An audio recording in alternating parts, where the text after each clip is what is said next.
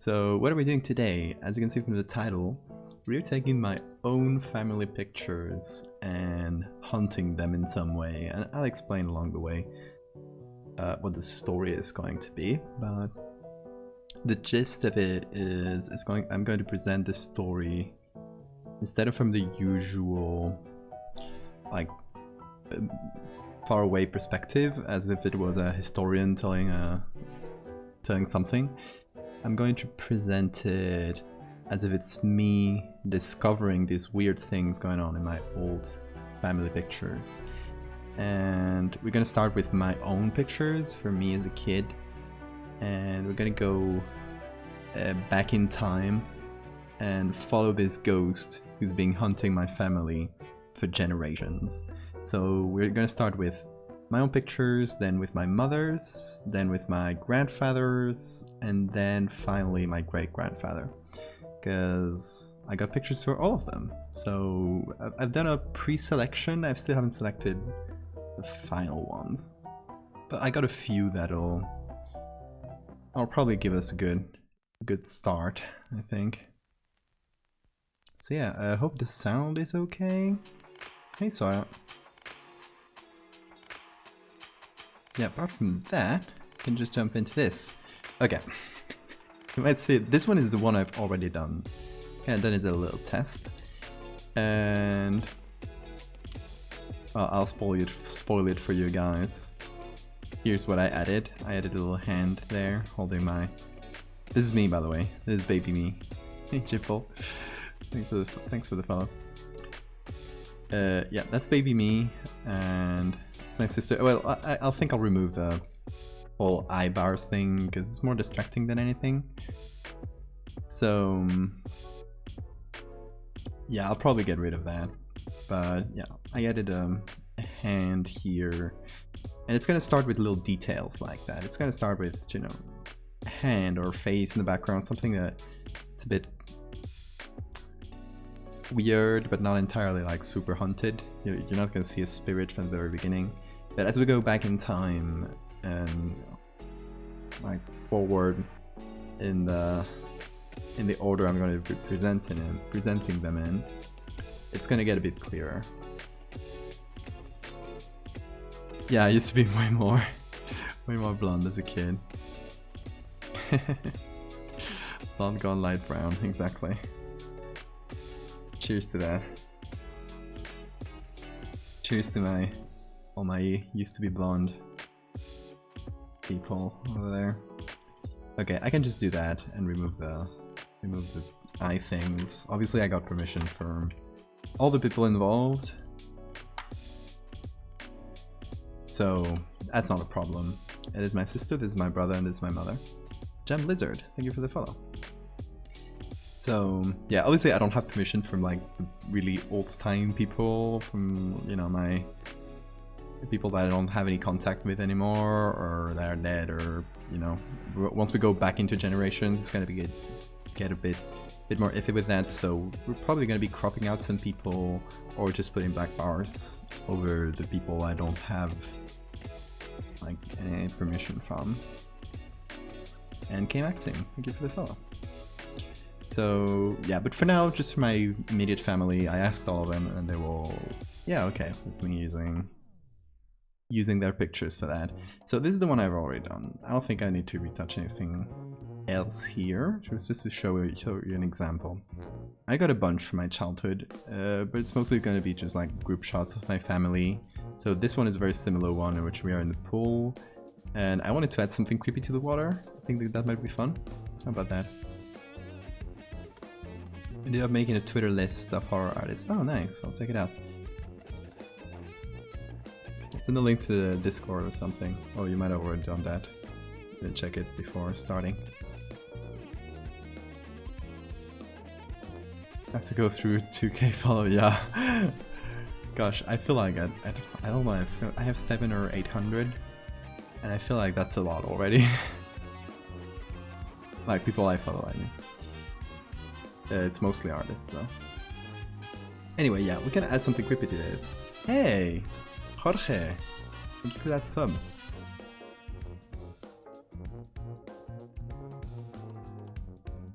But in general. Oh, cool. I'll check it out later. Okay, what can we add to this to make it creepier?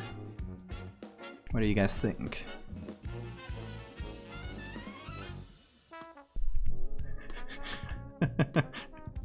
Will I get sued? Stay tuned to find out. Hopefully the ghost won't be the one to sue me. Okay, I'm thinking like back here is like a good place for a ghost. So maybe it's like a face that's all ripply because it's below the water, so we can't really see it, but we can kind of see it's a face. Hey, your little hand that says hi. It's also posing for the picture.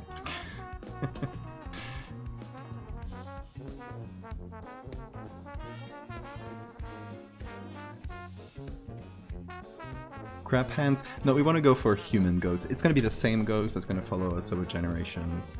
So we're going to go...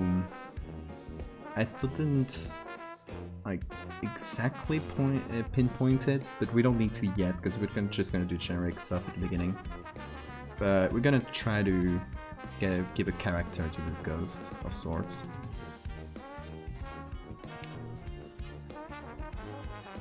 Hey Val, ready to therapy tired? Oh, I'm sorry. You take a good rest. Just go to Twitter. And the least I can do now is to sub. Thank you. I really appreciate that, Jorge. So, here's... I'm gonna spoil the ending. No, I'm not gonna spoil the ending. We're just gonna go to the very end of this series. I'm gonna go to this, who's my great grandfather, and he fought in World War One. Died young at about 40 when my grandfather was like 7 years old. So my grandfather didn't really know him, and we only have like a few pictures of him to remember him. So this is like a portrait. But we also got some pictures of him with some, and I think we're going to use this one, with some World War One friends, I guess. This is after the war though, because they're not in like full uniform. They're just wearing like the hat and stuff. So it's a bit hard to identify what kind of soldiers or personnel there were. Obviously, it is important to note this is from the French side of my family. So this is the French army, and this is my great grandfather with his pipe, which is a very iconic thing, and his little hats. And these guys, I mean, this guy is definitely French army. This guy, I don't really know, but we're not gonna delve too deep into that, so it's not something we need to know. Just curiosity. I asked around the internet in like places where really big history and military nerds gather, and nobody knew what uniform this was. I mean, there were different opinions, but nothing conclusive. So I don't know. Just know like this might be French cavalry, right? He was French infantry, and this guy, I don't know, might be some kind of personnel. Gary or Garin, thank you for that follow. And Apollo, thank you too.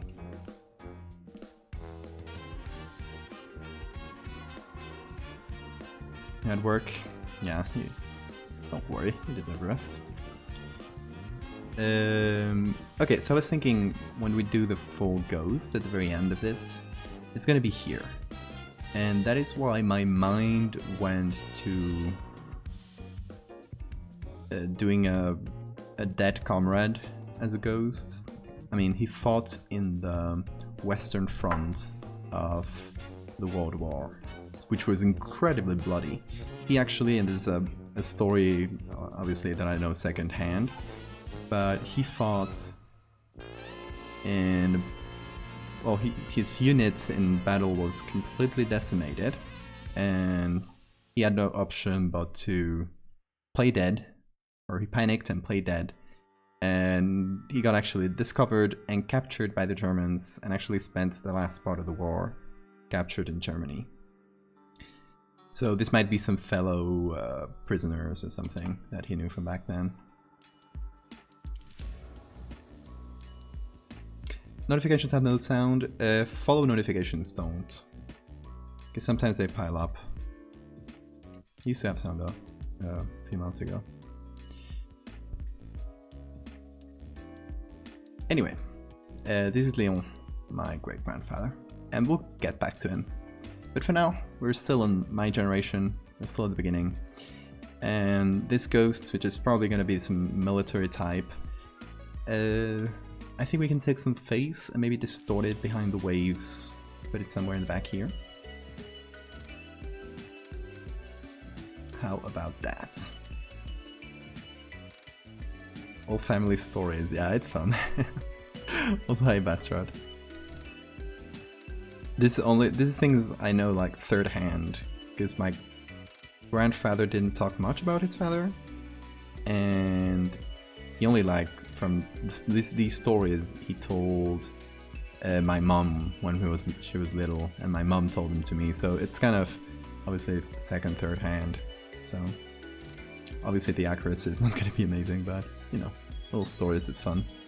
Okay, let's jump into the browser here, and I think we're gonna look for World War I soldiers, right? French, or I'm just gonna look for French soldier, and I'm gonna limit that to the years of the World War, obviously. So going here. Spin point here, 14 to 18. Still got a lot of images. Wow, that's 8,000. That's a lot. Okay, I'd like a close-up, maybe. Like a portrait. Oh, here's the thing. There's a lot of pictures of people that went through very, very large, like, reconstructive surgery in the face after the war. And obviously there was not a lot of reconstructive surgery, so a lot of them had like really mutilated faces, and they had prosthetic masks like this guy. Like if you look at him, it kind of, like, at a glance you don't see anything wrong, but look at the little line here, right? The whole lower part of his face is actually a porcelain mask that they hand painted to match the skin tone of each person, so they were personalized, and obviously to match your injury. So they were made for each person, a special one. Nacho bro, thank you for the follow. So there's a lot of pictures of that, because I guess it was well documented. Because I guess this is American Red Cross, so I guess I participated a lot in that. And you can see there's some pretty gruesome stuff here. Like, if you don't like this kind of stuff, maybe avert your eyes for a little while. But yeah, this is the injuries people came home with after the World War. Which is, gosh, I don't know how they survived. It's amazing sometimes. Obviously nowadays you have reconstructive surgery and you can actually do incredible stuff here. Oh, here, look at the... here we have a before and after with those masks, right? So look at him and look at him with a mask. Wearing the mask made for him. That's pretty amazing, isn't it?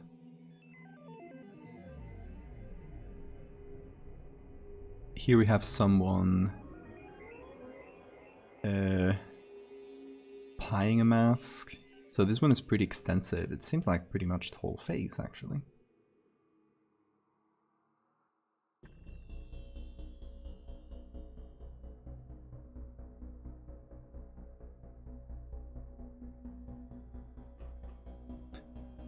Val, you're gonna have to explain more about that. That's amazing. Bow and arrow. Yeah, there's always some wacky stuff. Dio, thank you for the follow. So if our ghost is gonna be someone who died in the First World War, these are actually amazing reference pictures. And look at the before and after for this guy.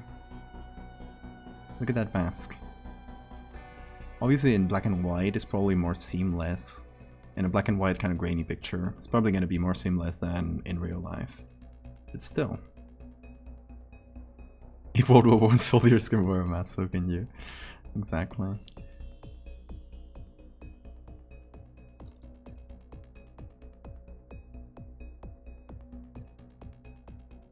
So I'm thinking we can go kind of gruesome with this, since we're not going to be seeing it so directly. It won't be like super gory. We're always going to be seeing like reflections and shadows and kind of blurry images of this person, this ghost. So I think we can get away with using a picture of someone with really heavy injuries without going for the gross factor, because that's not something I usually go for. So I mean, we've gone through a few good ones, but just checking out to see if there's more. Look at this armor. Amazing.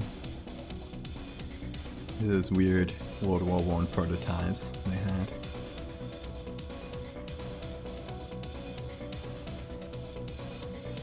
Oh, these people are also injured. Looks like maybe shrapnel to the eyes or something.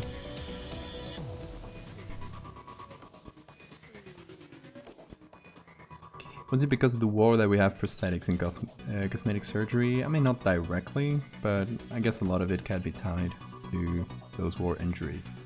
Because you suddenly finish a war and you have a ton of veterans coming in with all these injuries, so I mean, people get creative.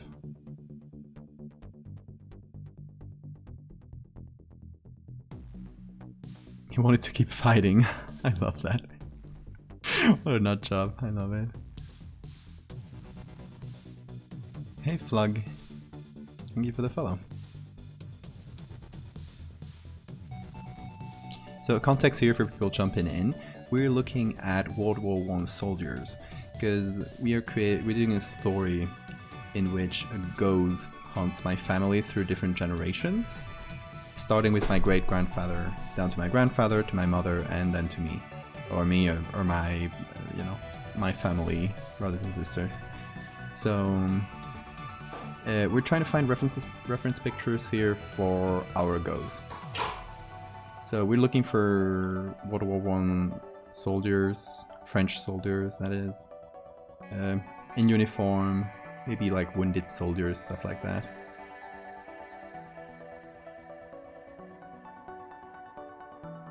See ya.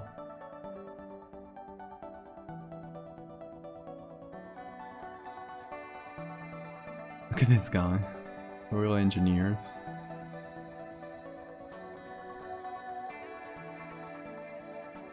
Fake eyeballs and stuff from super early, but it was personalized and reserved for rich, important people.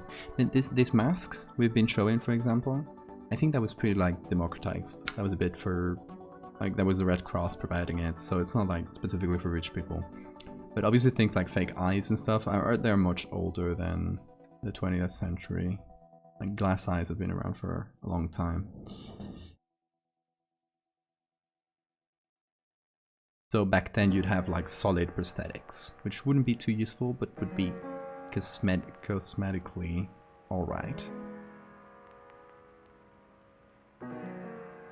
Like, and that is not really reconstructive surgery. That would start much later. That would start like second half of the 20th century, or something like that, I bet. Look at these guys, they're just chilling. Grandfather fought in the Portugal Colonial War. Oh, interesting. Brought a bunch of videos, that's amazing.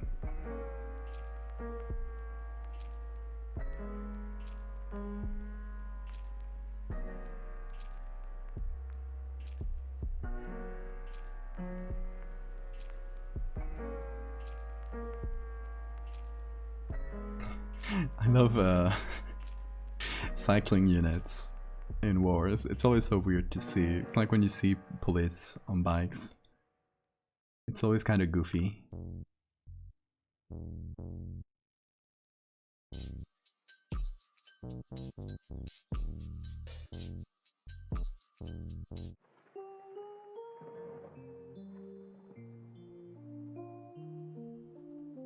Okay, we really got a ton of reference material here, which is great. We are not going to show like the full World War I soldier get up until the very end, I think. I think the beginning we'll see like a hand, which we already seen, or a face or something more abstract. So I don't mind, like, I'm not specifically looking for full uniforms here, although that's also good. Like, this would be really good, for example. Oh, this is good. So we got some plasters and stuff. Since we're going for the injured soldier.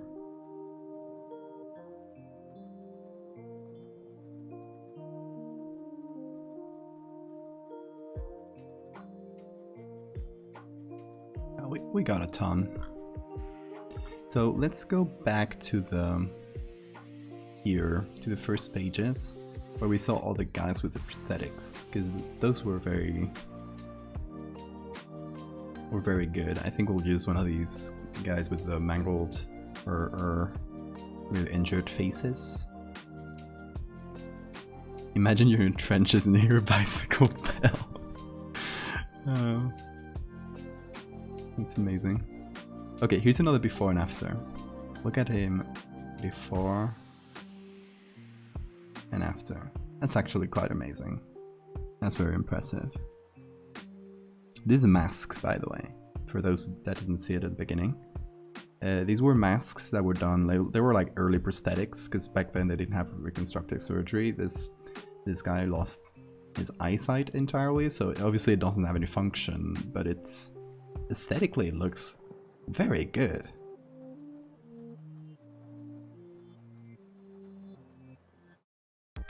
And this is well documented because it was done by the Red Cross, and I guess they really documented everything quite well here.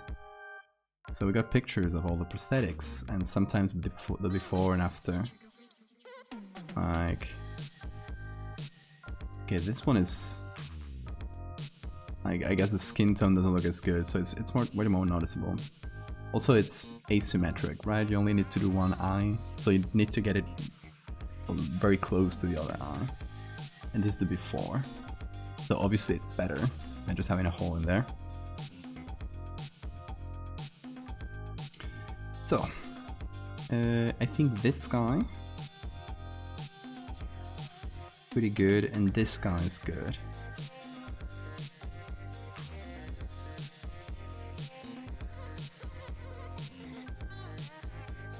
Keep in mind that at least in this picture we're only going to see gosh, I guess he could eat at least, but we'll only see like the distorted face through the ripples of the water, so I kind of like this one.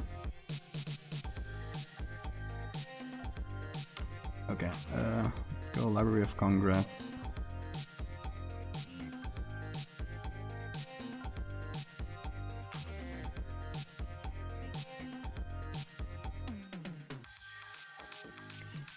It does look sunken in. I mean, a lot of them will end up losing bone.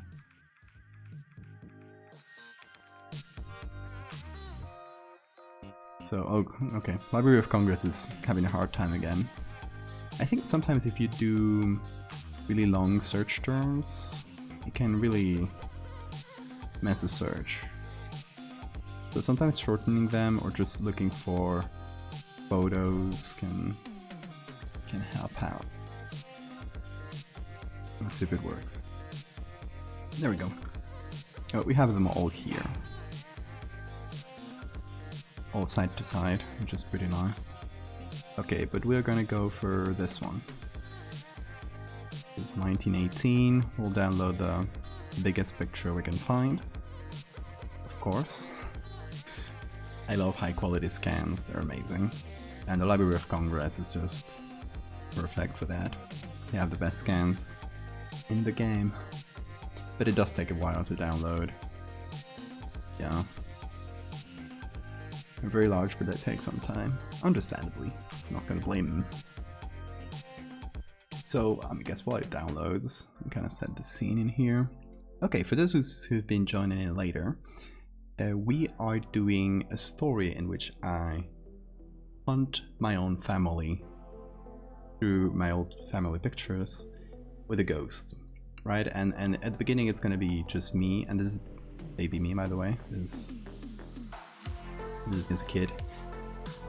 At the beginning it's just gonna be weird things in my old pictures. Like here, there's gonna be a hand. There is a hand that doesn't match anyone. Here I'm gonna put a face in the water, but I'm gonna make it pretty hard to see. So it's gonna be like, it's just gonna be details in the background. Eventually, as I present this, I'm gonna present it as if I'm discovering it live. I'm gonna go back into the family tree, right? And I'm gonna start looking at pictures of my mother when she was a kid. And finding the same things, and maybe a bit more clear here. Maybe you can see like a whole arm or a whole like part of the body, things that are a bit more clear, more out there.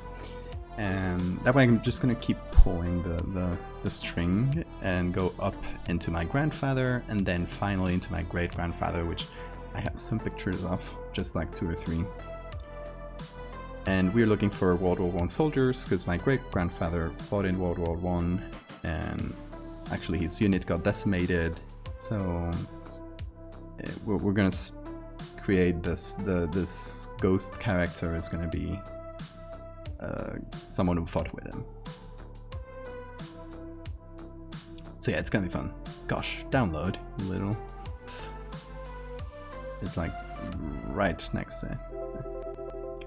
Yo, World of Lewis. Thank you for the Twitch Prime sub. Welcome. Hope you enjoy your emotes. Oh, and there's a spam bot right on cue.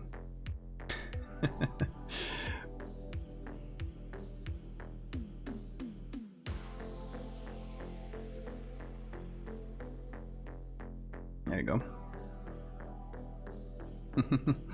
Doing good, Lewis. How about you? Also, our picture downloaded. Hell yeah. Let me get it real quick. It was a very large picture, so understandable. Let's see how large. Okay, let's actually open it in a new tab. Okay, so this here, you can't see it because it's right behind me here. But we are 8% size. So we can zoom in. Look at that! Beautiful. The pixels are even smaller than the grain. Amazing. Anyway, that's the guy we're going to be using.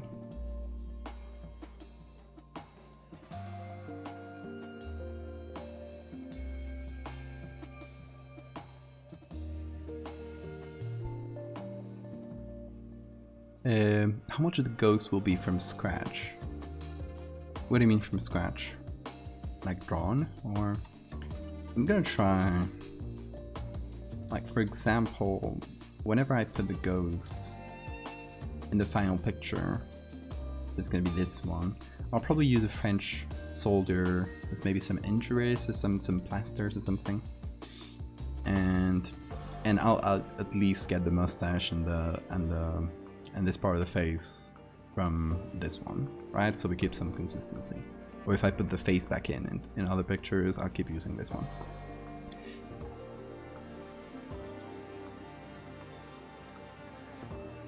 Also, this mostly, the good quality is mostly thanks to, or entirely thanks to the Library of Congress, which provides amazing high quality pictures. So, props to them. They're great if you want like public domain pictures of just old stuff in general and are looking for really good scans. They got them.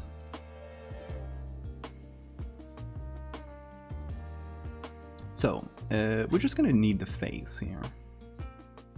Maybe not even with the hair, we just need like something that'll make some kind of reflection or ripple in the water.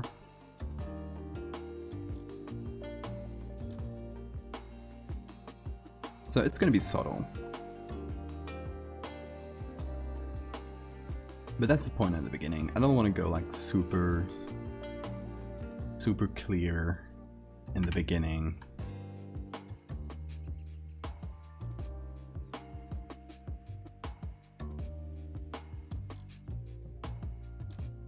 It's gonna start by being just like small weird things, and then eventually we'll go into more overt ghost pictures, right? And this, by the way, I guess I can show you the inspiration. It's such an obscure thing that I don't think Twitch will have any copyright issues if I play it for you guys. So I may actually play it without sound, so because the sound doesn't matter much. So this is a special I watched recently, a TV special from Japan from the year 2016, in which they do a ton of little scenes of like real ghost stories that people send to them, and they kind of represent them with actors and stuff. It's pretty fun. It's a fun little thing, but I really especially liked the ending because they showed real ghost pictures sent by the audience, sent by just common folks, and I saw that and I was like, I'm in, I need to do this. So oh, okay, I want to know what kind of wound that is. Shrapnel? Probably, because a direct shot would have, in that part of the face, would have killed him, most likely. So it's probably shrapnel. I don't know. Or burn or something. No, burn, it would have to be very deep to lose that much mass. So probably shrapnel. Okay, so this is called Hontoniata. I don't know how to pronounce it, but hold up. Stop the music. Okay, this is the program. It's kind of telling it to little kids. It's very funny. Very cute. MacPuggy, thank you for the follow. Okay, so it's just like represented scenes like that. It looks very TV special, but the stories are actually fun. I recommend it if you can find it. It was very hard to find. Someone had to send it to me. But the cool thing, after the very end, right, this is the end of one of the stories, and let's see, somewhere here, right, and there we go. I love these spirit photos. Let's take a look at them.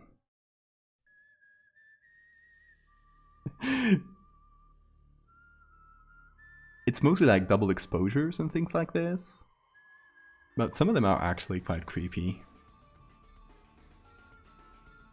It's just weird silhouettes in the background. And this is where I got the idea of the little squares on the eyes. I love these hands on the shoulder. That was the inspiration, obviously. Here's a kid that has no body. It's just like a body with no legs.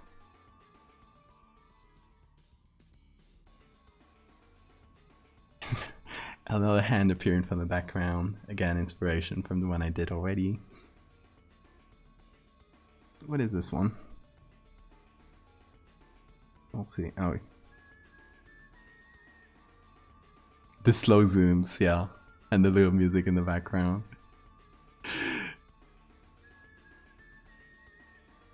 This one, I don't really. Oh, okay, I see a face here, but that's probably pareidolia.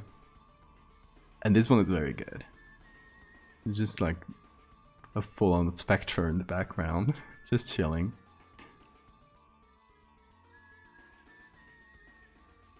And that one's probably a double exposure where the film took two pictures.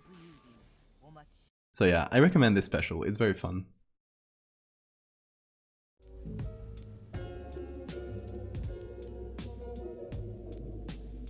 I hope you enjoyed the ghost pictures. I hope that doesn't get claimed. That would be for the music, and I don't think it will. I think we're saved.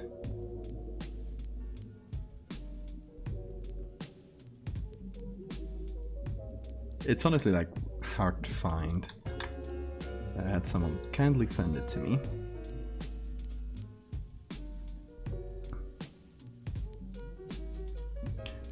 As a Photoshop artist who's a master of making ghosts, I wouldn't call myself a master, but does it ever take the fun out of seeing found footage stuff? I don't know. I don't think so, because you can like also appreciate how it was made. Like if it there's actual found footage stuff of, I don't know, like let's say the UFO things that the army released. That's obviously not gonna be faked, so I'm not gonna go like, oh, that's Photoshop there. It's probably just something innocuous, really, but like not that I believe in UFOs, but seeing that, I don't know, it kind of inspires me more than anything, so it doesn't take away from it.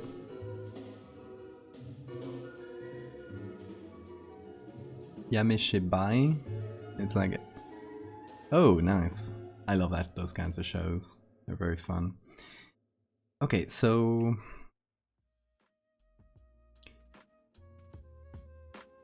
I was thinking we either just put the face on here and there's something like luminosity, or just blend it in some way like that.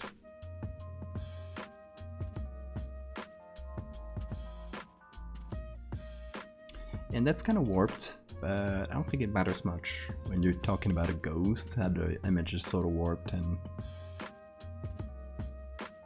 not like super true to real life. Yeah, you're right, Lewis. That's a fair point. What I mean is, I don't believe they're aliens. Now they call them UAPs, which is fun, because I guess the term UFO got so charged with aliens that when they had to do this report, they changed the terms to avoid people thinking they were confirming aliens. So how about something like this? Obviously we gotta do the ripples and everything, but in order to do that, I want to place it first.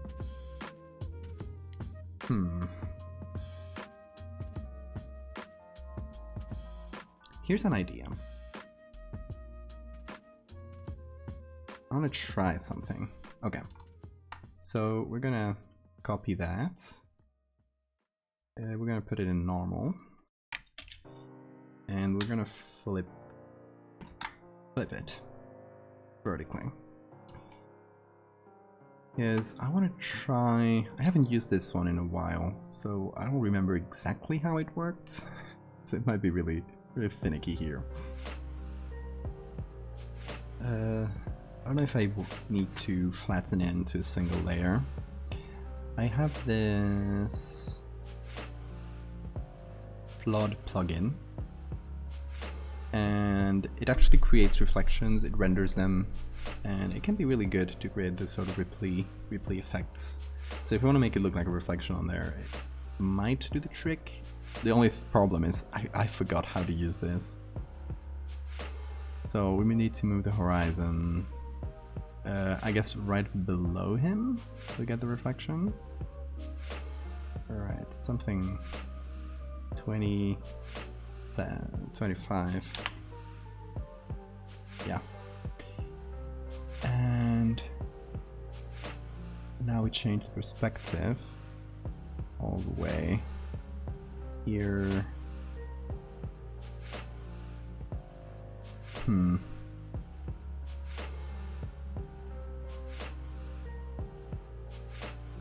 I guess that won't really work with the angle of the water there, right? So I think this might be complex waves here. Right, that is more or less what I wanted to go for, and I'm looking for this reflection here. But what I want to do... Okay, the spin doesn't do anything that we need.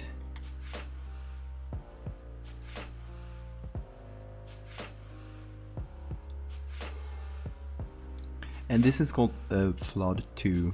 So if you look for Flood 2 plugin, I think the ones that make them are Flaming Pear. So you can look for Flaming Pear Flood 2 and you can actually get it for real cheap.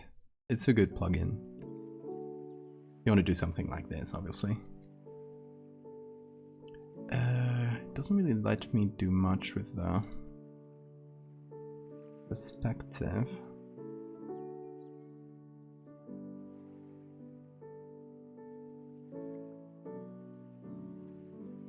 Okay, if we actually change the offset like that.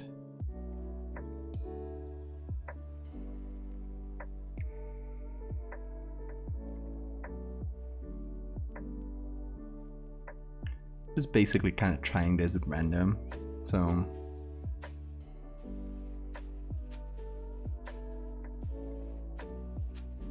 just to see if it'll look good. Let's see. Basically renders this. It'll take a second. Oh, thanks for the reminder, Lewis. And whoa, I hate this bug. Anyway, we get something sort of looking like a reflection, but we're not getting a lot. And I like something more clear. So that was a fun little experiment, but I don't think we'll get a lot of use from it. That way I show you this cool plugin though. And save reminder, thank you. Actually call it Fantasmados. This is ghost in Spanish. Since I started calling them in Spanish, I'm not gonna change now.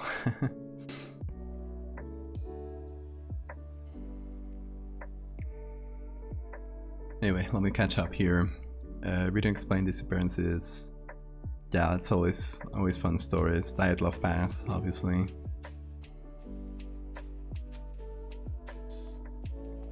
Diet Love Pass, I think it was pretty much like the agreement now among experts.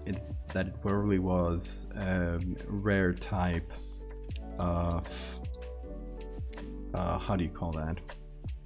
When all the snow comes down, right? But instead of being a huge wave of snow, it's more like a huge slab of snow that's really hard. So it kind of went down and hit them while they slept. They tried to scramble and stuff. I think that's the agreement now. That's the last thing I've heard about Diet Love. Avalanche, thank you. Okay, so my second option here is a little trick that we're gonna perform. So we're gonna copy this into a separate layer. Just copy the whole image. We're gonna desaturate it so it's black and white, and we're gonna increase the contrast in here quite a bit.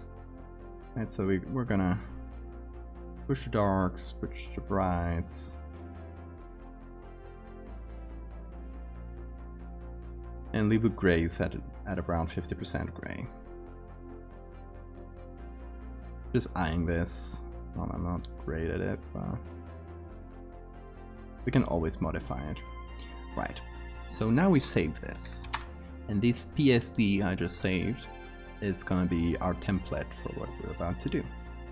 So we put the face back in here, and we're gonna do a copy and actually apply the layer mask so it doesn't go outside the edges. I'm gonna put it in normal so we can see what we're doing better.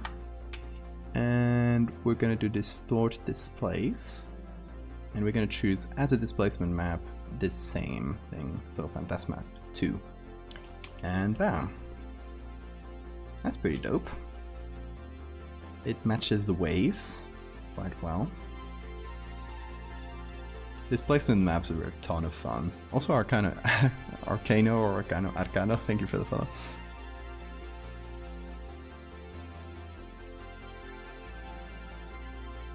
Hey Henji, or Henji I think, right? I forget.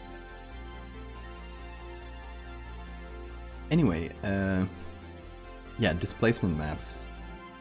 are great if you want to add something like ripples or a sort of distortion texture. Yeah, it's been a while. I'm glad to see you back here.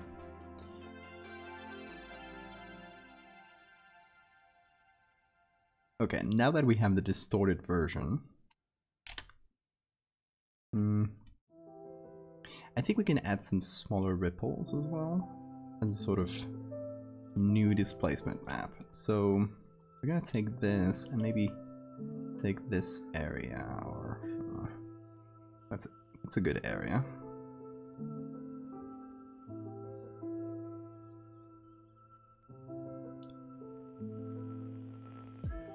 Just want to get smaller ripples like that. So I'm gonna make a copy and choose these two separate areas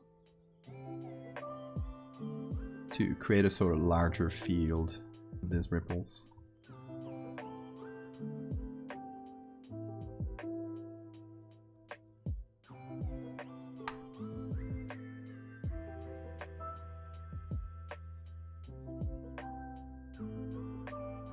Remove the hard edge in the middle. Now again, I'll save and I'll do another displacement map. I think I might do it, well, I'll just do it above and let's see how it looks. So distort, displace, and again we'll go here. It's added a lot of tiny ripples, but it's kind of messed with the ones we had already. So we might actually turn them around. Like Stonehenge. I think we've talked about that actually. I have bad memory. So what's the lore on this one? We are creating a family ghost. So this ghost is gonna follow us over, or follow my family over generations, starting with me, this is me as a kid, and my sister, my brother, and my mother.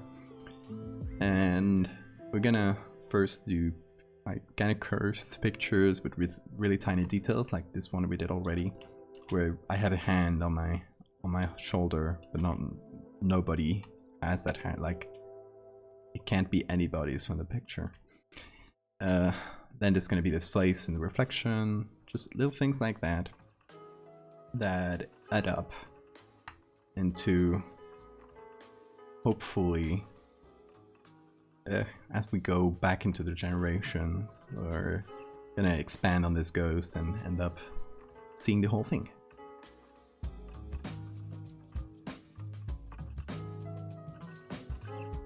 Okay, so I realized I messed with the displacement map, so when I try to reapply it, it's gonna do weird things. So I'm gonna do this. Okay. I'm gonna clear the smart filters here, and now I'm gonna do a displacement map.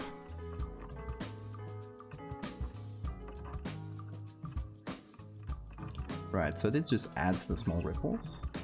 And I'm just gonna paint that. Kind of mix the two together a little bit.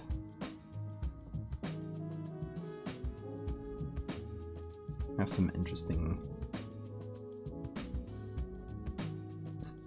rippling textures all around.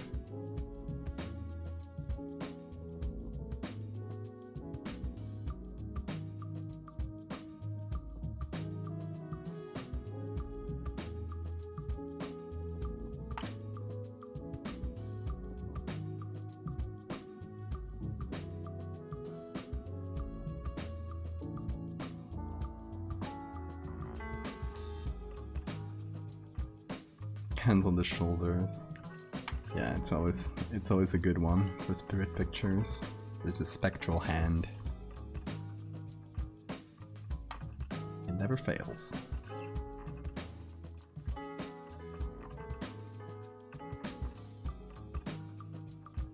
Oh, and as a base for this ghost who's been following us from generations, 4 generations, is gonna be a World War I soldier that I guess died in the war, so we're gonna do like a soldier with a bunch of injuries and stuff.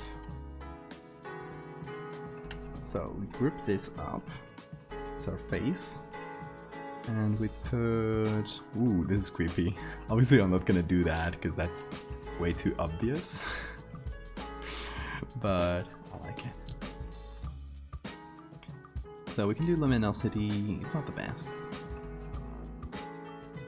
We can do... We can do overlay or soft light. Right, I guess soft light is a more subtle one. If we're gonna start out subtle, I think soft light might be our best bet. Also, there's the mosquito of the day. I don't know if I caught it. We'll see. Screen is also good.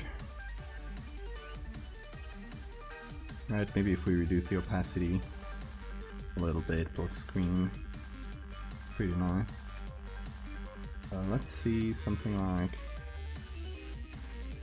multiplying stuff doesn't work that well, I think.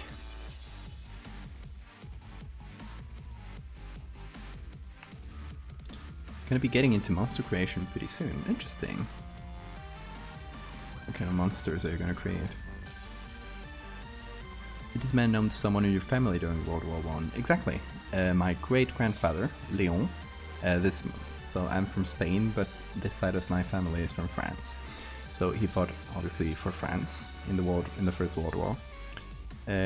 Got a pretty bad injury. I think it was in his calf or somewhere in his leg. And got captured by the Germans during a battle. I think he had to play dead or something because his whole platoon got basically destroyed. So he had to play dead, or somehow they captured him, and he spent actually several years as a prisoner of war in Germany. This was World War I, by the way. And he actually, well, he had a lot of health issues arising from that, like, obviously. And he died pretty young, at 40 something, when my grandfather was like 7. So he didn't really know him a lot. And yeah, so we're gonna go up through the generations until we get to my great-grandfather Leon.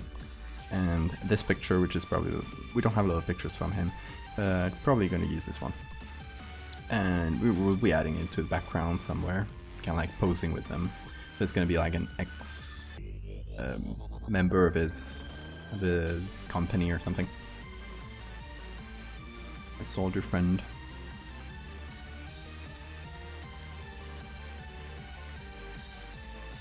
So how about we get a soft light and a screen?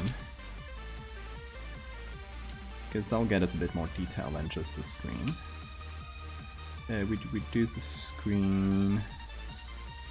So it just gives us a little bit of bright there. And then on the soft light, I want to actually paint some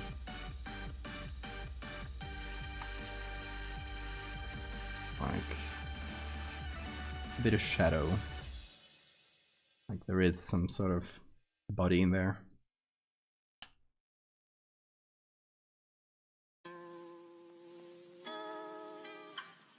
Welcome back, Apollo. A bunch of different ones. Oh, your monsters. There's multiple sources of magical energy.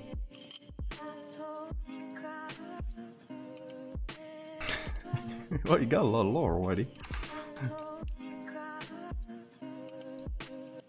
Yeah, making monsters is very cool. I don't actually go too deep into, I guess, creature design or character design. I wasn't realizing I was painting off my poor brother's head.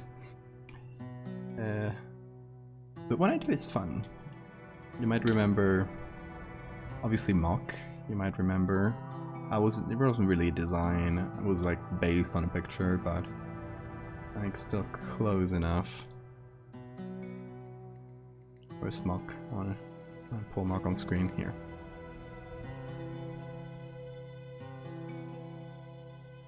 This was Mock, a bit of creature design there. And obviously I did more stuff with them, but that was the original thing. And obviously it's a remote, so. Also, we got follower emotes. I don't know if, I think just a few people have him. So we were lucky enough to have follower emotes, which are, well, you can see them if you follow. For now, they're just a few things I pulled from the Discord, because I didn't really have any emotes to fill those spots. But I'll be commissioning stuff for that. My beloved. Also, we did this guy, or this gal, Lamia. That was a fun little experiment. We used a random generator from my Discord, and it actually came out pretty nice. If you're not on the Discord, join. For horror artists, horror enjoyers, and just to hang out, it's fun.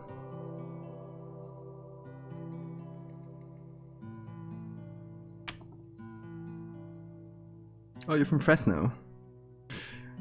You got the night crawlers. You seen the one I did for the night crawlers? The boys. The boys are in town. They got names. Gilbert, Ellen, Joanne, and Kevin. Those were fun ones to make. Actually, I got a t-shirt design with them. I need to do more like this whenever I got time.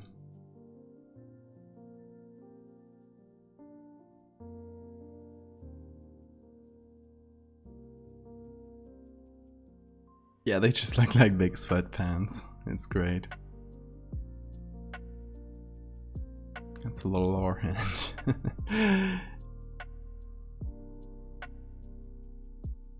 Nice. That sounds interesting. Now let's see what you come up with.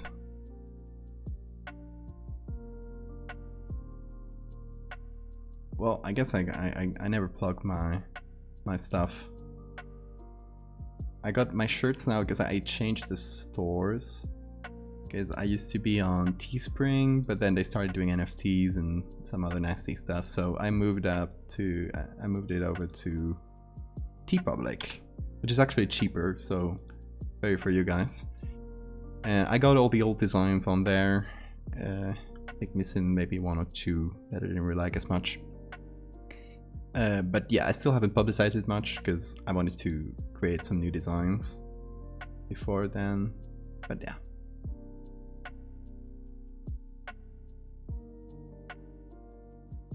The Razorhead baby, I love him. My beloved.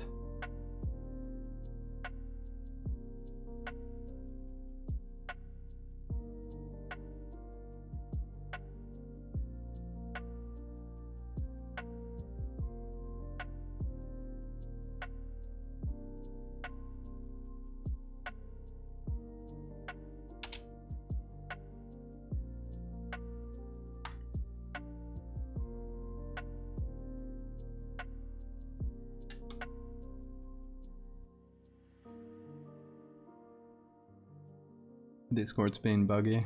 Discord has some weird stuff. Sometimes it breaks in a way that I cannot see images on Discord. It is very annoying. Kind of comes and goes though. Not even the support people at Discord could help me. I am alone in this. So I wanted to add a little bit of darkness to the eye, because obviously that's the part that is lacking. By the way, if you haven't seen the original picture, hold on. Let me reset the transforms. Layer mask. Oh, this is very large. Yeah, it's a very big picture. Yeah, this is our guy. It's an actual World War I survivor.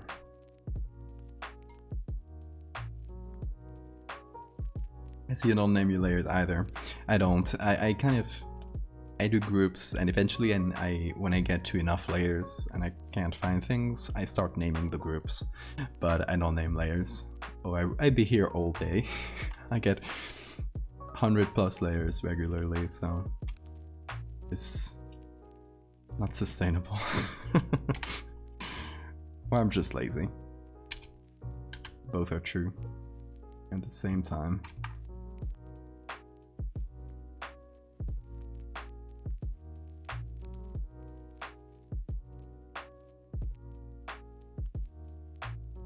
Any more mysterious disappearances?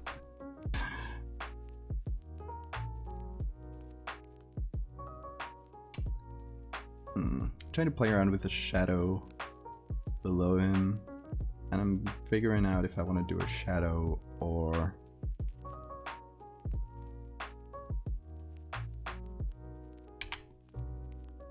I don't know, or something more light. But I want to show that there's like something, right? Maybe it doesn't actually fit the body, so maybe that's why it looks weird.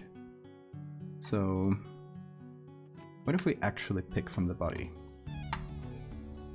Right, so we put the, there we go, the face here.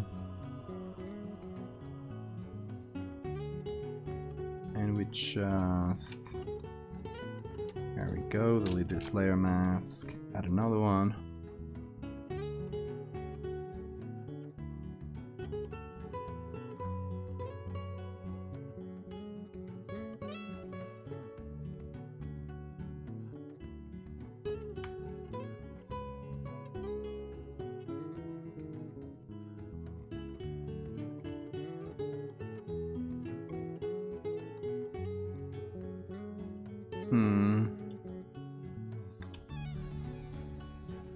I mean, I don't love the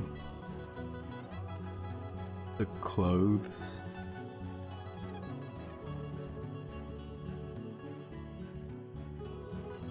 I'd like it to be more like a uniform. So maybe instead of picking his actual clothes, I actually pick something. Whoop, wrong thing. There we go. Let's save that. So we didn't use. Okay, let's pick someone with a French World War I uniform, and we can try to use that.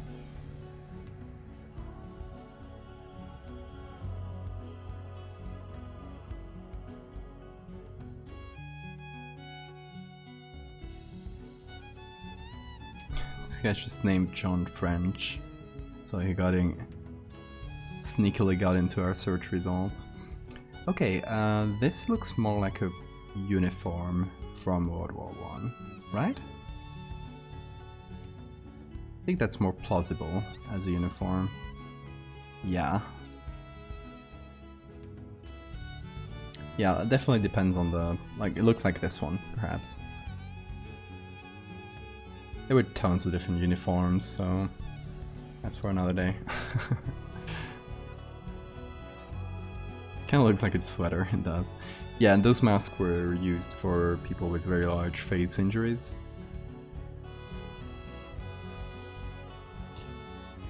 I think we can get, well, let's go to the Library of Congress. I won't get the whole image because it takes a while to download and we just need it for a detail, so whichever one of these should work. So let's get a JPEG of, yeah, 200 kilobytes. There we go. Fast little download instead of taking ages. Okay. Jump back in here.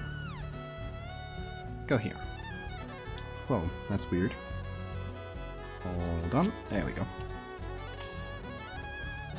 We essentially just need this. I guess we could have picked something that was a bit further away, so we got a bit more shoulders, but yeah.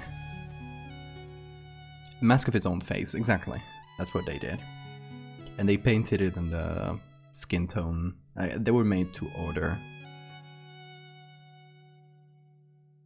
Hey Obsidian, hope you're doing well.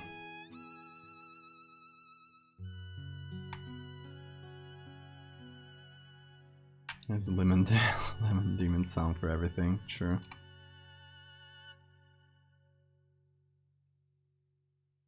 Yeah, let's try to sort of fit it.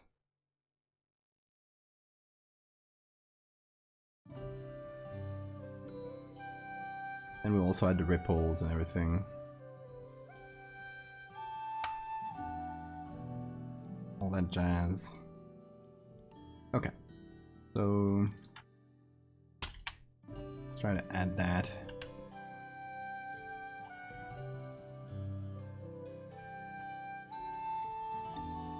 Just here. Not getting the edges of the picture.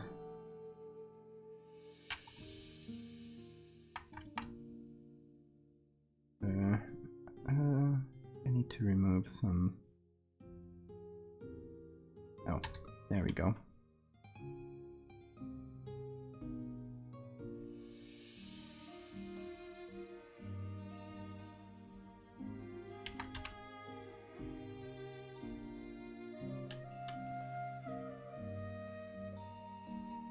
World War I French Cavalier. Yeah, exactly. That's in the title of the picture, so you're right on that.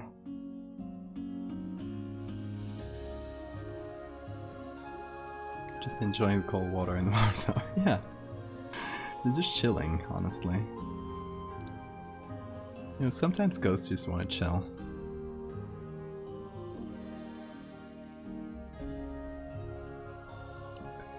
Yeah, what is that, Henge?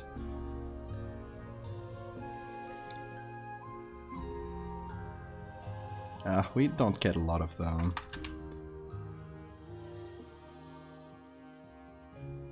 Of the uniform, but that's fine.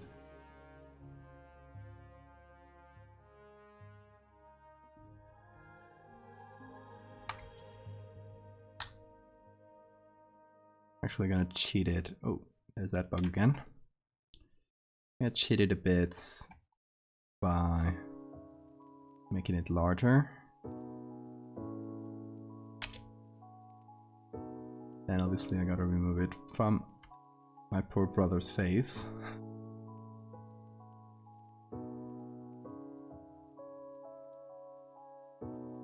Yeah, I mean, we don't get to see a lot, but yeah, it's fine.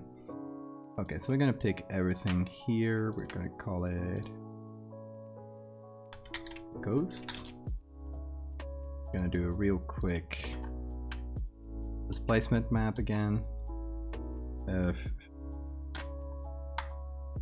didn't save the settings for the other one, so we just have to remake it, but that's fine. Do something like this. So I'm gonna save this, then I go back to a little ghost. Just do the body, and okay, do filter, store displace. Let's find our file here. There we go. A little displacement map for it.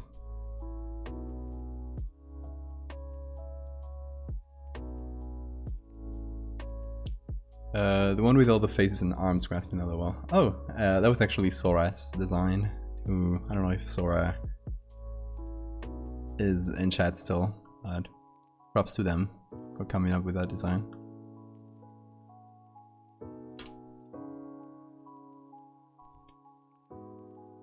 Okay, let's see. Displacement map. What did I do here? I did 2 different displacements, so that's fine.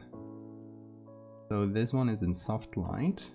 I'm gonna do a copy of it and put it on here.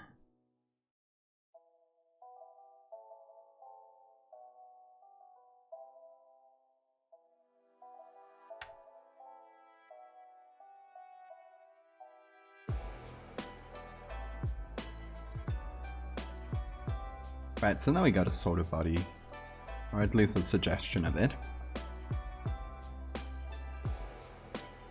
I still feel like a lot of it is too visible. Like, it needs to be something that went unnoticed until I really looked at it, right?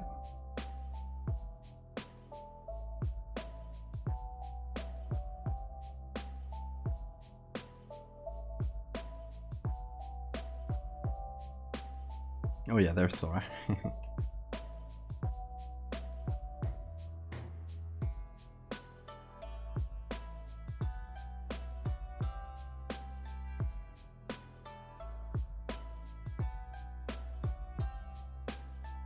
I'm trying to blend things into the water a bit, so it doesn't pop out as much. How about that?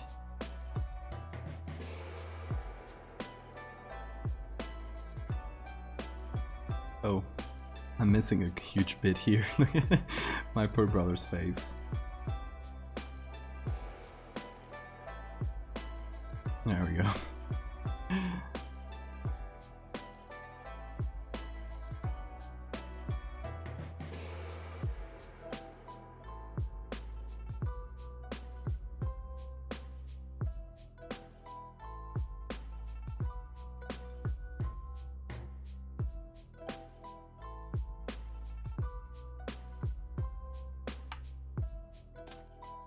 Move a little bit of the screen right here. Right, but I like the eye being sort of visible through the water, kind of like it's peeking at you. Thanks, Apollo.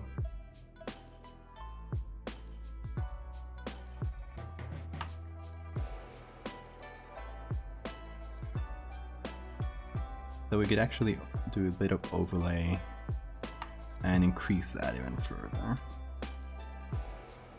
Again, if you haven't seen the original for this, his whole eye is like blown off. So trying to make that clear if possible without going overboard, you know? It's always a balance.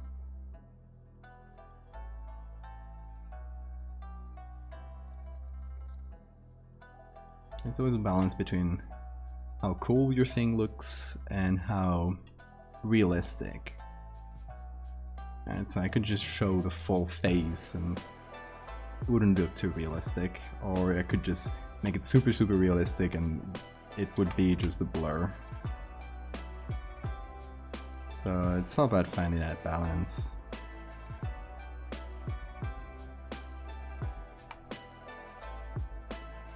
And I think if you see this, you don't like notice this at first, right?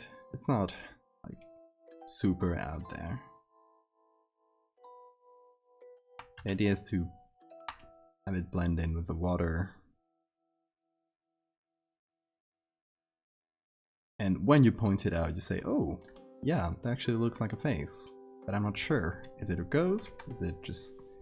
am I just imagining things? What's going on? That's the sort of reaction we're looking for. Ghost is saying peekaboo.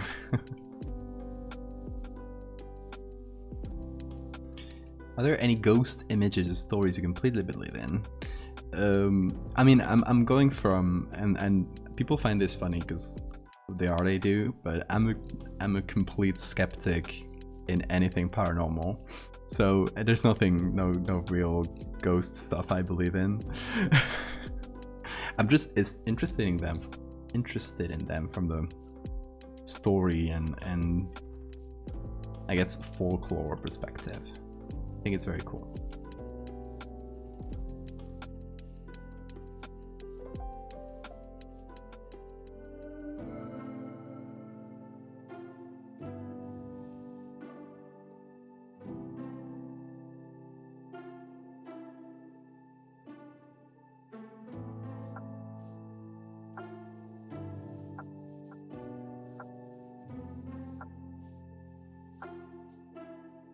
Okay, now let's see. Let's put everything together.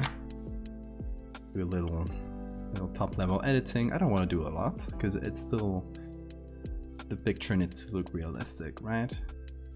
We obviously got some JPEG artifacts, which we can always help out with a little bit of grain. Can help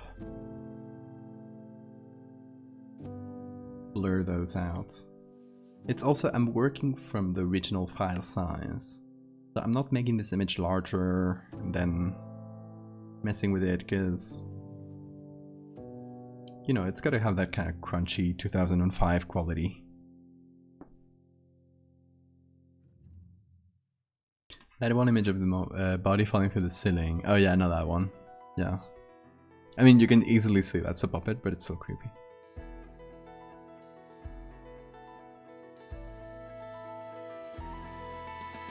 Photo from 1918 has... I mean, film photos had really good quality. Depends on the film, of course, but in general, it took a long time for digital photography to get to the potential quality of film pictures. The thing is, when you printed them out, you lost a lot of quality. But nowadays, if you go and scan the negative of a picture, you'll get more quality than most digital cameras, which is very cool. It's more limited by the grain than by a pixel size compared to digital, so you gotta like approach it differently, but you can get really high quality. Obviously it also depends on the camera and how much focus it can get, so you can get like super high quality images, but once you zoom in, it's kind of out of focus, so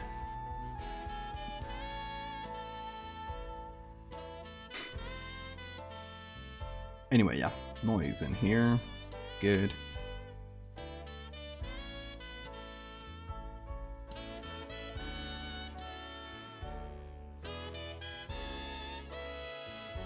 Blow it up with a bit of vignette, with white vignette, I guess.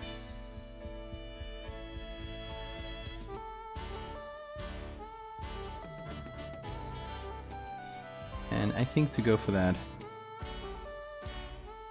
summer look, I want to wash it out a bit, so just increase the exposure.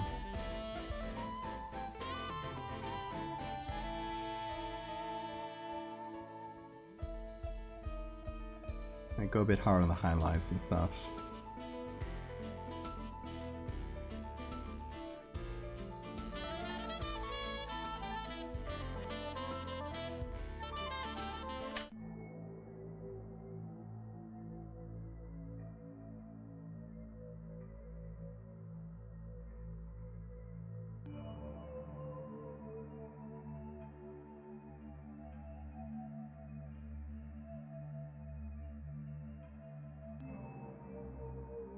Okay, I think it works for its purpose, right?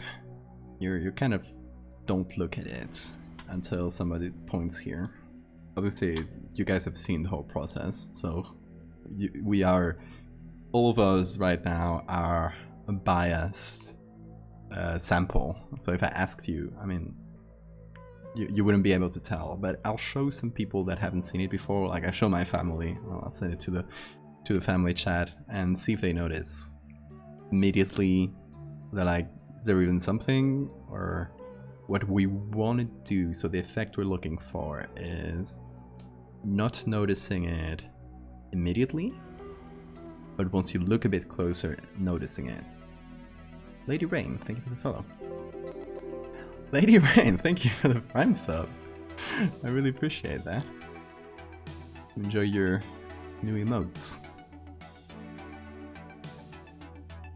Look into it later to scare myself more. Like disappearance stories. Yeah, those are always good.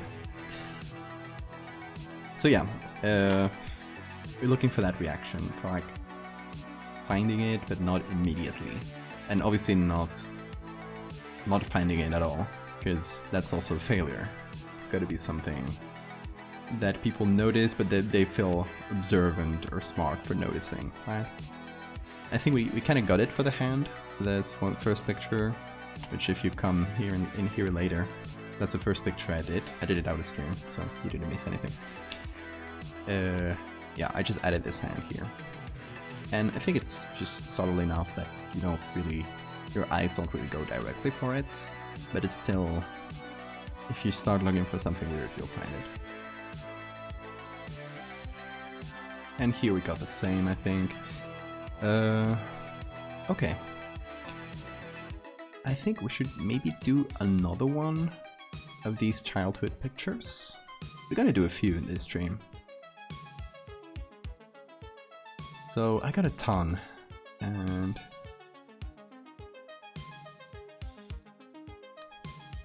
I got a lot of water ones, which we already did this one, so I don't want to repeat the same effect again and again. But okay, here's a fun one. This one is just me.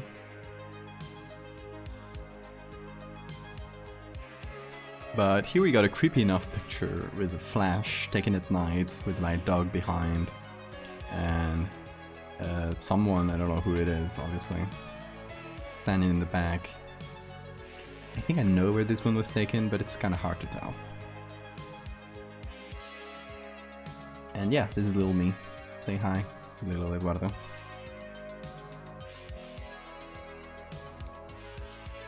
You said dog, and my dog just started to bark. That's my power, sorry. I don't know how to control it. So I think this might be a good one. And this one of just my own, which I don't know, I might actually show this one as the last one, because I still don't know how to structure the story. So one of the option, that's this, yeah. So one of the options I have is finishing it just with my great-grandfather and kind of figuring out the backstory of this ghost. Another option I have for an ending is saying, okay, this ghost kind of latches onto someone from each generation and kind of goes down that side of the family tree. And I obviously got to figure out, like, which of my 3 brothers is it latching onto, right? Because as you can see, I got 3 brothers, and kind of like trying to figure out who it could be, trying to find more ghost pictures. And this one, which is just me, could be the one that tips us off at the very end, that says, oh, it's actually attached to me. I don't know, could be a fun little thing.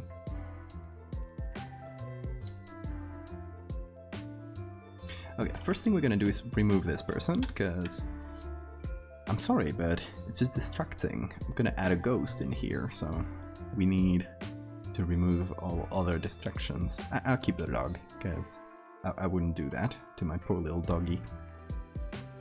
Also, I might just increase the brightness here, try to get as many details as possible. Oh, now I know where it is. So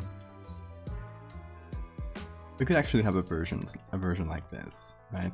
Alright, kind of blow it up to say, oh, here it is clearly. Yeah, little toy car and plants. Actually 2 people in the background. There we go. So, with these levels on, I'm actually gonna clone stamp these people out, just to avoid those distractions.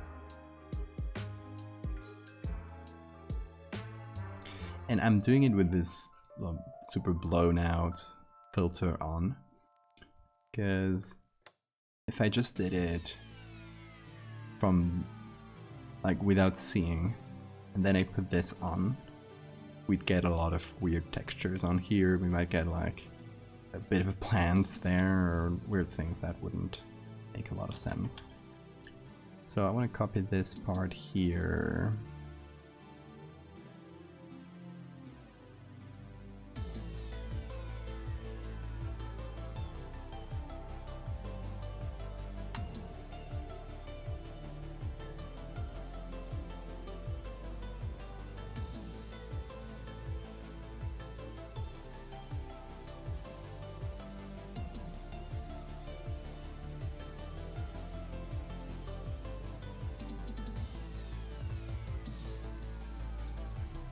And this dog's name was Quebec. Quebec, I don't know how you say it in English.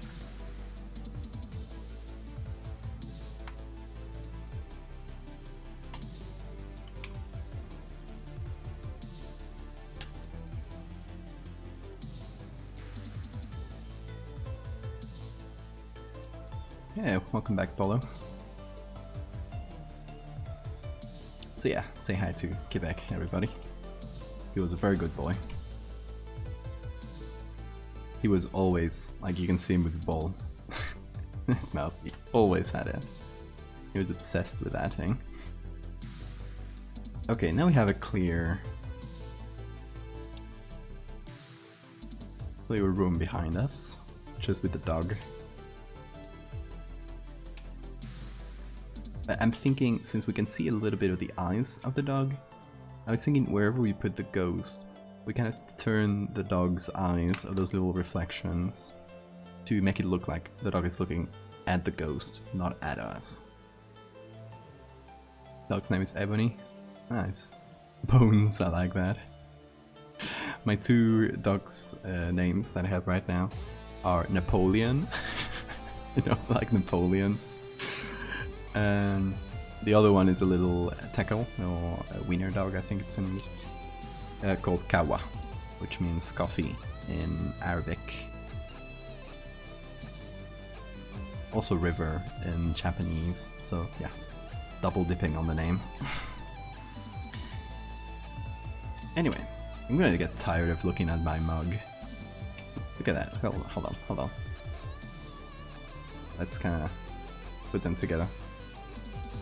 Close enough. Still the same. I still rock the same hair and everything. It's amazing. Okay, so we might... I think it would be good to find a full soldier in in its clothes, and just kind of hint at that. We're not gonna make it super clear, but we'll sort of leave it there.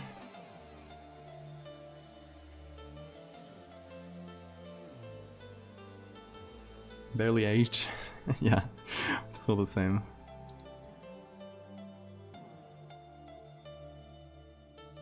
Yeah, the COVID quarantine weight, yeah. Actually gained a lot at first, but then actually lost enough that I lost weight, so I'm happy about that. Like, this guy could be good.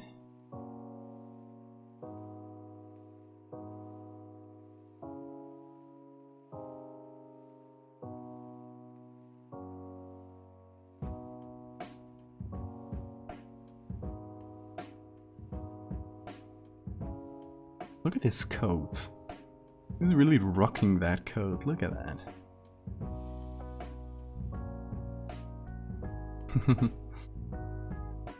Yeah, I used to be blonde. Much more. Way blonder too. There's some good ones here as well. Guarding subway entrance. I love that.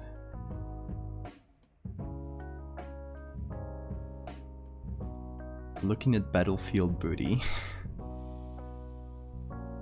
He even has a horn. That's so World War I.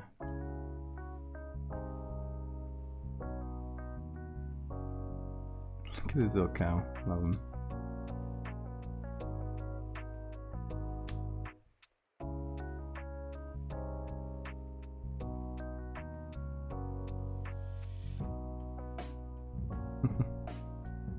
You went through that goth transformation. How about this? Ooh, I like this. Okay, I think this is the winner. So we got a guy without an eye, which is the same as our... At least one of them is covered, looks like.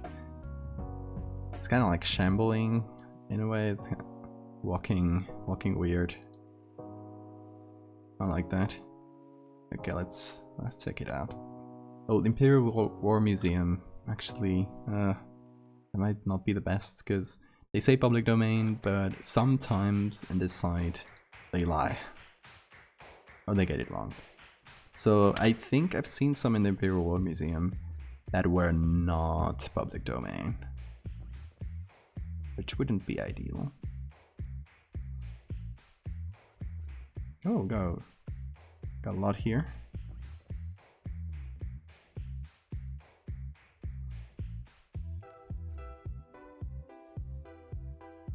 Same eye too, true. I mean, you can always just flip it. That's no worries. Okay, we got a lot of pictures. Let's see if we can find, and they all have the same name, so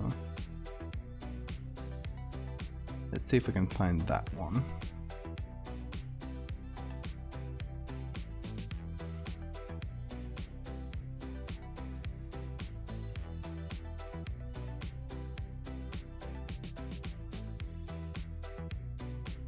Straight from Fairy Girl to Smoke Boy. I love that.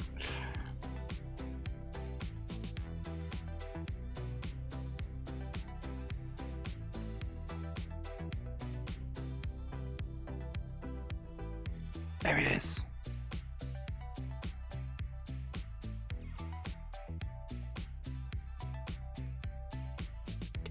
Okay, let's see.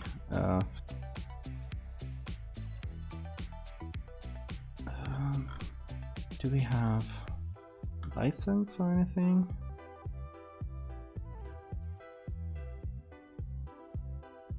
They have a copyright symbol, so like use image. Yeah, they only have them for personal use. They have a special license, non-commercial license, so it wouldn't be within license. I cry goodbye picture. We'll have to use another one. Yeah, so the Imperial War Museum is gonna be a nope. French soldier, and let's see, injured.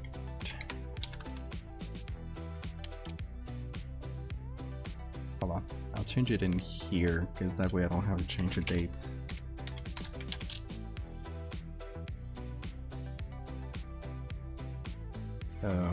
Did it actually... Dates it again. So 19, where is it? 14. Actually put to 19, 20 something. Let's might get some later pictures, that can also work. Okay, Jorge, you have a good night.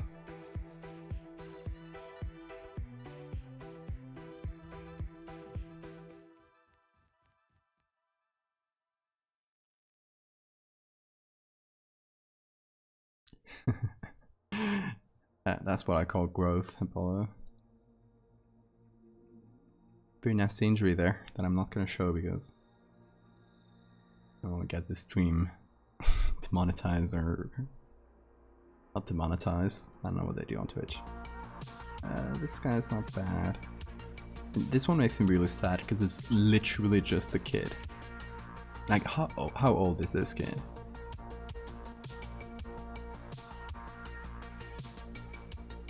Did they censor? I think they censored Gay Boy, which I don't know, because they might have seen it as an insult or something.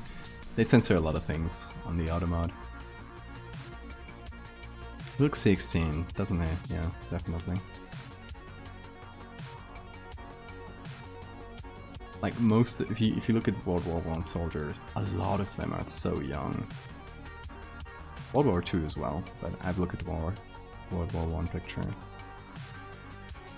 Look at them with their gas masks.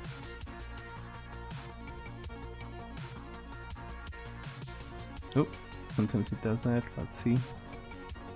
Okay, these guys look kind of scrappy. I don't know if they're injured, but they have some walking sticks. They're kind of carrying them like that. Yeah, wounded French live in hospital. So this one might actually work.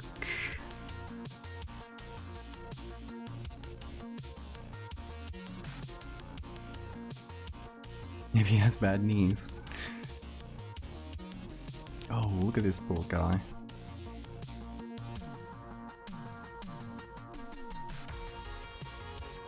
Like, it's not the best to use because it's being carried by some other people.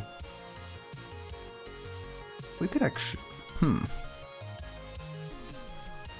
Okay, this one we could actually use it. because we're just gonna show a little bit. Library of Congress, hell yeah, good quality. Let's see, we just gotta look for Wounded Soldier on there. Always, and that's something I recommend, if you look for pictures on Picro, you can download them up to certain quality, up to medium. You can download them on Picro itself. But it's usually much better to go to the site. They tell you for the link here for the source, and look for it there. It takes some extra time, but you get higher quality pictures, and you won't have to pay a thing. It's missing a leg too. I think it might just be perspective. Yeah, the leg is just here, behind the other leg. Library of Congress is amazing. It's one of my favorite websites for this kind of thing. Okay, we might actually be better off if we do, I think this is 1915. So we do, here we go. Okay, that should be a little bit easier to find, because Wounded Soldier is so general that we might have it all the time. Quinn! Dapper! How are you doing? Hello. Thanks for the gifted sub. I swear I'm still looking for your pictures, don't worry. For context here, Quinn, or Dapper, is the sugar daddy of this stream, and I'm paying it back by doing a little background or intro screen for his stream. So 4 months of being a sugar daddy. And a resub. A double, come on. Thank you so much. And gifted to Acampo. Disfruta. Enjoy your gifted sub.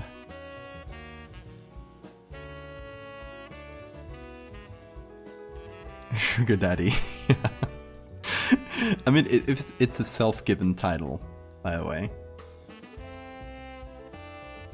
I'm not gonna refuse Quinn, like, come on.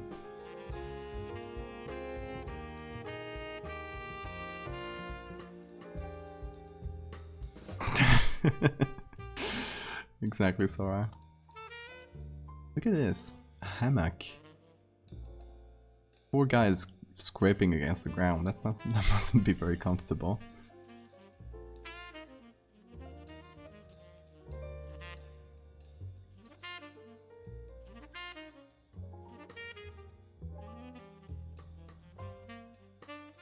An earned title. True.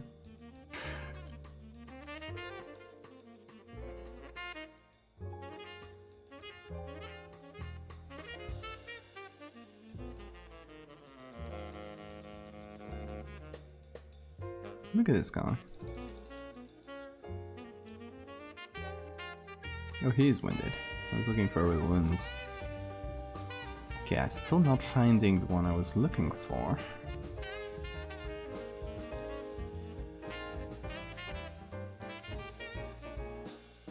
And this very white website is burning my retina. So I better find it quick.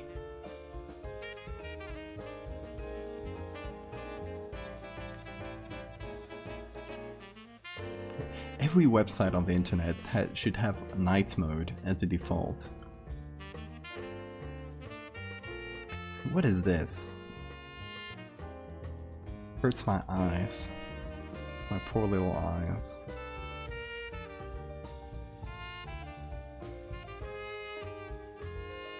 Trying to wear myself out of bed to run to the store. Go eat! Don't starve, please. My birthday is in 2 days. I gotta celebrate it. We gotta celebrate it with something. What do you want for your birthday, Quinn?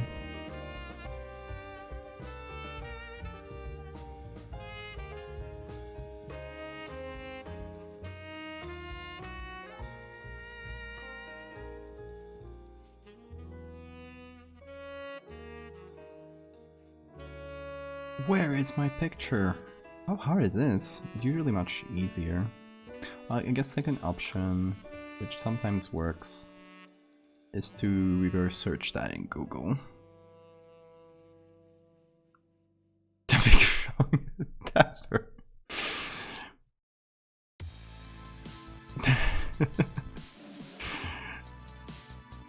Oh, see, now the size is found. Let's see Tina. Come on, I want the big picture. Okay, that's actually a different site.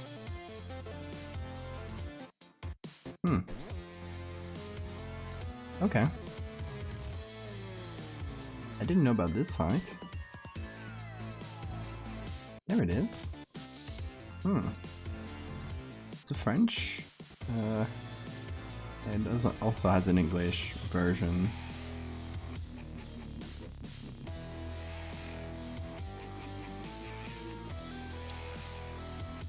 Yeah, I guess I can download it from here.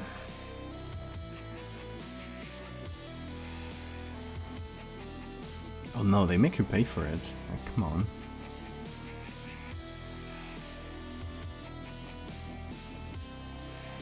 Just gonna get it from here because it's easier than Library of Congress, but...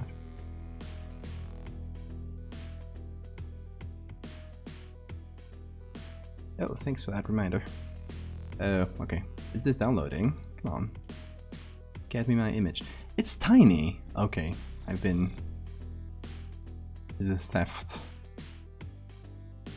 Gotta find it here, Library of Congress. Come on. I just need my shambling soldier.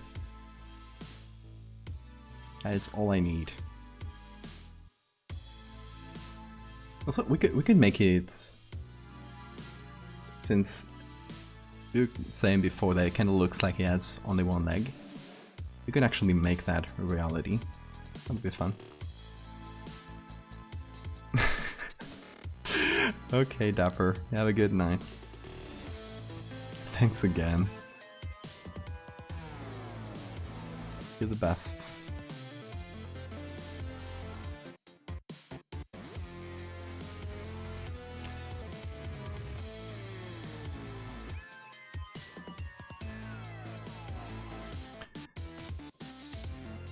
And this is a fun thing with looking through archives. There are things that are not very documented and it'll be really hard to find an image for, and just finding one image that might work takes ages. And then there are things like the World Wars that are so documented, that has so many pictures, that you kind of get the opposite problem where you actually have too much to sort through. We got a lot of people in. I need someone walking towards the camera though. I like this guy's drip though. Very cool. So here we have that second problem where there's a lot of pictures of this wounded soldier. Oh, here's the one we were looking at before.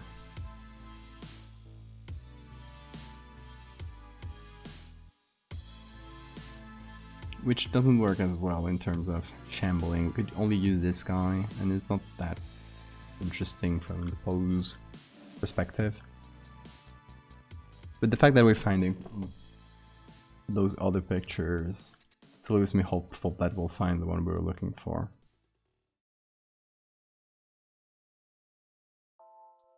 How long has Red Cross been around? A long time. Oh, I think it's earlier than the 20th century.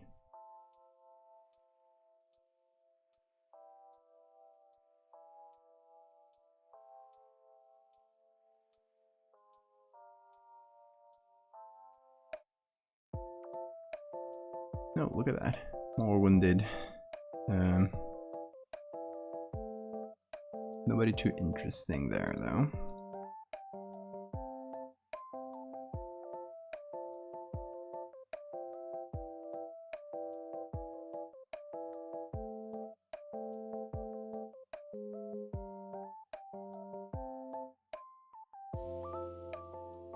Get up. Yeah, go and eat, please. You have a good night, Buggy.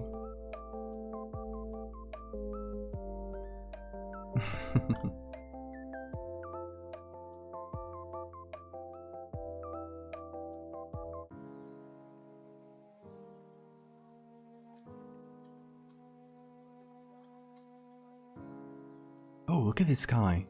Okay, we're changing directions. This is our guy. Just look at the guy. He's all sorts of messed up. And he also has one covered eye, which... Okay, let's get the highest quality picture we can. Hopefully it won't take too long to download. This is called Another Sort of War Ruin after several days in the trenches. Oh, it's a wounded, captured German soldier. So thankfully we don't see a lot of the uniform, so we can't figure out what kind of uniform it was. I mean, maybe it's the ghost of a German soldier he killed or something. That could also be a story. But I kind of like better the idea of a ghost of a friend that maybe felt abandoned by him or something and decided to curse his whole family.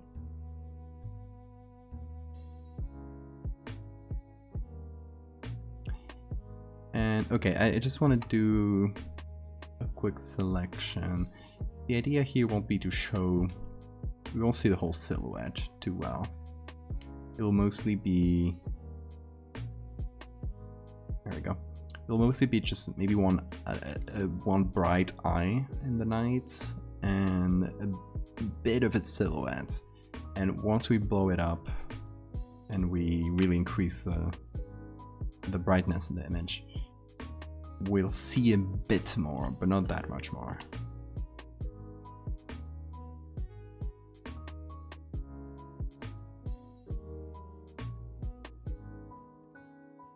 And of course, I mean, understandably,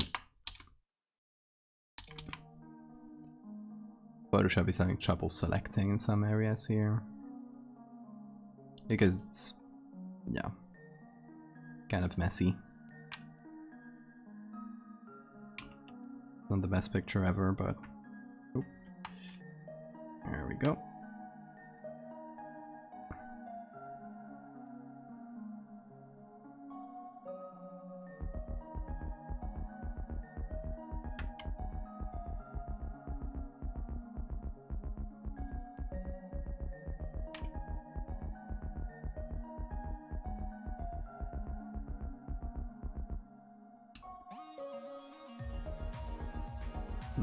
Let's see, face in this corner here.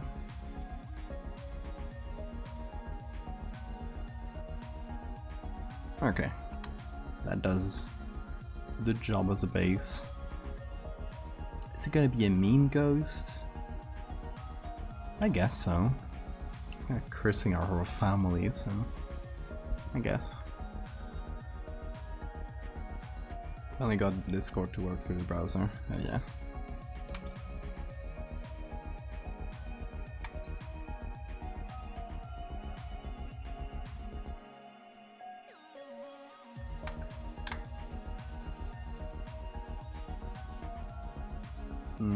Where should we put him? I think here in the back, perhaps.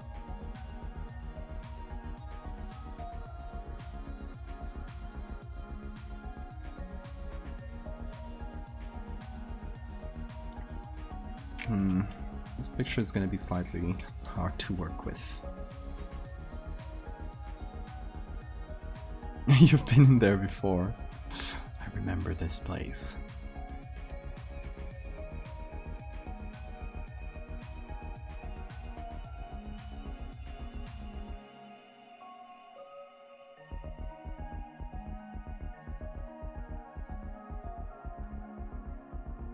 Oh, let's see, checking out of, I guess if you're joining us now, we are doing my family ghosts. So these are actual pictures of me and my family as when I was a kid. And we are adding different ghostly elements, right? So there's an extra hand here, there's a face in the water, and right now we're trying to add something cool to this one. Right, so it's going to be very, very dark. We maybe only going to be seeing some eyes or something, and once we blow it up like this, we'll see a bit more. But still not a lot.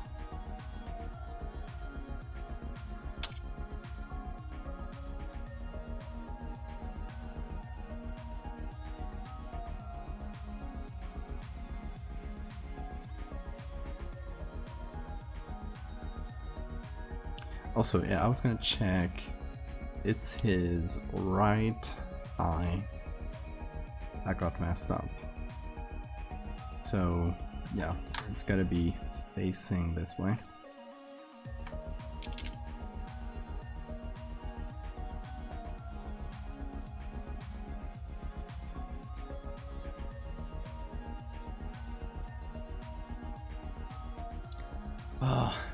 Kind of bothered by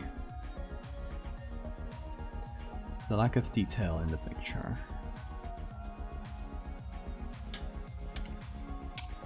Right, it's a very picture with a lot of contrast, and it's hard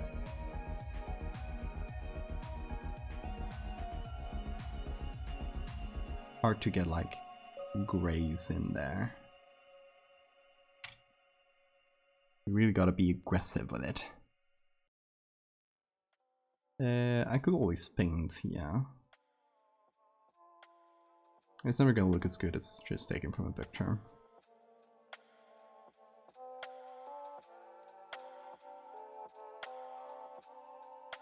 So I think this is more or less how dark it should be when we blow it up like this, I think. But I'm still unsure, so I'll go back to the browser, and since there's so many pictures, just in case, we'll look through some more. We'll try to find the one we were looking for originally, which was not this one, and see if it'll work better. Or we might find something different, because there's a lot of images.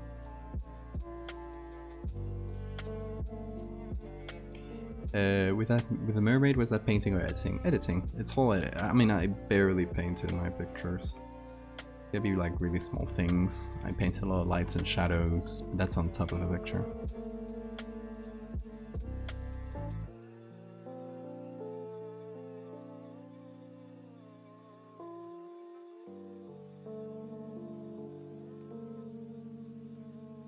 Oh, look at this guy.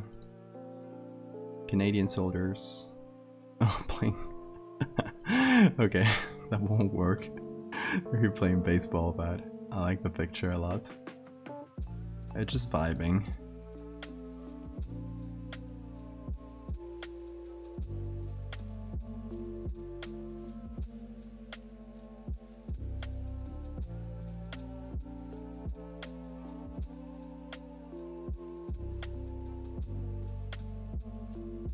Thank you, Apollo.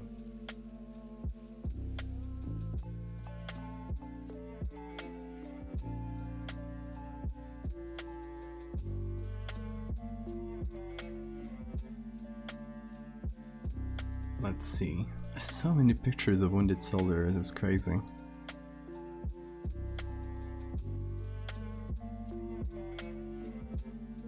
Like, it always amazes me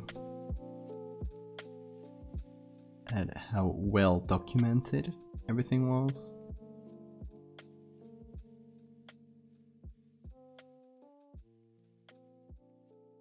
Like, I don't think we see a lot of these pictures just through exposure. You see way more of the Second World War. So I think our brain assumes that it's the First World War, just doesn't have a lot of pictures of it.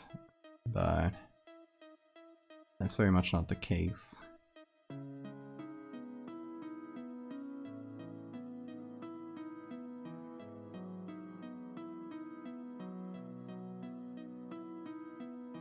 We're just like us, exactly. think it's sometimes very striking when you see a colorized picture, because I don't know, it brings out so much life that we're not used to seeing in old pictures. And it really makes you go like, oh yeah, they were just like us.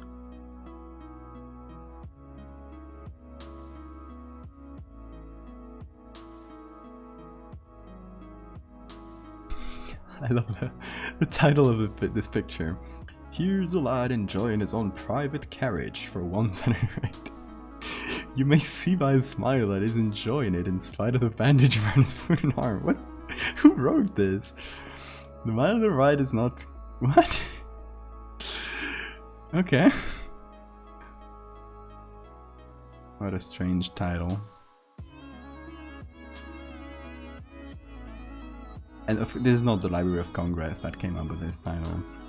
They just used the original title of the picture, if there is. So it was probably written in the back. They're just transcribing that.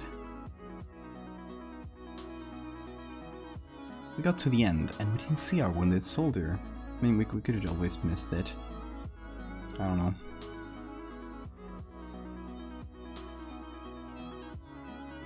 It's weird. There's so many though. We can't see this one. Weird. Maybe it's not scanned. It's got a tiny thumbnail, which sucks.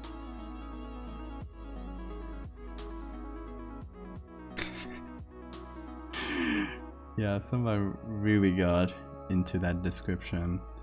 Okay, so we're back to these ones, and just checking if I didn't miss it real quick, but it doesn't look like it, so it's something with the years, or I don't know. It's a shame. I mean, we could always just get the highest quality we can get from this site and just go with that. It's not gonna be great, but maybe we don't need so much quality.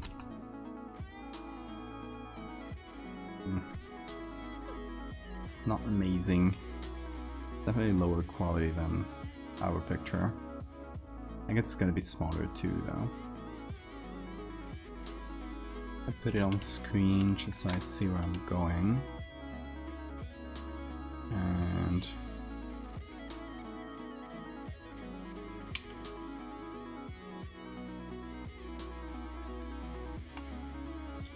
maybe I'll match the horizon line. Hold on.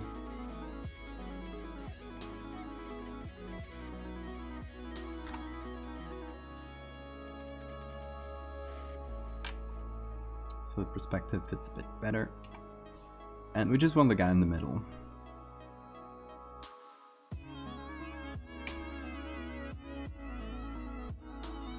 I'm actually gonna do it.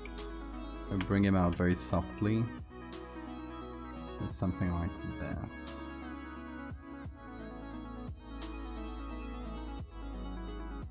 And then just kind of work from that.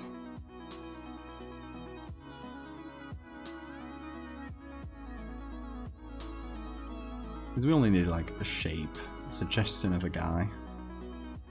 Not really like a ton of detail in it.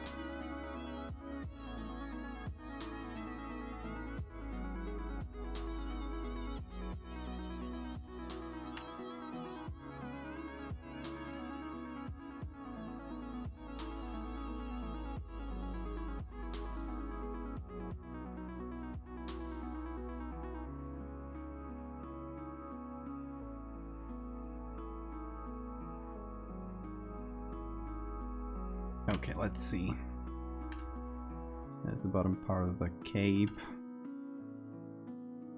And the foot, and I think we'll just leave it at 1 foot, as we mentioned before.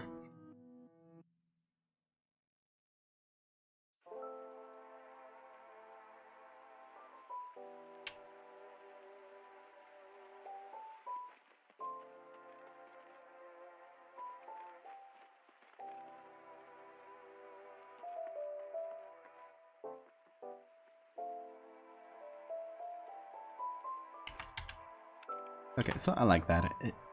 It's kind of formless, but it is the tone we're going for, at least in this part of the story.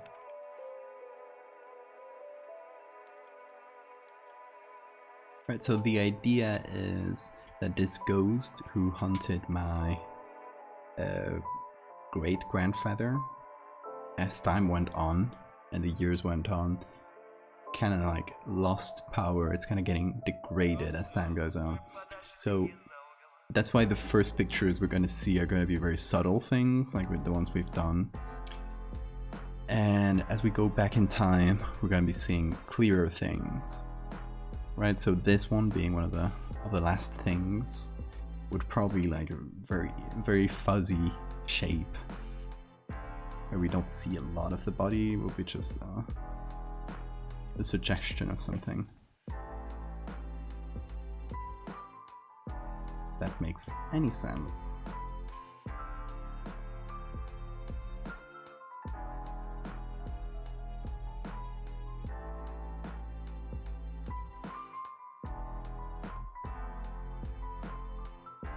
Okay, and then I want to go to levels and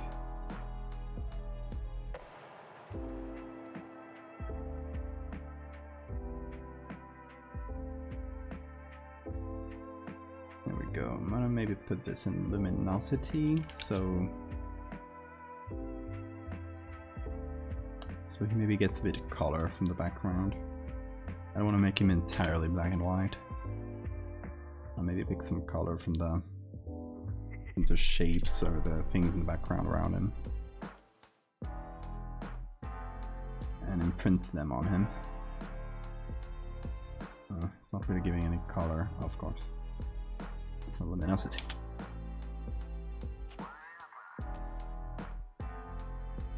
So I want to give some of that brown to the clothes and maybe some skin tones on here.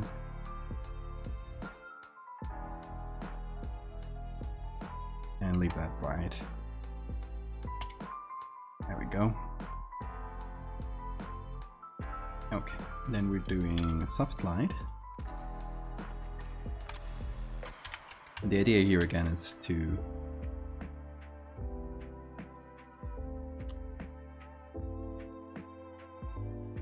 just leave like a very fuzzy shape that you can't really see.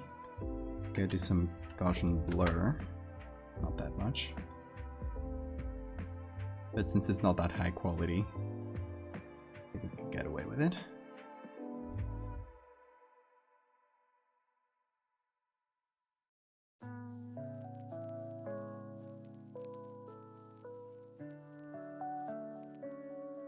And a bit less Gaussian blur. Go. And what if we add a bright eye? Like just one.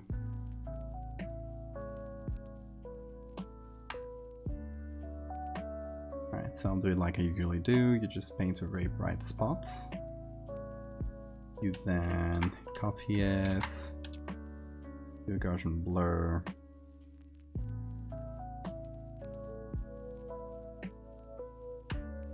And do like different Gaussian blurs to create this glow around it.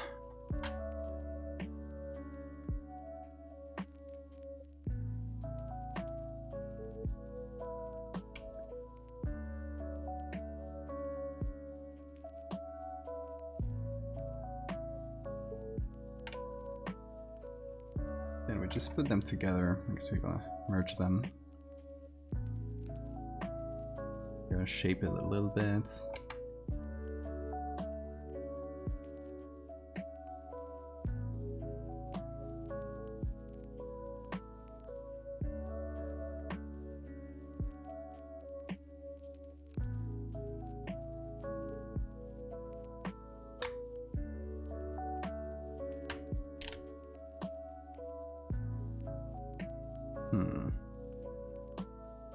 What if we... No, because this is not like a shine, this is more like reflectiveness, which humans don't have. It's a dog thing.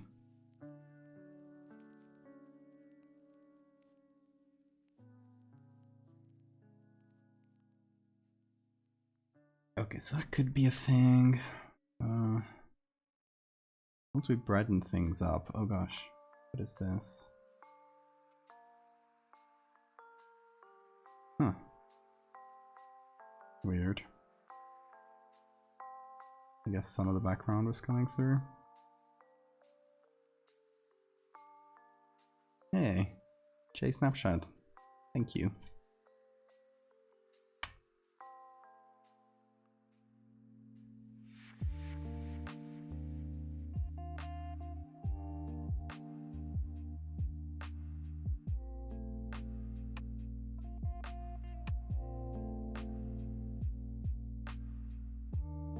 Okay, so this is just with a very bright adjustment layer put on top. And I just want to see how it looks once we brighten things up.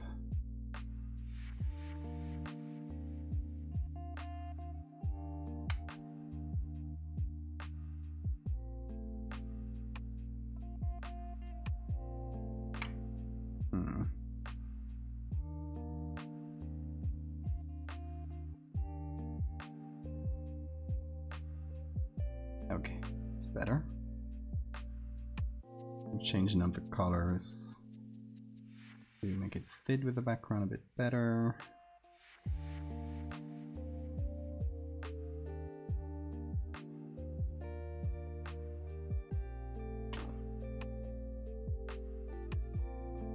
How did I figure out that I wanted to edit in that style? So I used to do more surreal things. If you go to my Instagram and scroll back enough, you'll find them. I used to do stuff like, hold on.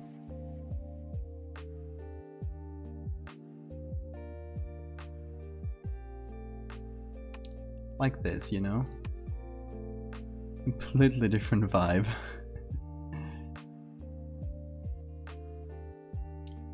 Yeah, I got tired of it. I mean, I kind of ran into a block, creative block, and I was looking for something new to do.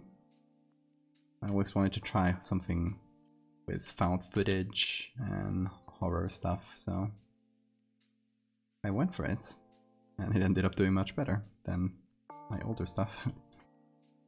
Hey, welcome back, Apollo. A big change, yeah, definitely.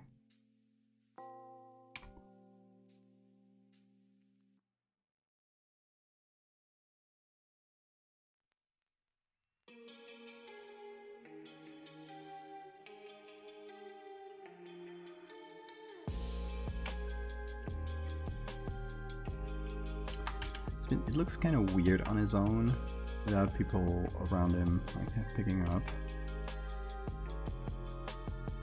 Like it's missing part of the body, but can't do much about that.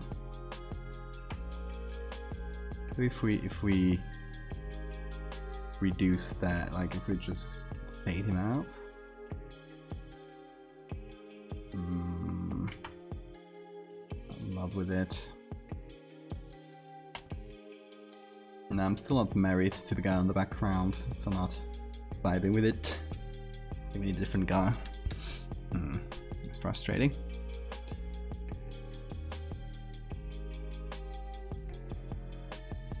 Keep playing the following lists. I think we'll need to find another wounded soldier. It doesn't even need to be a wounded soldier.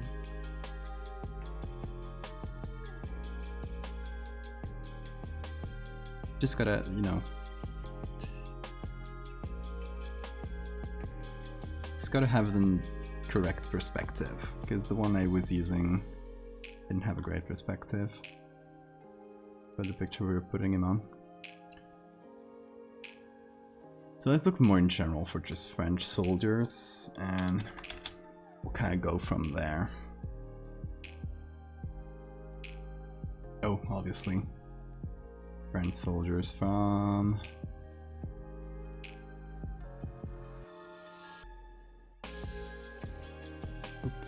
19. Yeah, well, around it. Why is it doing that? annoying.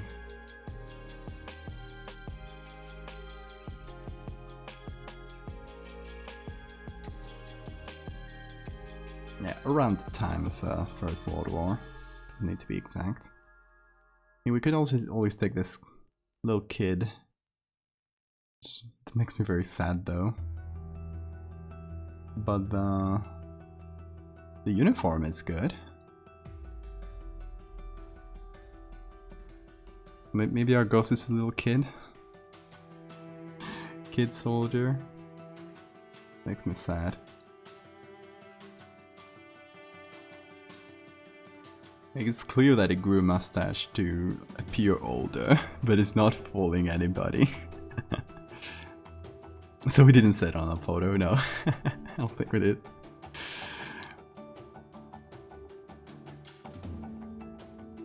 I'm just trying stuff.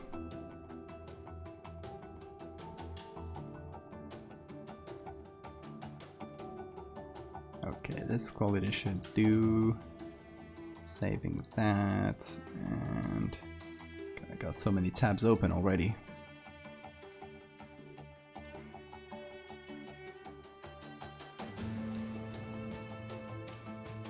He looks very young.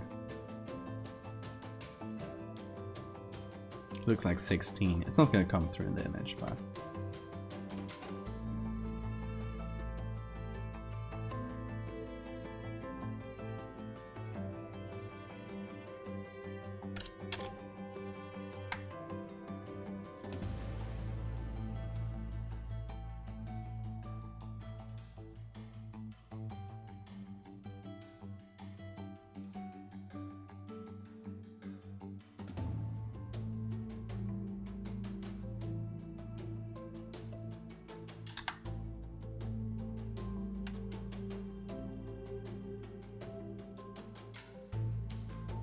okay, let's see.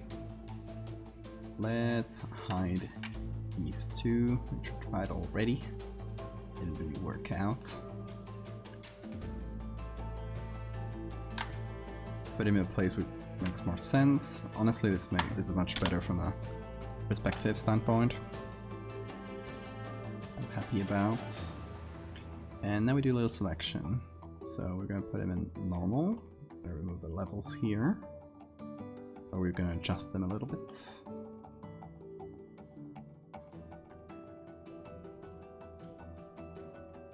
Just so we can do a better selection.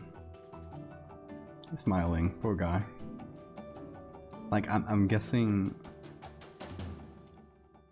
because a lot of young people and kids used to do that. They would fake their age to get into the draft because they wanted to fight. And obviously, he looks very obviously young, but I guess they needed a lot of soldiers. So it's really more on the recruiters, on the drafters, or whoever does that kind of thing, than on the kid who probably had a brother fighting or something and was enthusiastic about it. I don't know, kind of making up this guy's story. Obviously, we don't know, but.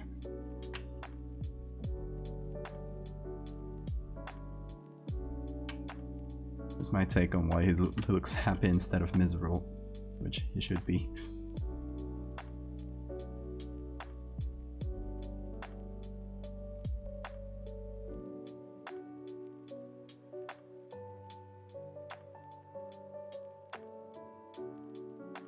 Okay, let's try to get the whole gun into the selection, if possible.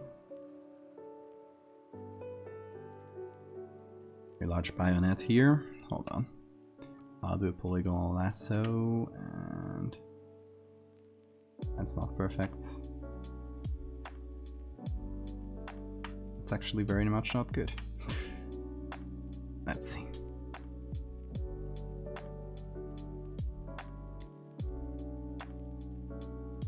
That looks a bit better.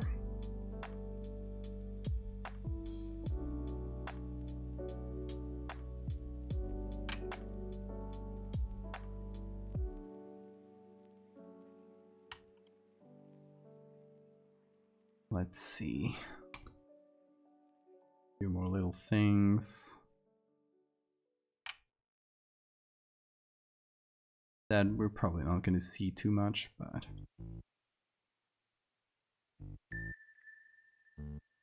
let's at least try to do it well. Ah, terrible. My hand is bad. There we go. Ah, goddamn selection algorithm.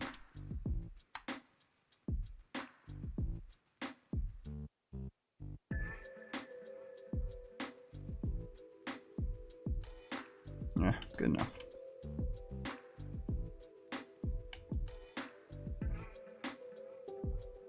A bit on the boots there. I'm gonna keep some of the shadow on the ground.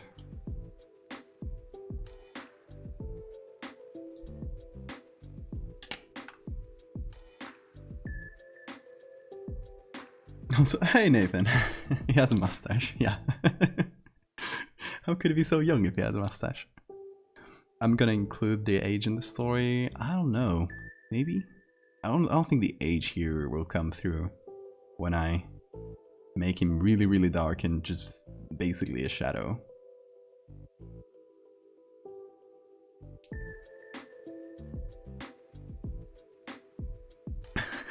Fia is a troll.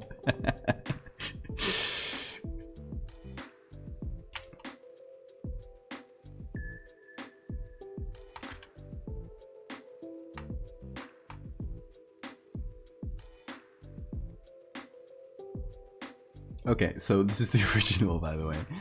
The idea is to include him as a very, very hard to see thing here in the background. Maybe we can see one of the eyes, like a glimmer in one of the eyes. And once we blow it up like this, we'll be able to see it a bit better. That's the idea, at least. So, whoop, I'm in the wrong place. There we go. So,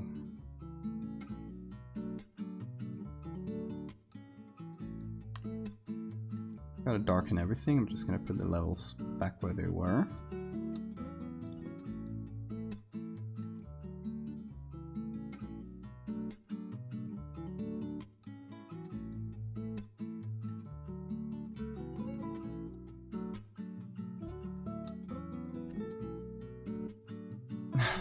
Well, thanks, Apollo. Yeah, or Nathan, you should stream sometime. I would love to see your workflow, especially how you do the backgrounds. You turn pictures into backgrounds. It's very cool. Also, there's an enormous bug. I think it's a fly. Although it might be a moth. I'm seeing it from far away, but it's there on the wall. Which I guess it's... Oh, there it goes. I guess it's on brand.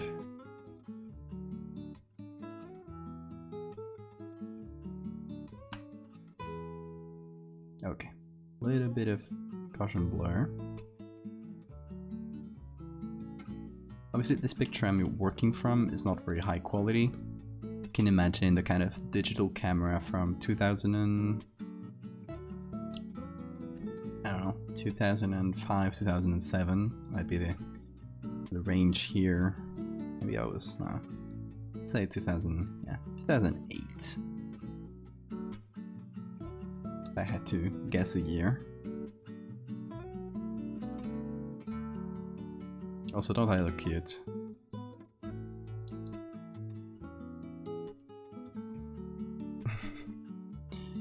Okay, obviously this is too dark. It looks good in this version. So obviously everything goes back to basically black. Boris Jackman. Thanks for the follow. And thanks Apollo for the reminder. I'll actually do it one day. Yeah, you should. It's fun. It's honestly not like...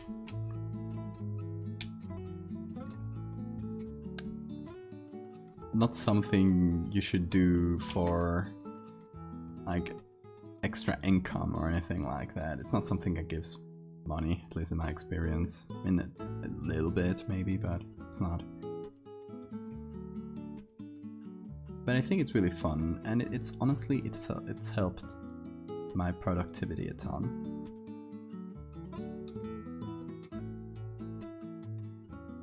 Because it just allows me to focus on just doing art for a few hours.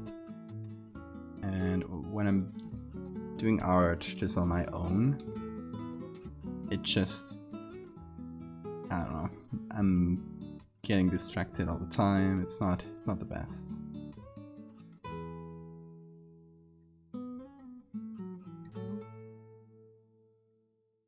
So this honestly helps. So let's go back to the levels. Let's keep messing with them.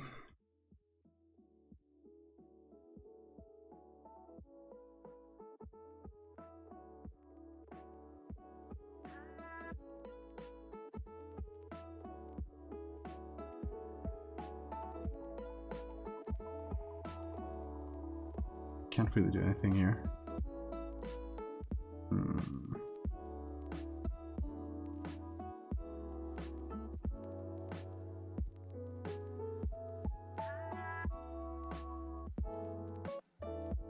Okay, let's see. I'm gonna need some soft light layers, I think. Just go at this slowly.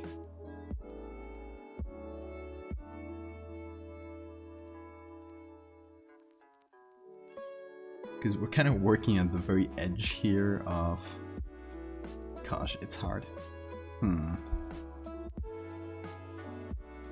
We're working into making something very, very, very dark, and then blowing that back up to very bright, or kind of bright. So we get that all that artifacts. So, not super easy. Okay, I'll disable the smart filter, and I'll do some levels on top.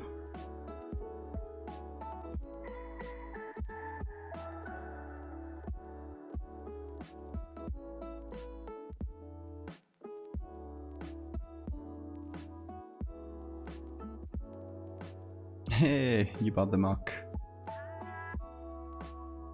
It's Never's doing art in front of other people. I mean, yeah, but that's something you get used to pretty quick. Like, nobody's gonna judge you. And if they do, they're assholes anyway. Like...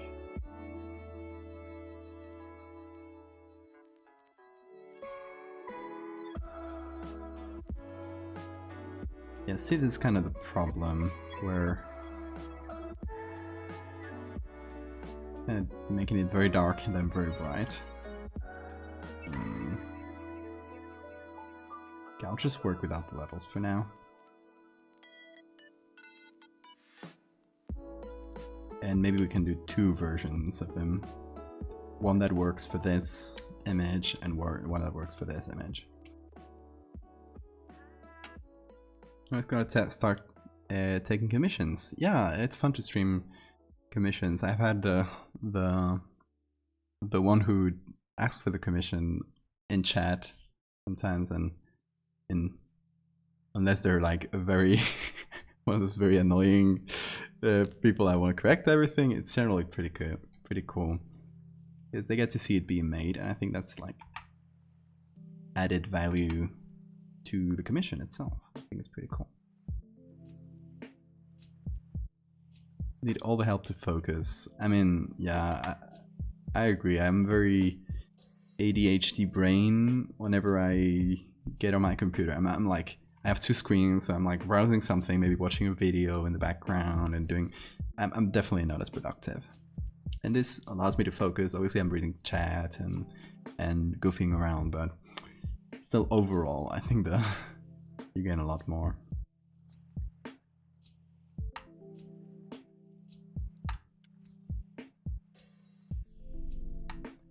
I don't know how much to show of this guy.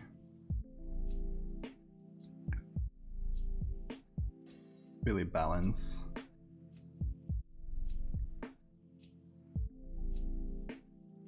Obviously the face is something I don't want to really show. So, goodbye. Maybe we see a little bit of it, but...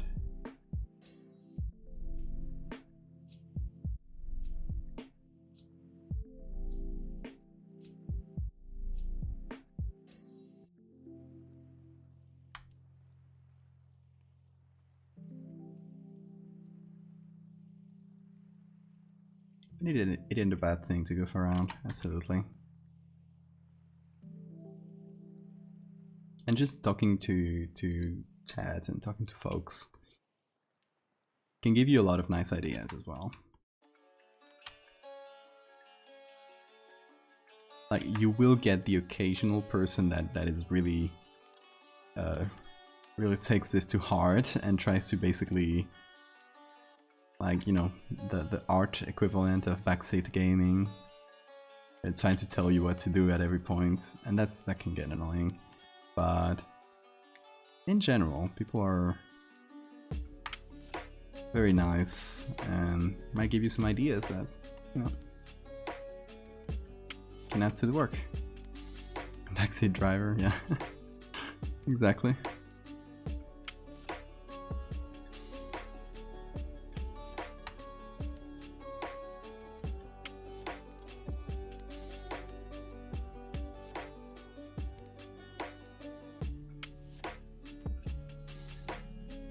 Oh, thanks, brother.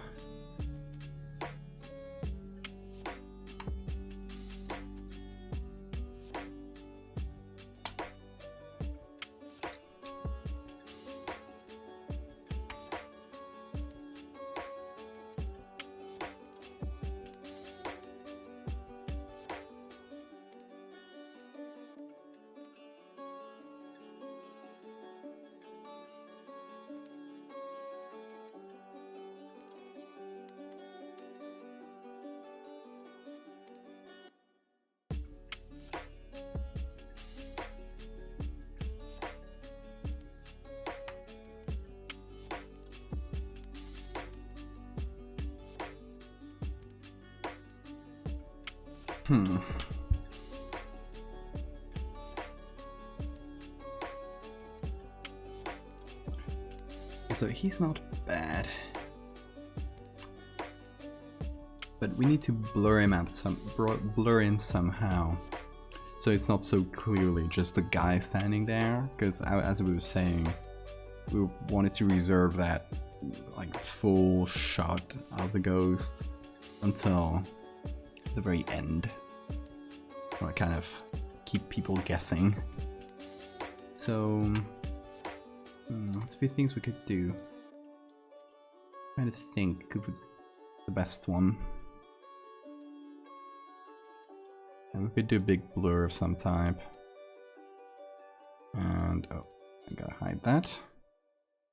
I go filter, blur, motion perhaps. So it feels like it caught him in movement. Obviously it doesn't work with the pose, but could be a thing.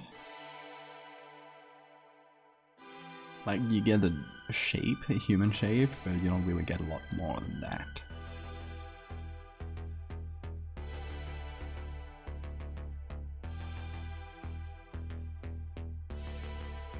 Or maybe we would take some of the other guys that we did, that we didn't end up going for.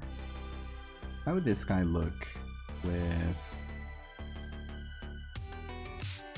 a bunch of Gaussian blur? Because one of the problems we had with this guy was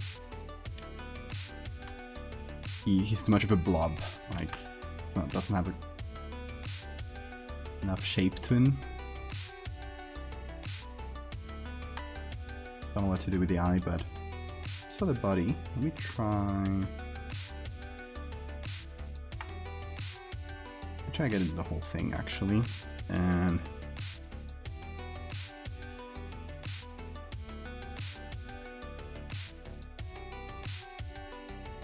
you know, motion blurred ghosts, always fun.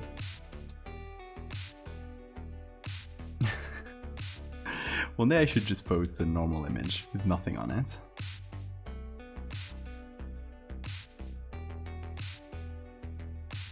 go crazy. Trying to find the cryptid.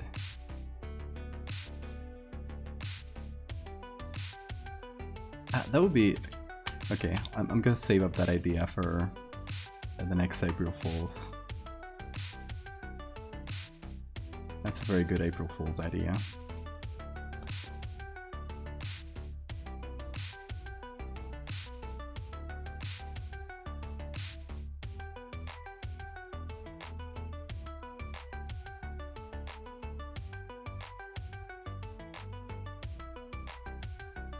One has too little shape, one has too much. The usual problem.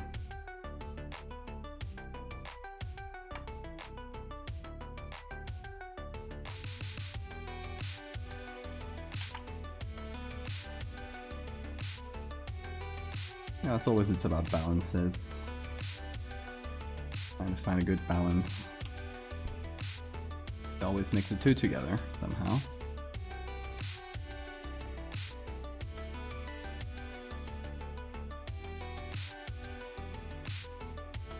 Somehow. Emphasis on somehow. Could get some of those details from the uniform or something.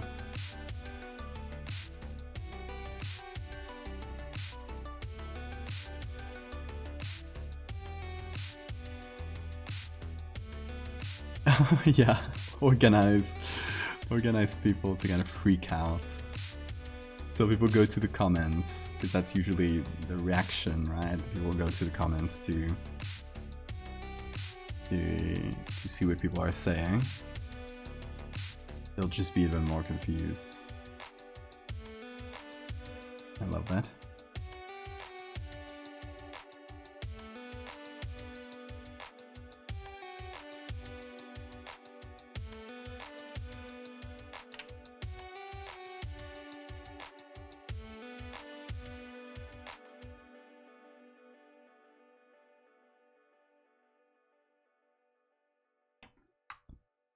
Okay, I kind of like this actually. It's giving me the right vibes for what we want, right? It's just a blob.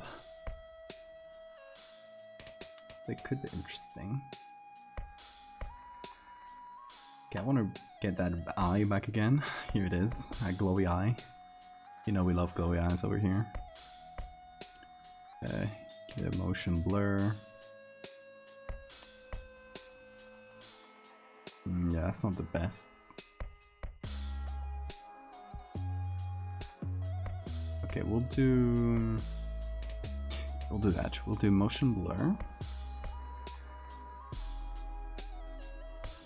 Get that distance down, and then another motion blur goes the opposite way.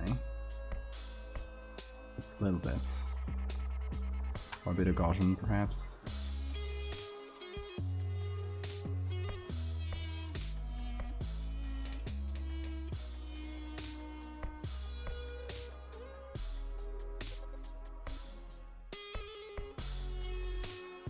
Gaslight Twitter. I like that. It's a good idea. I'll recruit everybody. I'll pull out the big guns. I'll message Trevor. Tell him to like freak out. If you thought it's too big, what the hell is going on?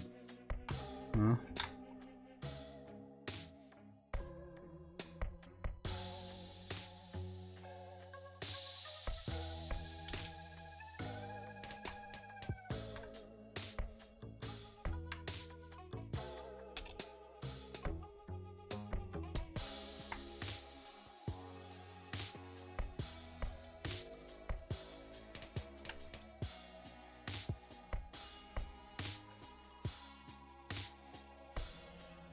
Adding a bit of interest to that glowy eye, making it like have a bit of shape instead of just being a line. I don't know if that's realistic or not, it just felt right.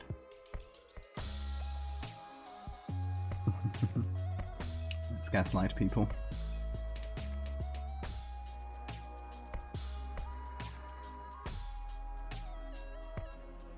And gatekeep and girl boss. Let's complete the checklist.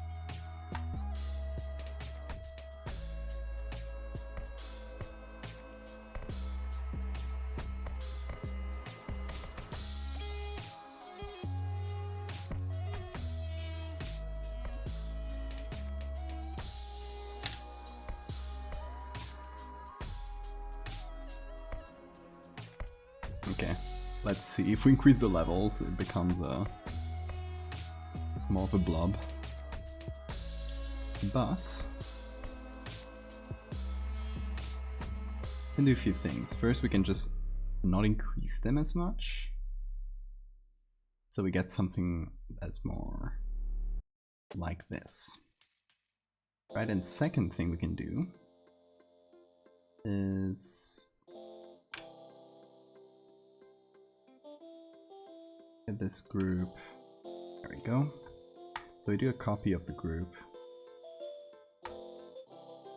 Go and we give it some levels to adjust them.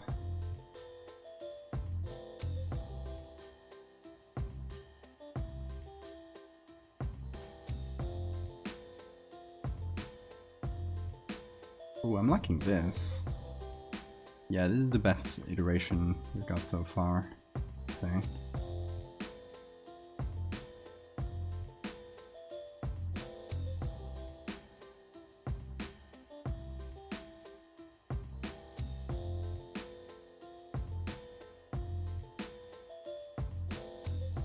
How are we feeling about this, guys? About this little ghost.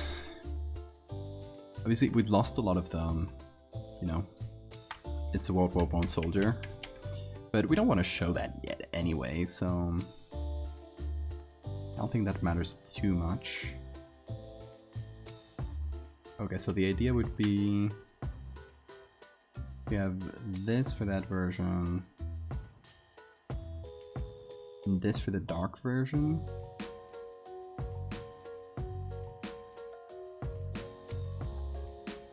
Kind of liking, I like the bright version where it is right now. The dark version can probably also use some levels, actually. We've got put ourselves here, 2 levels, and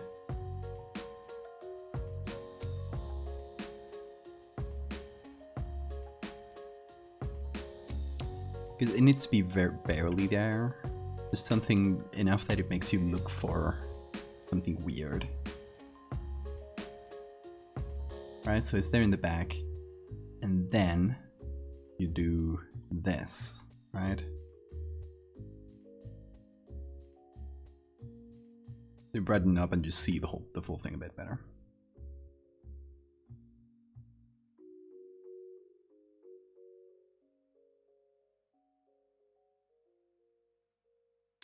Okay, what if we move it?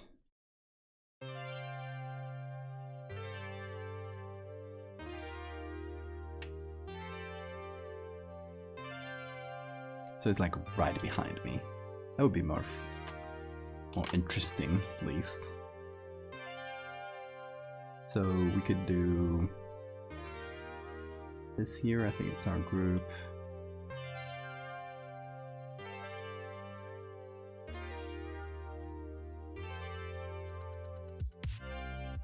Just remove him from wherever I am. I'm also looking slightly creepy there with my red eyes. That's part of the charm though. Okay, and for the dark version, same thing. Adding, flow up, go.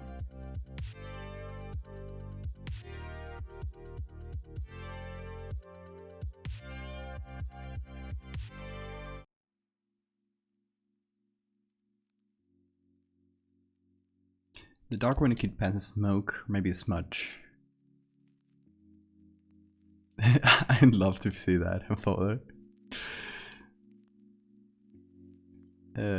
Yeah, eyes glow red in flash photography, because they actually work like dogs a little bit, to a lesser extent. So the red is actually it's literally your retina. You're seeing your retina there. The light is so strong, it passes through the retina, bounces back instead of being all absorbed, and goes back to the camera. So if the camera is high definition enough, we could see like the little vessels and stuff at the back of the retina. Or blood vessels. Obviously this mask is not very good, but we don't need a super good mask. Because it's black against black here. We don't have that much to do there. Okay, so let's actually group that up and group that up. So I got for both versions, and we can do a little bit of editing. Actually, before we do that, I said we were gonna do it, and I forgot. Taking the dog's eyes and actually turning them towards this direction, so it looks like the dog is actually looking at the ghost. It noticed, you know, classic. The dog is the only one who notices. Happens in every movie. Okay, we're gonna do a little copy of just this area, which is what we need.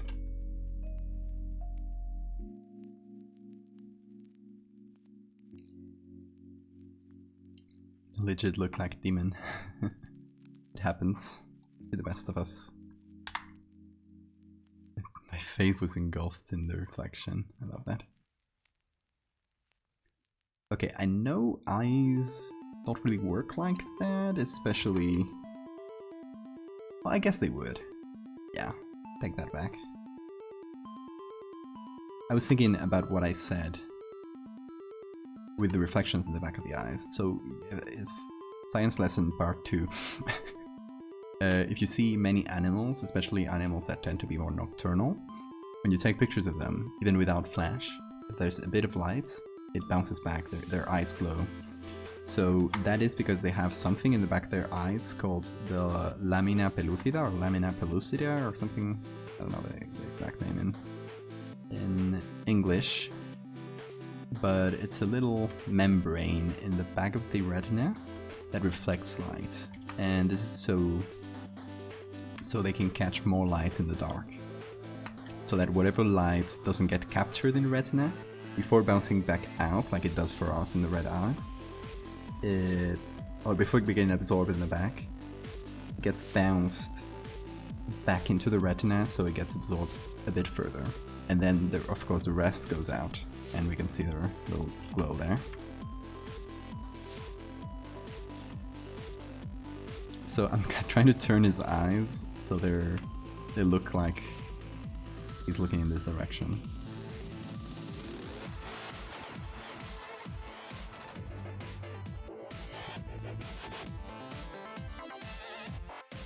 Does it work? Yeah, I think it does a trick, right?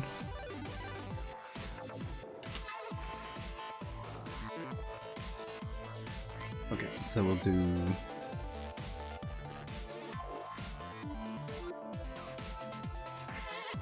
this for the bright one. And this, oh actually I noticed still a little bit of contamination here, that's fine. Okay, they got the black, the dark and the bright with their eyes looking right.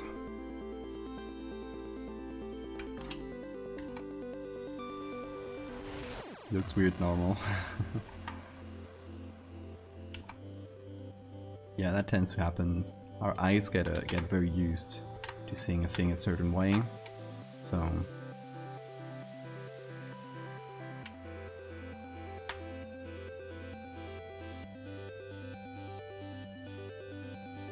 it does feel weird sometimes. Okay, so here we can mess a little bit further with the whole exposure, so we can bring it down to make the ghost go away, we can bring it up to bring the ghost back. Basically what we can control a bit further, all the little parameters that we were doing when we brightened the image. We could actually do a separate version of the bright image, just by doing this, increasing the exposure and the shadows.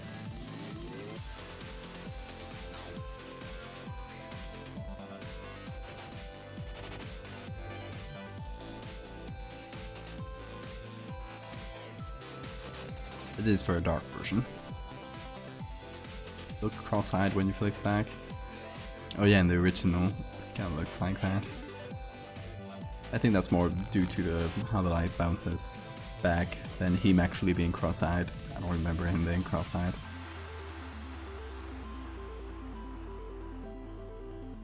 Okay, not a lot to change here, but in terms of effects, I do want to add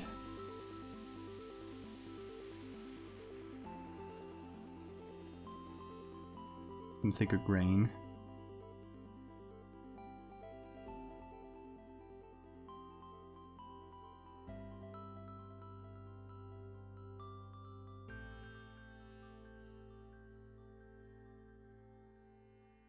Something like this.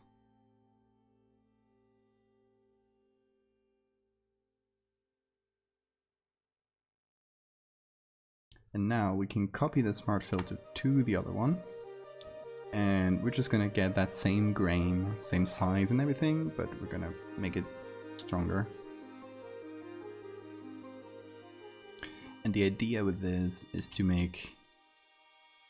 kind of equal the graininess between this and this, for example, because it looks super smooth here. So with that, kind of just bring in everything to the same level, approximately. Although I wanted to do a separate version of this bright image, just with a dark one and camera raw, and see if it looks good. I mean, it could look good. I tried it before a little bit and actually it does a trick. I want to blur the shadows a bit like that.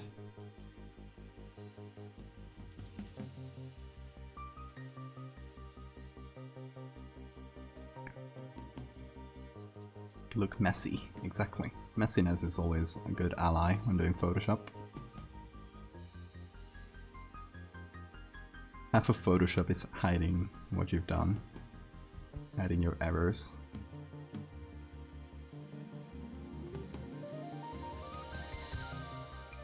See the difference here. Oh, definitely have a different vibe.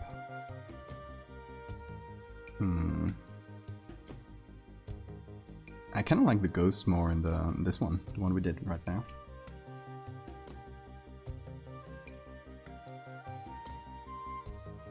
Oh, thanks for the reminder. Save right now once I leave this.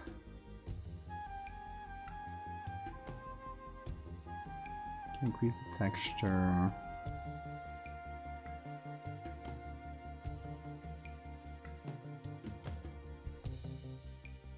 Just trying different sliders for fun.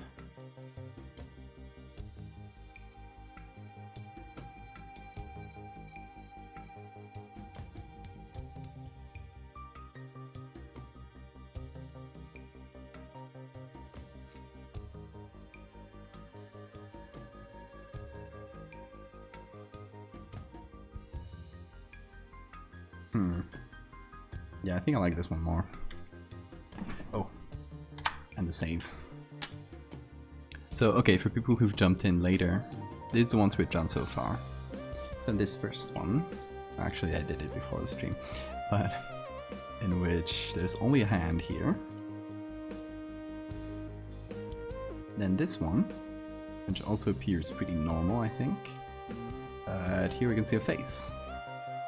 That's missing an eye. And then this one, which has like one glowing eye. Again, this guy lost an eye in the war or died of a shot in the head or something. That's why he's missing an eye.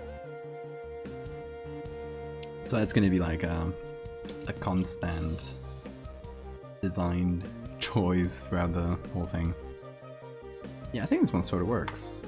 So we would have this, we would have 3 different ones. Thankfully the images are pretty small, so they're very lightweight to work with, which is nice. And I think three of my childhood pictures I think should be enough. I'm not sure. I think we'll leave it at 3 for now in this era. And next thing we're gonna do, I'm gonna take just a real quick break right now, 2-3 minutes. And next thing we're gonna move on to pictures from my mother's childhood. So we're gonna go back one generation, and they're gonna be fun. There's all the good pictures from that era. And then of course my grandfather. I think for my mom we can do 1 or 2 only, and for my grandfather again 1 or 2. I don't want to overdo it and do like 10 pictures, because then it's gonna be so long nobody's gonna look at it. So yeah, for now let's keep it at like 5 or 6 total. I think it could be a nice thing. So yeah, I'm gonna actually put this and put a little BRB message. So yeah, again, I'm gonna take a real quick break. Just go to the bathroom and stuff, and we'll be right back to make more.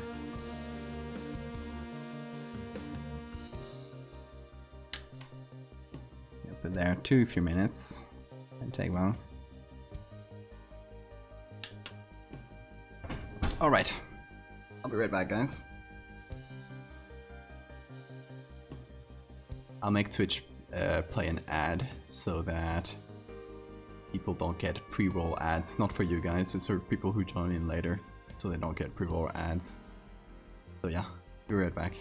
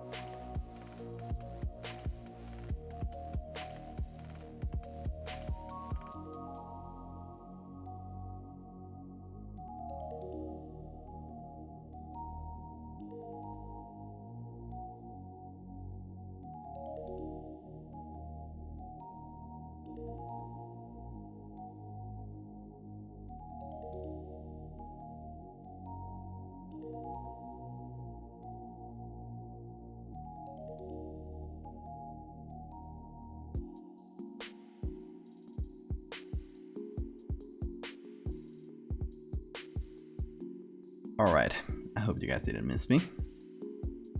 I don't think I was out too long. Anyway, yes, we are back. Making ghost images. Stretching a bit. Okay, close some things. And as we said, we are going to move on from my childhood pictures. Also, Apollo, what if you did one when you were an adult too? Like from recent pictures? I might, but I kind of like the nostalgic tone of childhood pictures. It has a nice, I don't know, nice touch to it. I don't know. We'll see. Maybe for the very ending, we'll see. But yeah, for now we're gonna move on to just one generation up to pictures of when my mum was a kid, and I got a ton of good ones.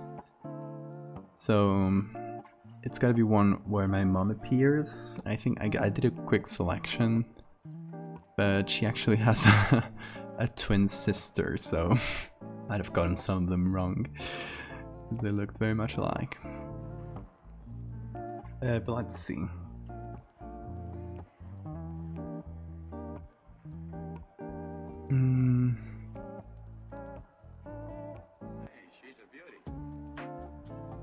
Let's see. This is a fun one. Then in a little, how do you call this? Okay, Apollo. You have a good sleep. So these are actually the twin sisters, which is why it's hard to know which one it is sometimes. But there's a ton of pictures of them as kids, you know, with like a cow, and over here, I think that's my mom. Who is who here? No idea. If I had to guess, this one is my mom, because the nose is a little bit different. And they're not non-fraternal twins. They still look very much alike, though. Or no, fraternal twins, not identical twins, whatever the name of that is. Let's see. I got a ton here. Old house.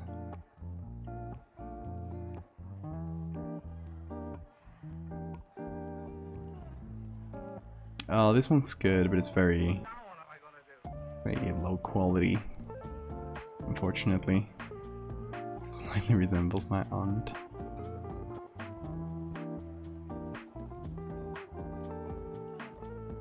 Let's see. Oh, this one's very good. I really like that washed out feel. And this is my grandfather with a pipe also. So that is something inherited from his father. And I think this might be my mother, but we can't see really, so... where could we put the ghost? I mean, we could put it sitting down here. In the carriage one, it looks like there's a figure already. Let's see.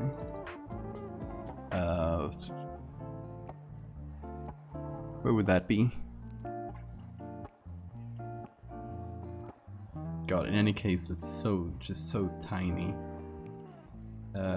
Probably because my mom scanned all these pictures, and she has a good scanner. So this is probably one that she couldn't get physically, so she had somebody else take a picture or something, or scan it. So that's why it's probably so low quality.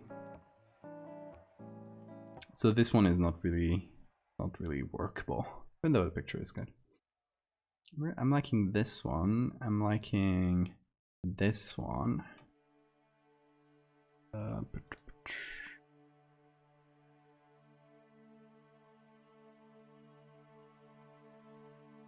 I know this one is my mom. This one is more recognizable because she's a bit older. Here, I mean, you could always have like a shape here, kind of like hand on the shoulder kind of deal. And for these ones, since they're like far away aunts and uncles, I would probably do the little eye covering thing.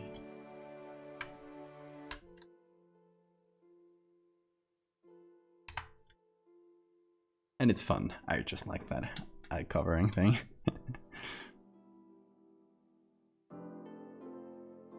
The weird tree. Maybe. We could have it here. But since this is my mom, I guess it should be like kind of to her side.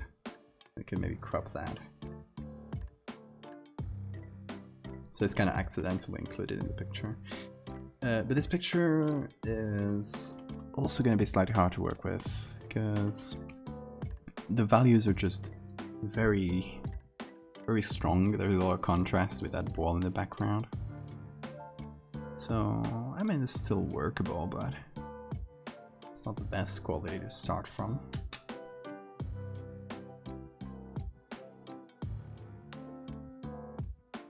Oh, no worries about it. Let's see, I got a ton more, really. Look at the doggy there.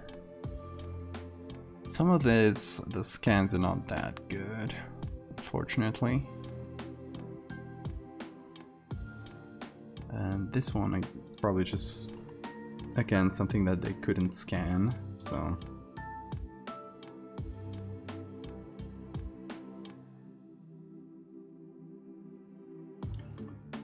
But my mother's not in this one, I think. Nope. So, not usable.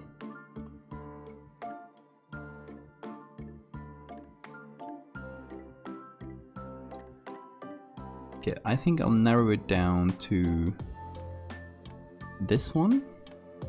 This one. Let's see this one.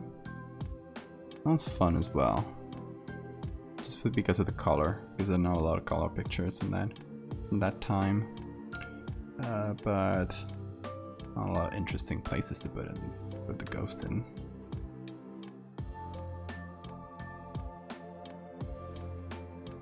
And this one's probably my favorite. Because there's also my grandfather there. So you got the two generations, and the other people are far away enough that they're not really recognizable, so that's not a big worry. I mean, maybe her and her, right? Put the little square there, but... And you know, in here we could just have the ghosts hanging out, literally just chilling here, you know, taking a sit. Here, just a nondescript shape, taking a little sit. It's not a very good drawing, but you got the idea.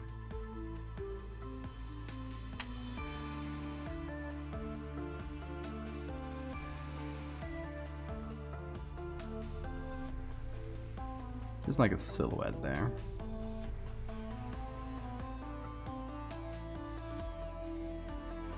Like it's taking part in the conversation. Someone's sitting there who shouldn't. That'll be a fun one. And over in this one, I like maybe something. Putting a hand here, and it's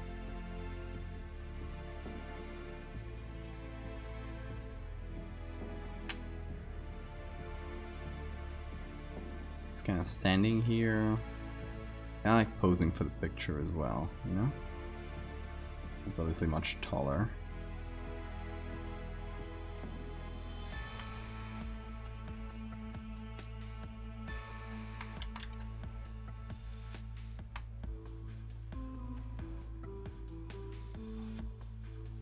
So it would be cropped out, obviously. You get a little bit of the body there, but not lots. And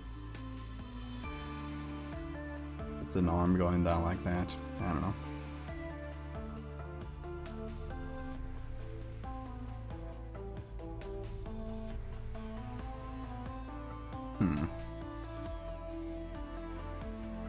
And here reaching out, I like that. Kind of like looking to the side here and reaching out. We'd need to find a pretty specific picture, or we could just do a very hazy silhouette. Add some textures to it and stuff. I'm not good at drawing humans and good human proportions, so that's always something that scares me a little bit.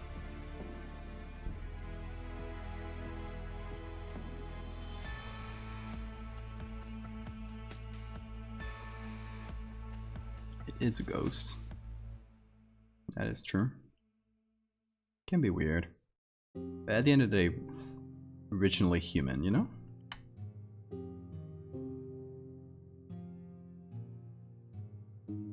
I don't know, we can do like some basic silhouette here.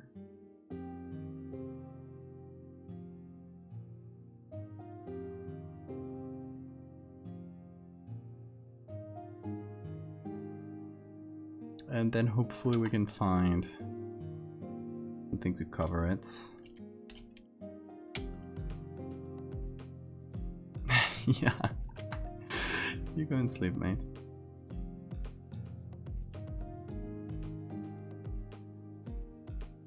Stop making excuses. You're not bugging.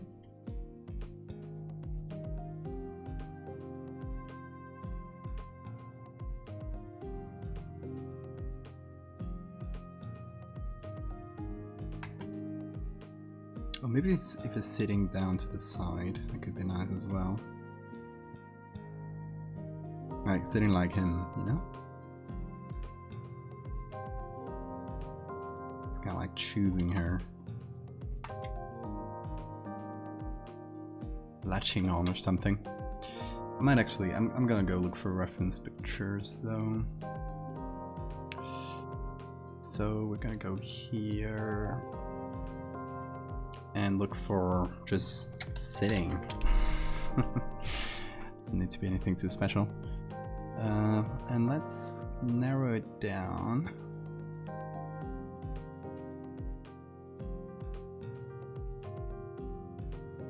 Do something more modern. So let's do 60s to 2000, something like that. See if we can find a good pose.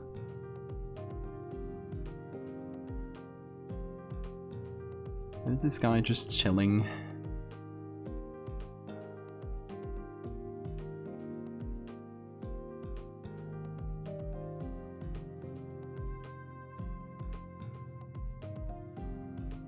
So I'll just start doing sit-ups.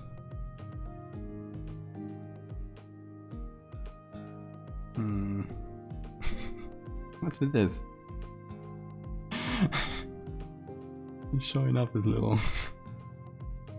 I love him.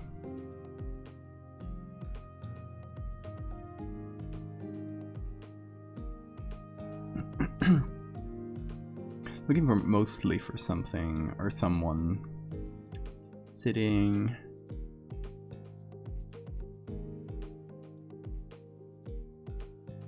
Or from the back or from the side.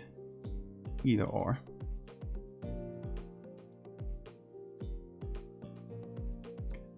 And I don't mind the clothing that much, because we'll only show his silhouette. As long as it's not really like baggy clothing or skirts or something that kind of changes the silhouette, we're good, I think. What's with that? I love this picture. Socks the cat. Oh, give it up for Socks the cat.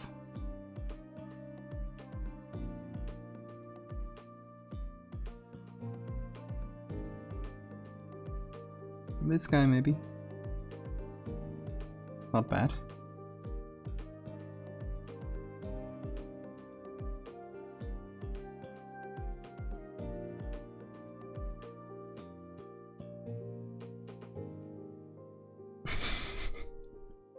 Another great picture. I love all these pictures.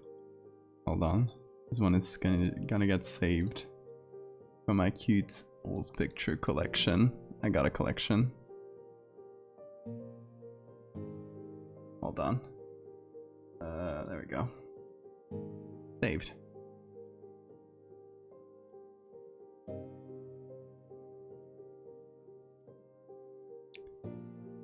Let's see if we can find. Yeah, this one could work as well. Thankfully, this is something you can find a lot of reference for, so.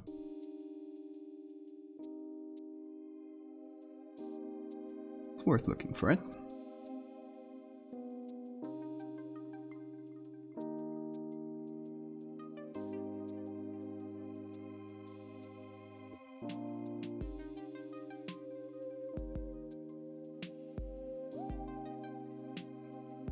Let's see, we also got this guy. Old guy. Could work as well.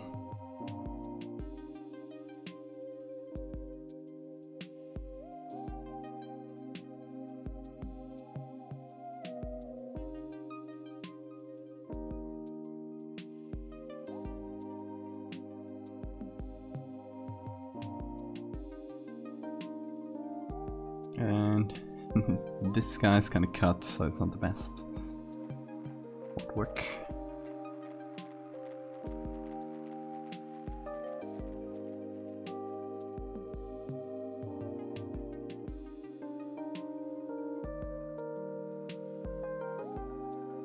Is that Hillary Clinton? It is.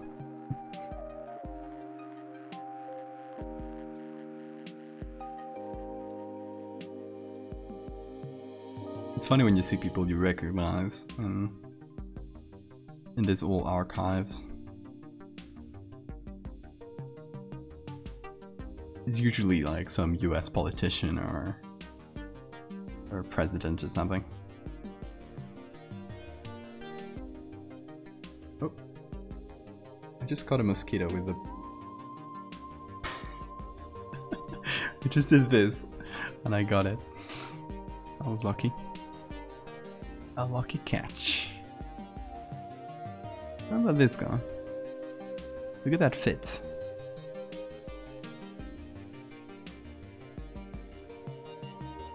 That is certainly a fit. Wow. This picture's really washed out.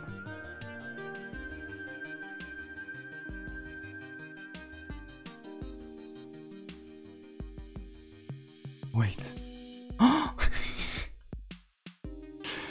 Look at this guy! Oh my god.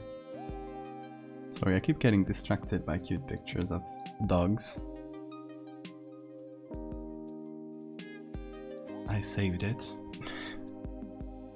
It's just standing there. I love it. So small. Dog. You're just a little guy. More dogs. I love seeing. And this might actually be the same dog.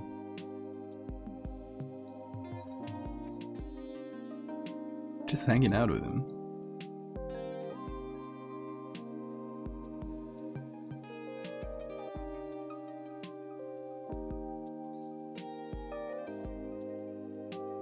Is that... I'm sorry, I gotta click on every picture with the dog. It's just... you know... instinct, I guess.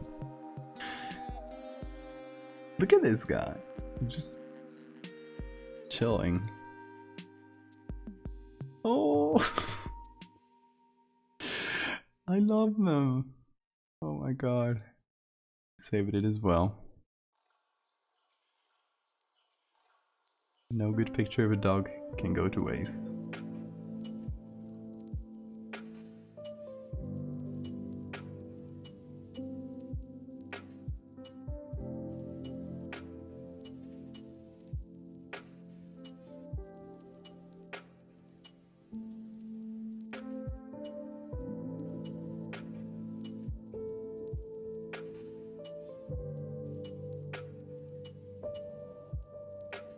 That's a very creepy picture. Oh my god, that is extremely cursed. Hold on, there's more of it. So it's not as cursed with a clearer version. But this picture is very cursed. I like it. Saving it as well. I used to have this ongoing thread on Twitter where I posted cursed pictures I found. So I'm always thinking I should restart it. Just for cool, weird pictures. And cute pictures with dogs. It's always the best. Or bears, you know?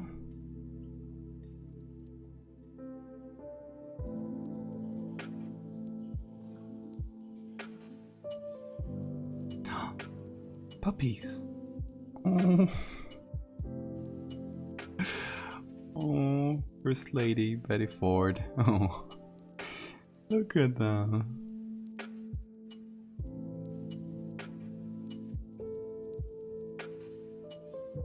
Anyway, we were looking for pictures of people sitting, and you know, we end up finding something different. Lots of cute dogs, but that's not necessarily a bad thing.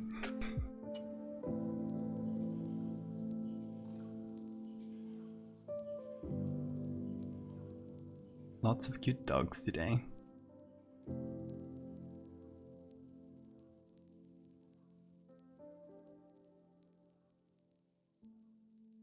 Oh, that's President Bush. But there's a dog as well. So I had to open it. Just my reaction.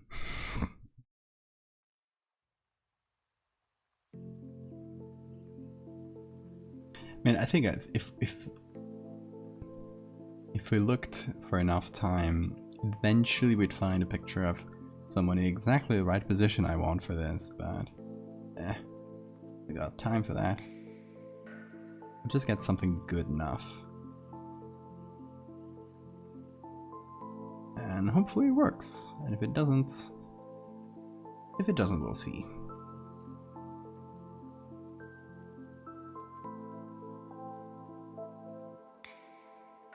Okay, let's see from the ones we got. We got this guy, which I like. It's kind of leaning forward.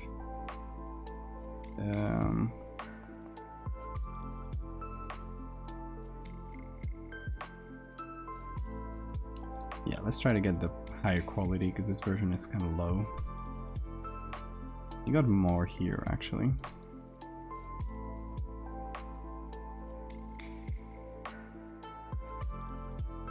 This side is a bit annoying because sometimes you gotta look for things twice.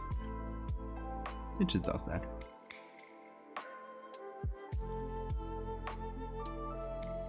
See, and I don't think it even worked.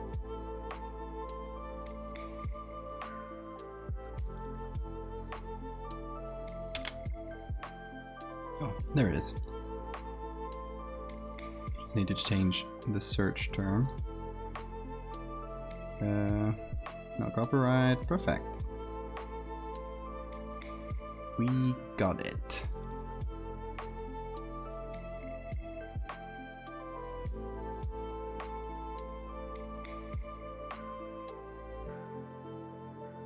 Let's see, we don't have the lower part here of the lower back. But hopefully that's fine anyway.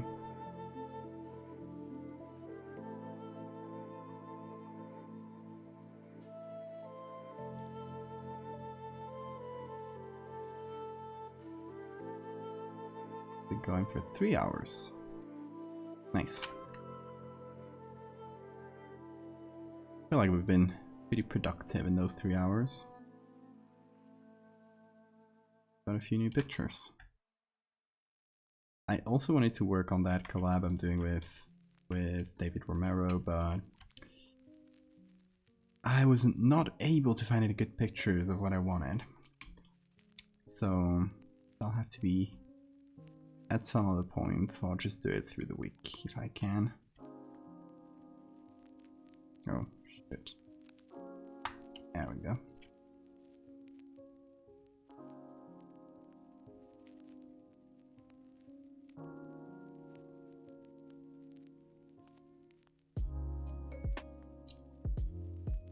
know if I'll keep the hand or not.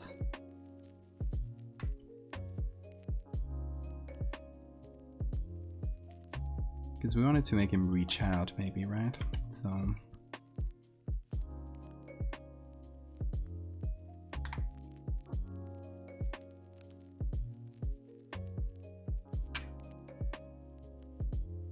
a little bit larger. Gotta get the size more or less right. Doesn't have to be perfect, but...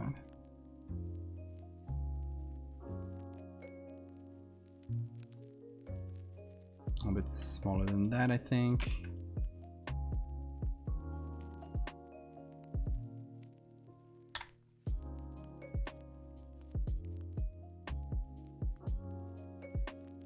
Yeah, I think we'll do that with the hand. And reduce some of the textures from the neck.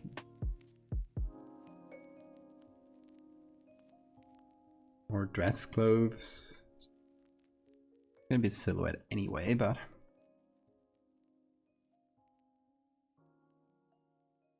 let's put him on screen.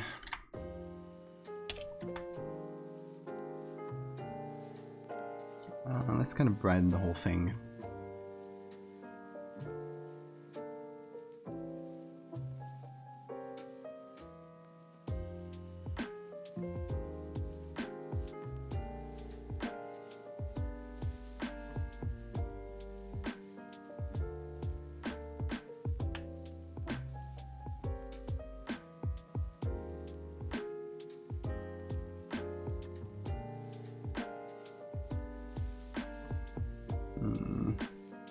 Let's see, should we remove the glasses?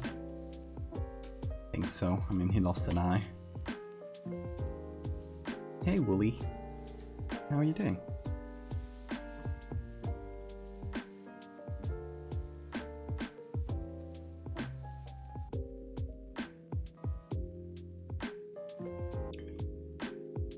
Okay, here's how we can do this. So I'm gonna cut the arm at around this length. I'm gonna try to find a picture of someone pointing. I'm just gonna combine the two. So, point. Someone pointing. Let's see if I can get a whole arm.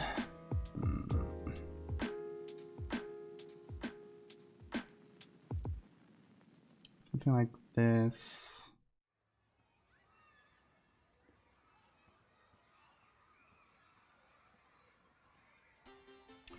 Doing good.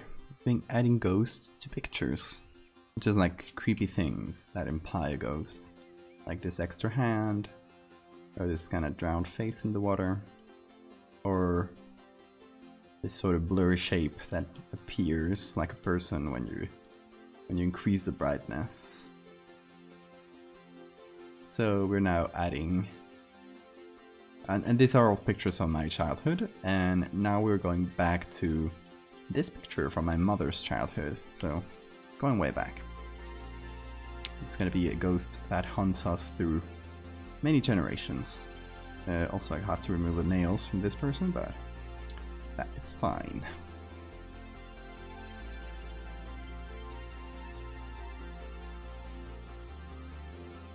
So this is on screen. I'll do the same.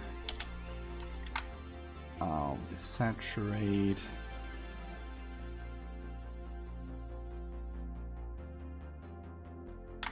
Thanks, Wooly. And at this moment, this creepy family ghost is kind of passing down the curse from my grandfather to my mother. So it's kind of hopping generations. It's kind of... I don't know if pointing is the best, actually. Should we have the ghost point at my mom, who's here? Or kind of reach out, maybe?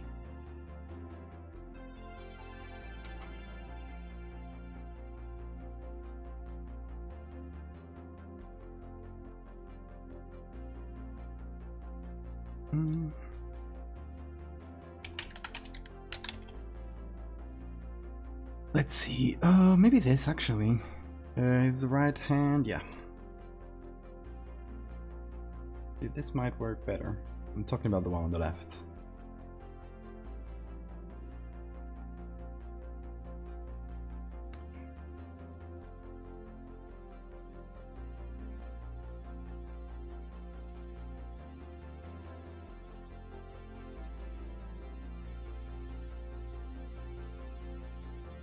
Now the more spooky? Yeah, I agree. It's probably gonna be better. So we're gonna do the same thing here. Saturate, screen.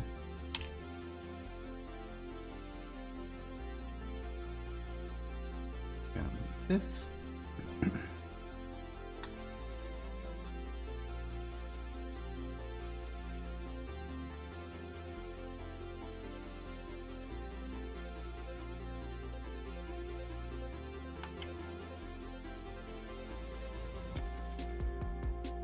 Okay, nice. Levels. Kind of brighten the whole thing a bit. Brush the blacks and make it just overall brighter. Bit of a Gaussian blur. Blur the edge as well. Feather it, I mean.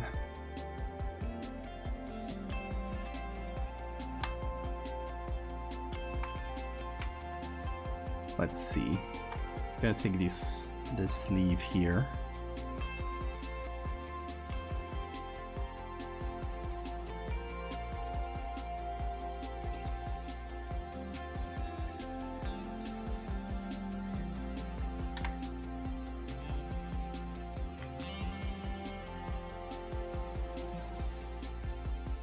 Oh, we're gonna have to do the screen on the whole group, I think. Okay, so we do this. I put this on normal. This again on normal. And same here. Doesn't need to look perfect, because we're gonna blur the whole thing. It's just gonna be more of a silhouette than anything else. So we put all this into a group, which we now put on screen, and now it doesn't like clip into each other in weird ways.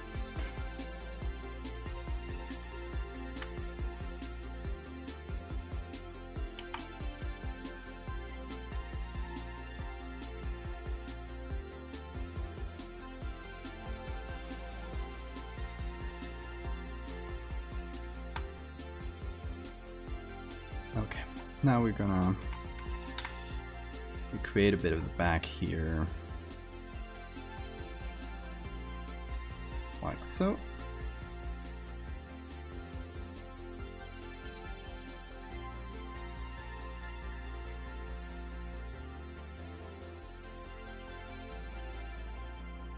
And what about the legs? They're annoying. Obviously this part should be cut. I think I'll just fade them out, since we have no shoes or anything. And it's just the way it connects to the ground kind of betrays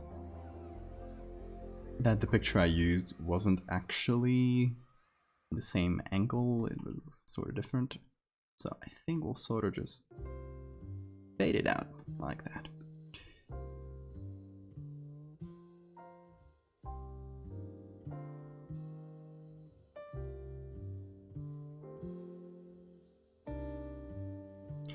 I'm so glad to be getting to this little project, because I've literally had it for months. Let me close that. I've been thinking about doing this for months, so I just needed an excuse to get into it. And this was actually voted by the patrons, who decided it among many other options. So yeah, they pushed me to do it. By the way, I guess it's a plug. I never plug my Patreon. It's the best way to support me. Better than Twitch subs, better than anything else. Just like in $1 a month. It helps a ton. And I'm actually gonna spoil something I'm about to do right now. On my Patreon, if you go and look at the... There you go. Yeah. Thanks, Sora. If you look at the tiers, I'm actually going to be dropping the tiers down. And so every tier... Like, if you see the $3 or $5 tier, it's going to be this... The 7 one is going to drop down to that. And so on. So... And that's going to happen this month. So... If you want to sub to the Patreon, just sub to the one before or below the one you want, because you'll get the benefits for the next one. So if you want the postcard, get the digital postcard one.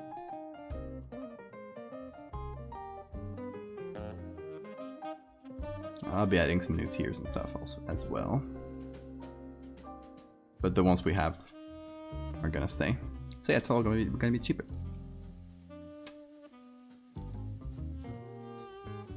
Also, all your family is on board. So far, I've only asked my close family, so the ones that are on here, because it's the ones that I was sure I was going to include. And the ones that are like far away family, some of them are dead have been dead for many years, like this lady or some others on this place, so those I can't really ask. And I was also wondering, like, if there were going to be any aunts or uncles, like brothers and sisters of my mom. Those I obviously can ask, and I would, but only after I've done it, because I'm not going to ask all of them and then only include one, or not even that. So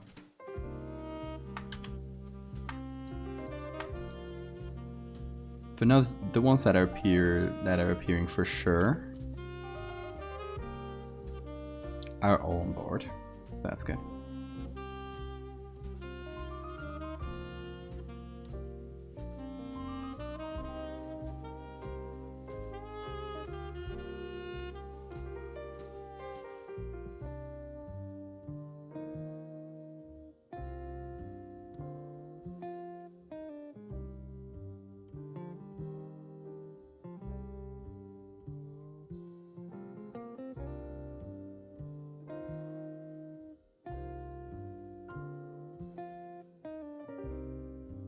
Okay, this is getting closer to the kind of thing I want.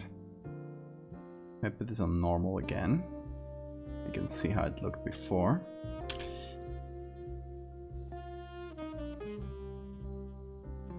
Also,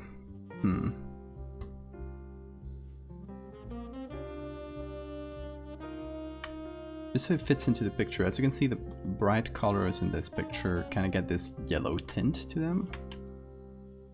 So I think I can manually add that. Just with color, I don't know if color will help actually. It does. Maybe not in the super brights, but...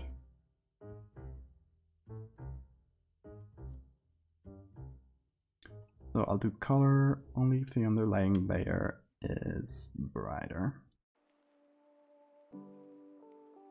If not, it can keep the purplish. Like so.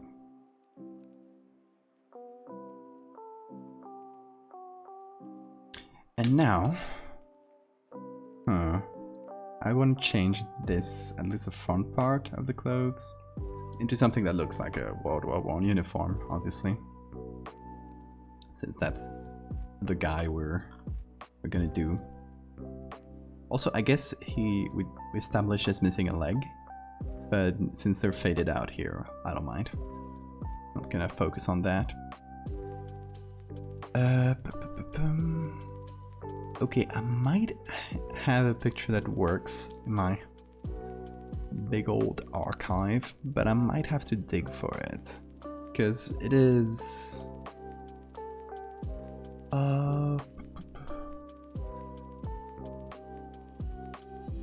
It is in a huge... where is it? Huge folder with all the old pictures of my my mom as a kid and my grandfather and stuff who my mom scanned. So they're all in the same place.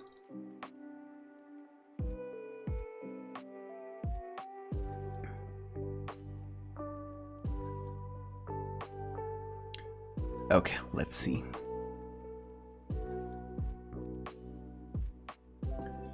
So my great-grandfather had a brother who also fought in World War One. And I think I got a picture of him. And he was, I think, in a very similar pose to this. So, oh, here it is. Similar enough. I just got the upper body here, but I'll actually be able to overlay it on top and make it work. Just using my own pictures as textures, which is fun. Okay, let's put all this in normal, please.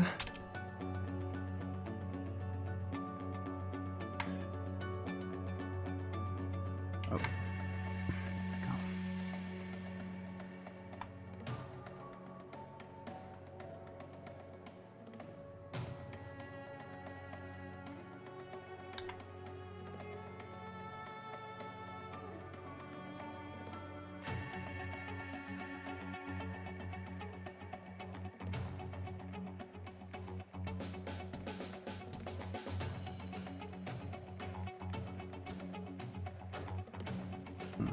Let me put it here.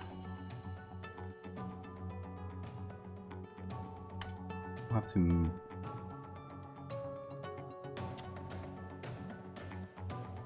make it as if the body is a little bit different in shape, move things around a bit, but I think it's probably going to be your best reference here, because here's a good look for more. But that will take us ages. So, this is a lazy way. Lazy but effective. It's all we need. Okay, so we need to cut this part out, include a little bit of this. Should be easy enough. A little bit of that. Okay.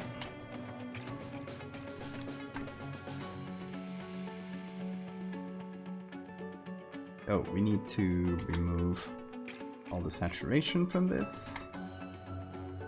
And then...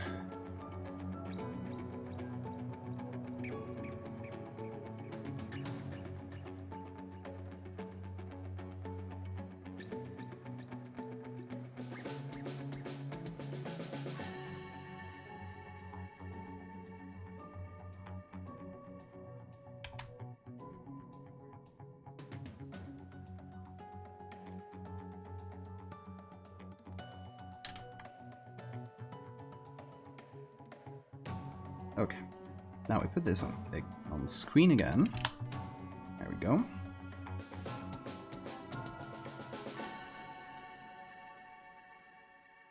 And yeah, has that World War One outfit feel. It's nice. Keep messing with this. There we go.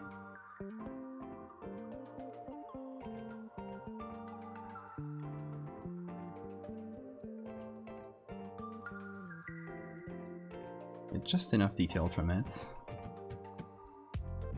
And I also want to do something here. I want to remove the glasses.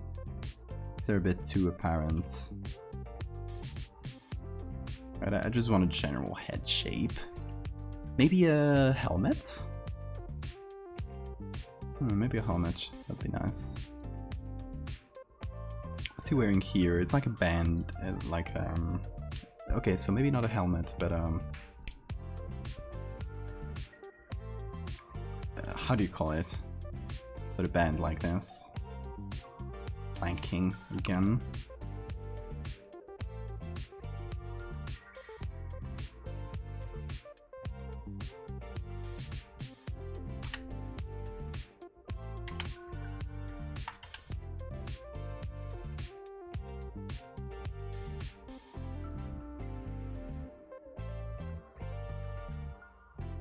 Well, I guess he doesn't need to wear it, because in here we just see the eye. Okay, so here's what we're gonna do. I'm gonna go here. I'm gonna put it in normal so I see where the eye used to be. It's important. And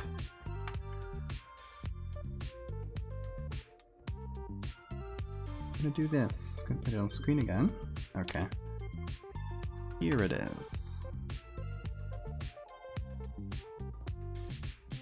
Right, so it's got a huge hole in the side of its head. So I thought we could represent it by like breaking the silhouette there. He also had a mustache, so something I might be including in here.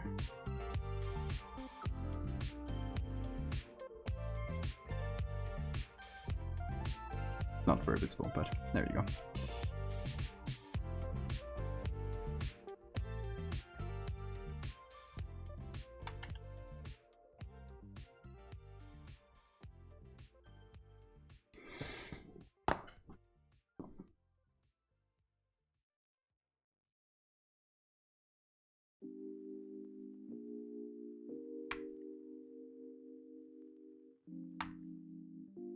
Okay, let's see. Maybe I'll actually add a bit of the opposite under this.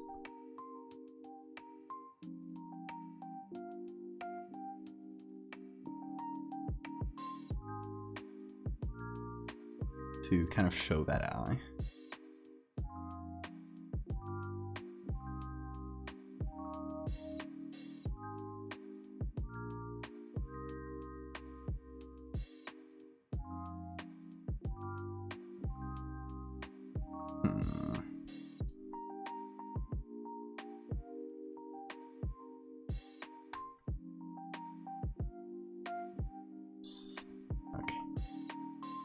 See.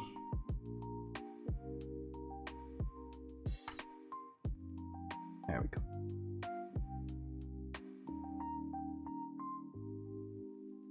I'm gonna maybe push him forward a little bit.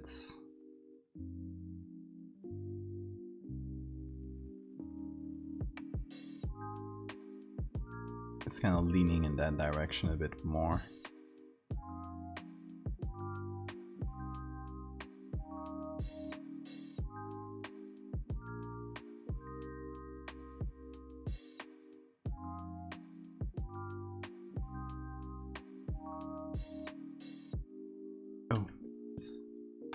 That weird shape.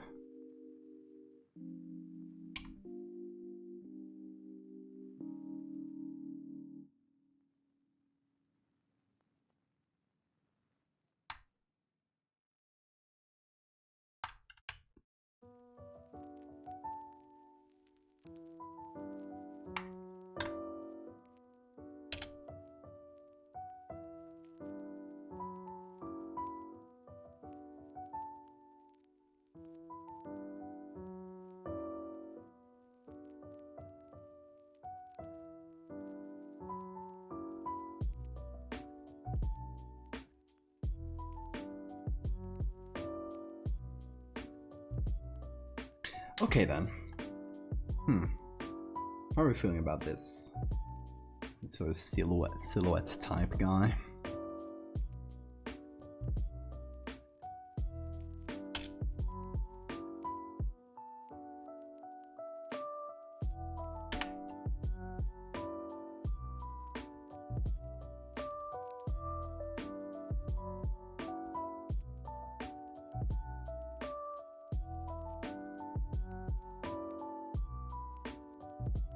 God, this booked. What's that?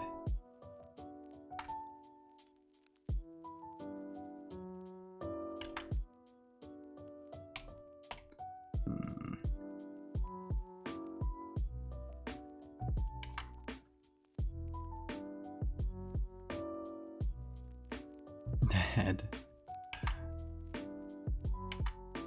It's looking slightly... I guess because I picked a guy that was fairly bald, so you can see the shape of the head well.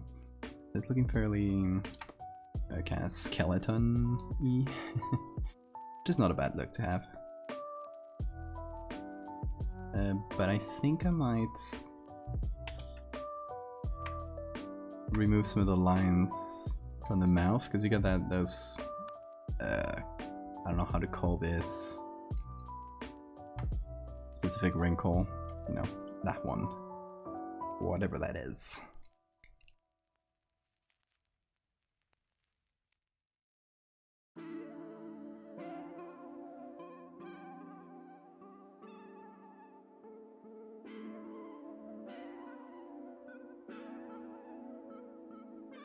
I don't know if I should add more, or let's see. Light and shadow to it.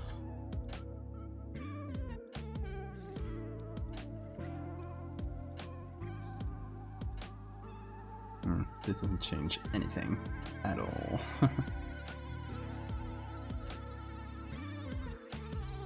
It is what it looks like. It used to look like. Let's try other modes actually.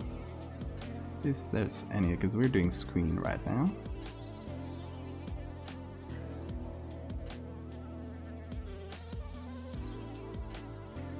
Overlay is good. That's a nice little red.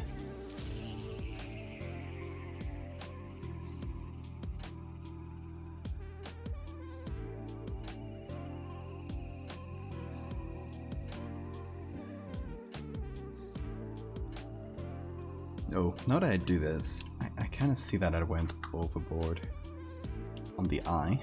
Could have added a little bit more.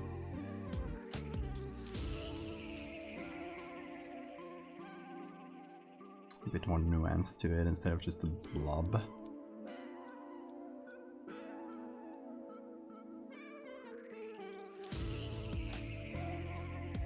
Okay, let's keep looking through others.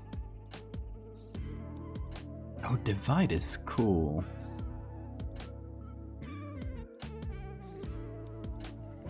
Okay, so my candidates for now are divide.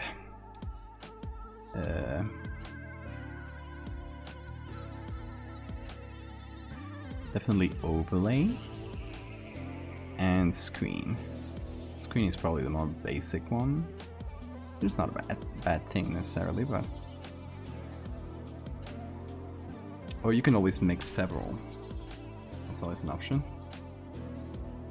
So you can do a copy of this, and instead of overlay here, you can do which was on divide.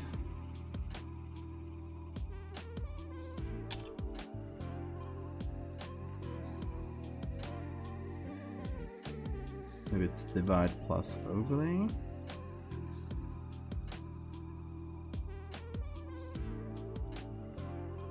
Well, hate that bug.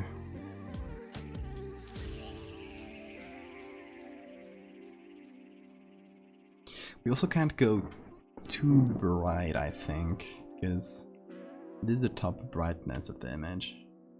It's yellow here, and we're going way further than that.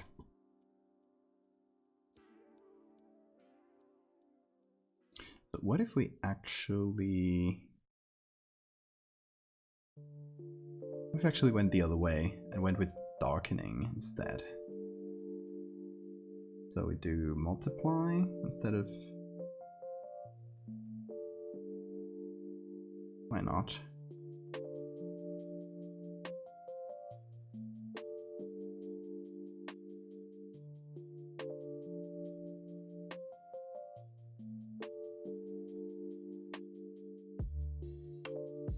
And we go for that same silhouette feel.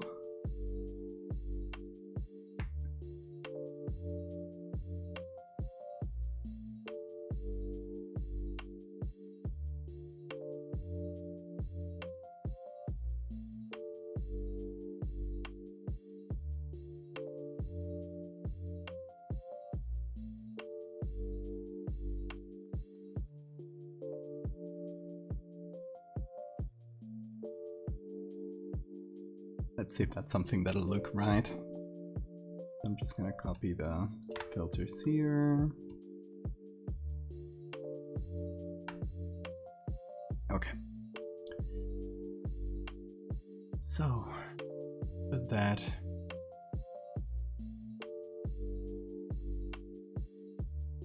let's see, color burn.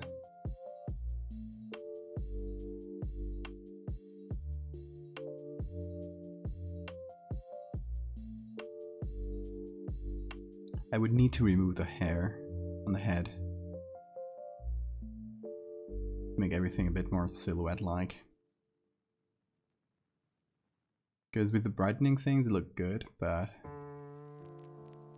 with the darkening it's way too obvious.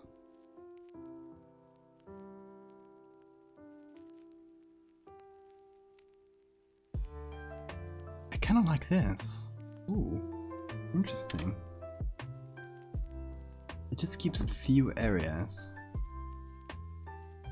which is pretty cool actually.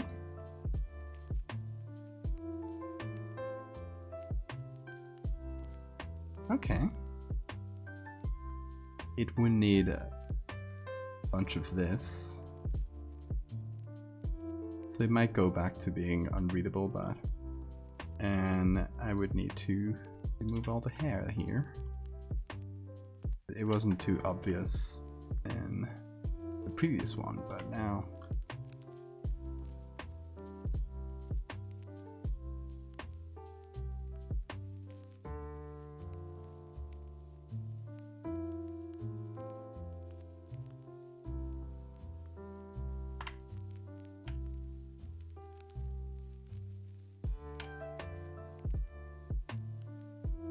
It's the current layer. There we go.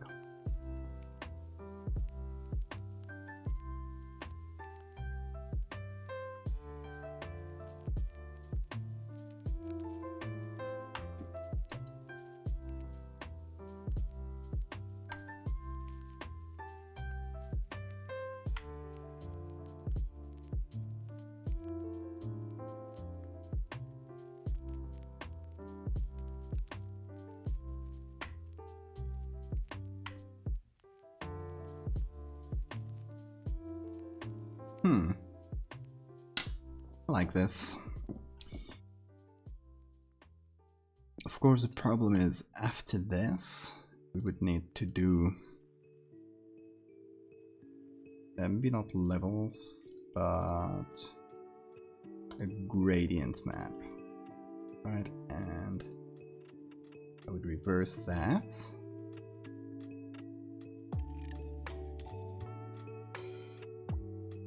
And it would, there we go.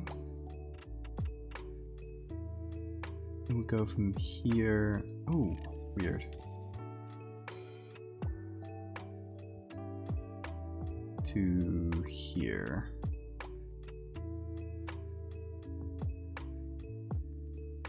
Okay, I guess that's weird because I put it on subtract. Subtract, which is a strange thing overall.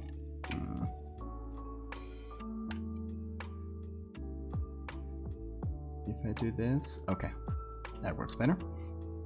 But of course, that's the problem. Like once you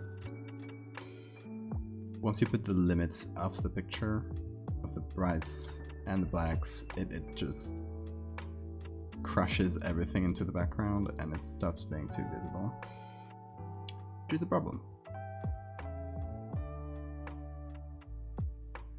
So I'm thinking maybe we do this, but in reverse. So what about subtract for this? Just go with dark. as well.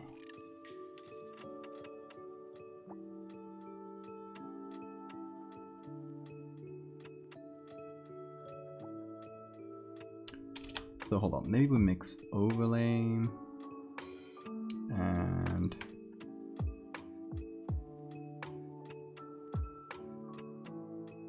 here we do, hold on.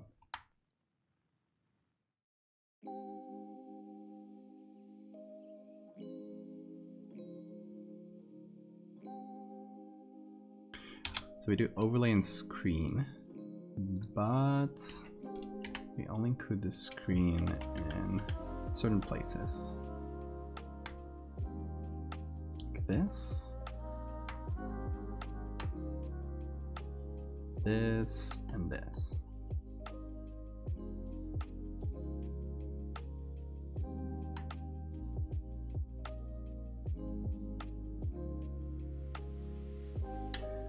Then we put it on the same gradient map. Let's see if that works. I'm basically trying things here. So that again applies the limits of the picture onto what we're doing. And what if, hear me out, what if we did a mix? So in the dark areas where it doesn't show up too well, we do this. Oh, here's the spam bots. Bye.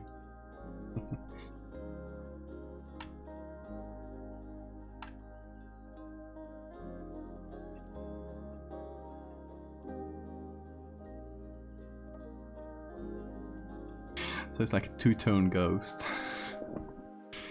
Two-colored ghost.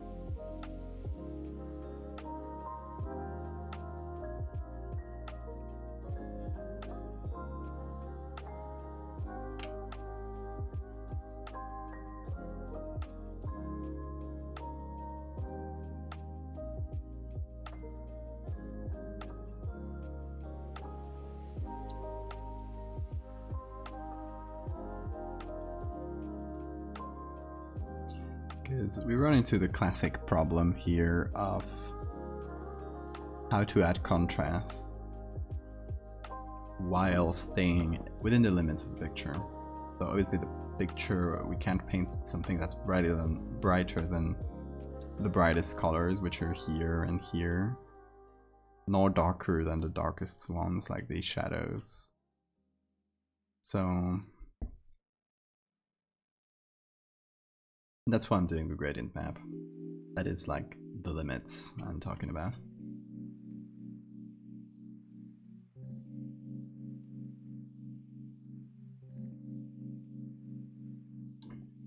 Maybe we do that with color.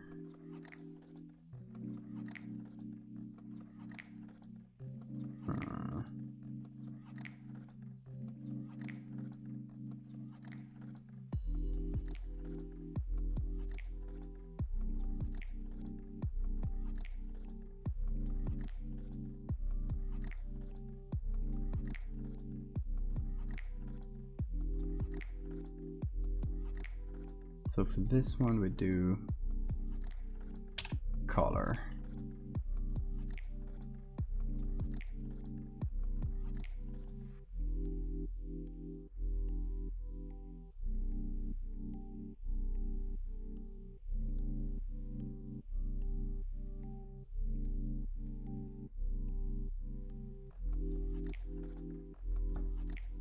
The problem is mostly this car, which is being very bright and very annoying.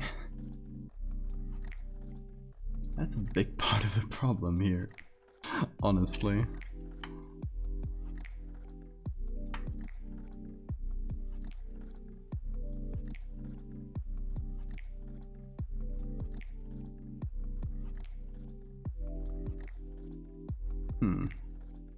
But if I darken it...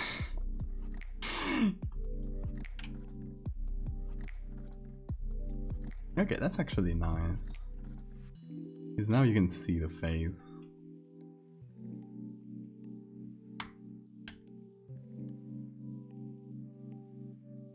Just want to make her face invisible or just hard to detect.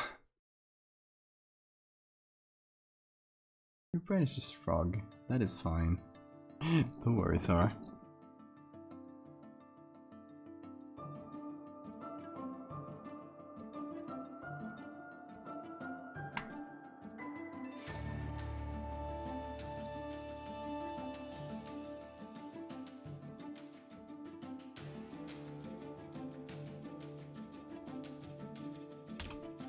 Okay, let's do some fun colors.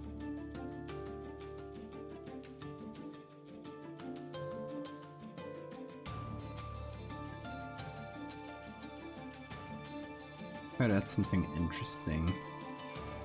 Like some purples or something.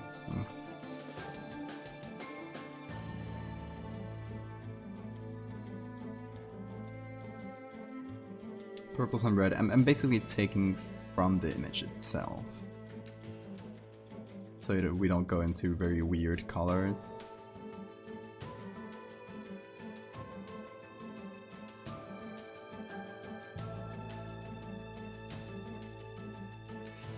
Oh, a bit.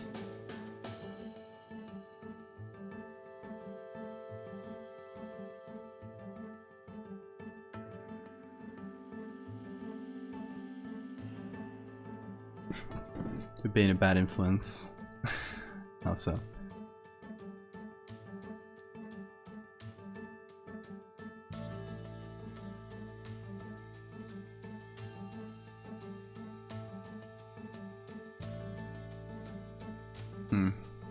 I just realized I cooked with too much garlic today. My hands smell like garlic. It's gonna be quite a night.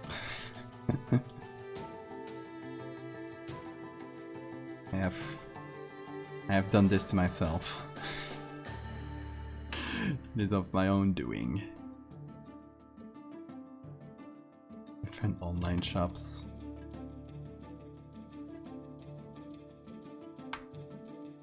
Making them spend money. Broken Reddit account. That is on brand. I applaud that.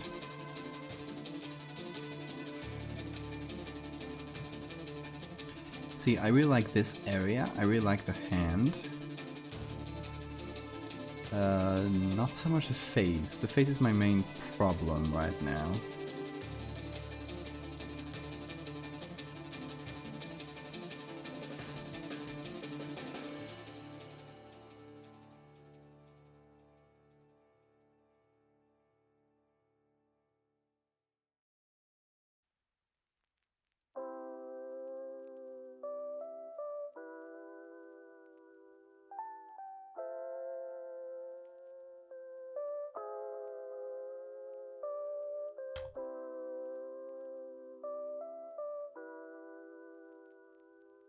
Rip garlic man. I love cooking with garlic, okay? Sometimes I overextend myself.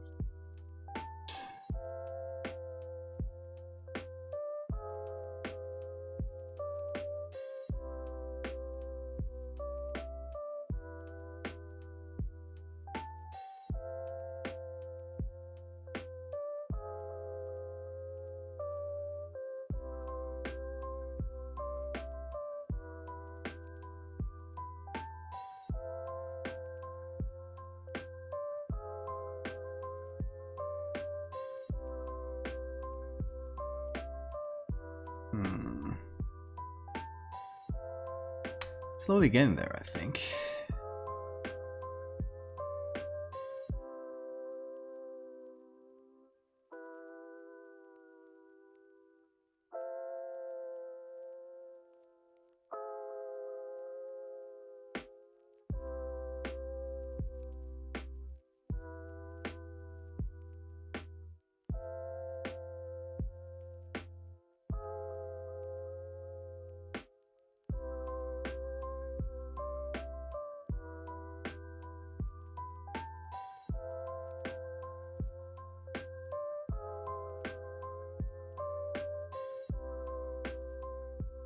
Okay.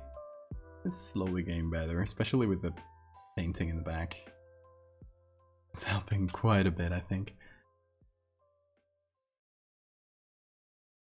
Being terrible for everyone's pockets. Bad influence.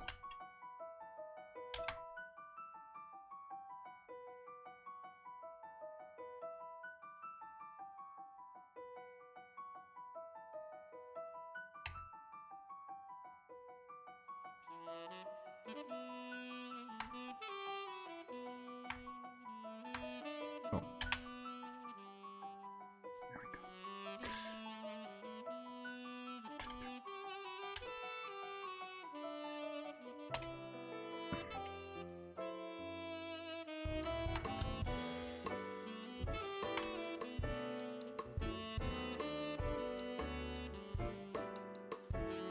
Okay, this is slightly over the bright point of the image, but I think it's gonna be fine. Oh no.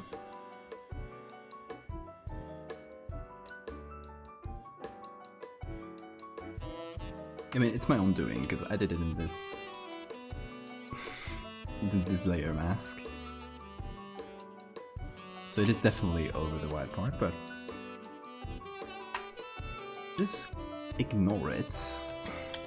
I think it's fine. I think it doesn't jump out too much.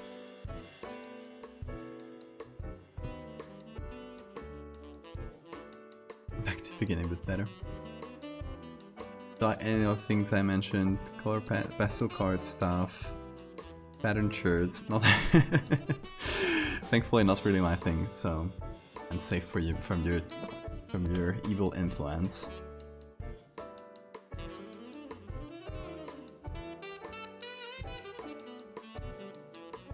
So go for that pink and yellow for now. I'm scared. I love seeing the little histogram move. It's always fun. So if we actually increase the exposure a little bit, or the whites a little bit,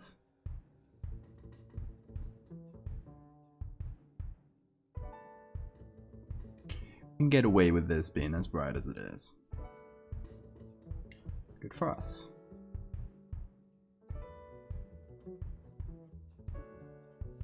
I'm going far with the sliders here because I'm seeing the effect it's having on the ghost. So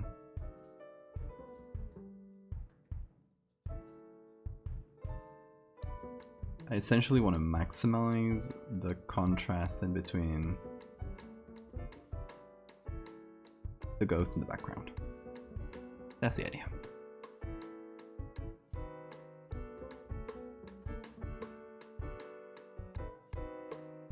Cat's meowing.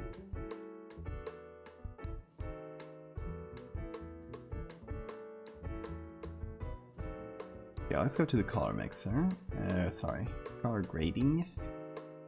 And here we can actually mess with, you can see the color in the shadows here, especially in this corner. And just add any color to it. Originally it has this just dark red.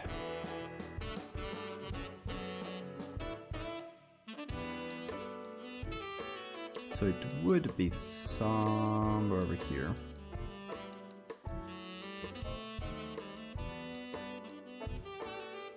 I don't think we need to add too much. It already has so much color, just from the artifacts, from the age of the picture.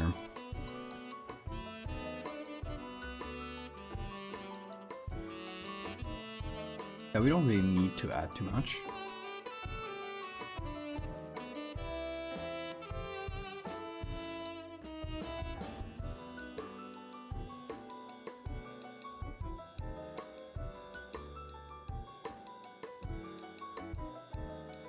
Okay. Let's add a bit of grain. Bring stuff together. And as for vignette, I actually go with the white vignette today. It's a rare thing.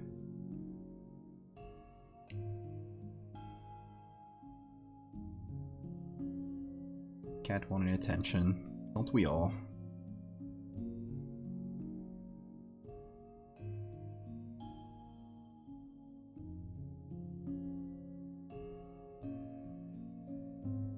I send you an absolutely unrelated to it.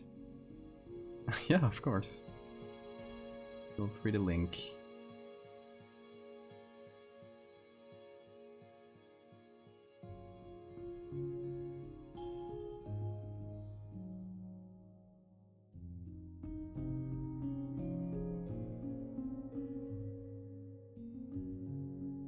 Oh, I love those colors. Amazing. Look at that. Those don't look natural. It's very cool.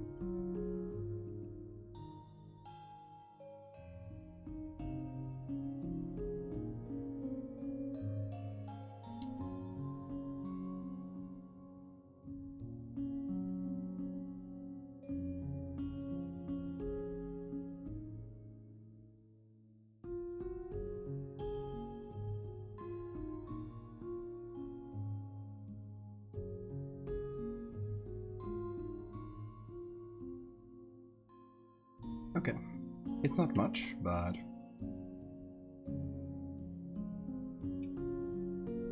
mostly just a bit of gray and stuff. It's like oil, but it's real. True. Very cool.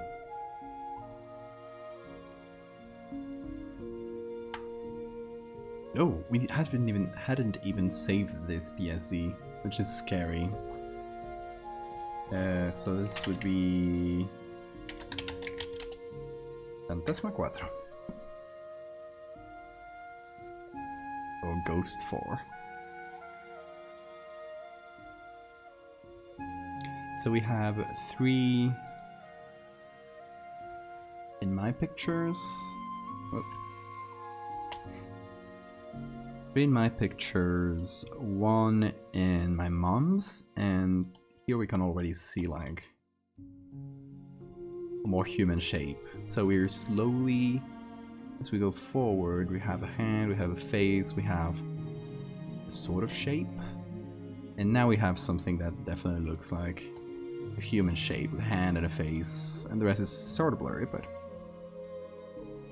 but we're sort of getting to it. Eventually, so the idea would be to go for my grandfather first. I don't have so many of my grandpa, but there are enough that we can work with them. This is my grandpa as a kid, and very, very blue eyes. And here he is as an adult. And as a teenager. You can see him grow in real time. Here's a very good picture, although I'm trying. Oh, maybe my grandpa is not in this one. It is a very good picture though. The composition and everything. I could see this in a gallery. But maybe here. This is a studio picture, and this is my grandpa, which is so weird to see my grandpa as a kid. This one is very good as well, and we could have something behind the window. And here he is, a bit older. Much puffier hair. Here, this one is, I think it's here, yeah. But we can't see a lot. So, here they are playing as kids. I think that's him. I think my favorites, and the rest are people, I don't know, random people. It's my grandpa. All these are my grandpa. Here, and here, here, here.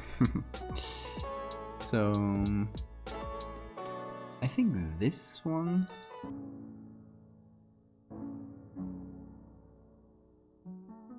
This one's probably my favorite. It has this very nice light leak, which who doesn't love a light leak? Had a wild hair. Yeah, he had wild hair for a while. When I knew him, he had it short, like this. So, at some point it just started buzzing it, and that was that. No more crazy hair for him. This one you could have something behind the window. It would be really creepy. It'd be nice.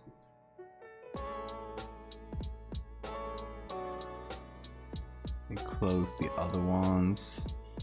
We could do another one with my mom as well.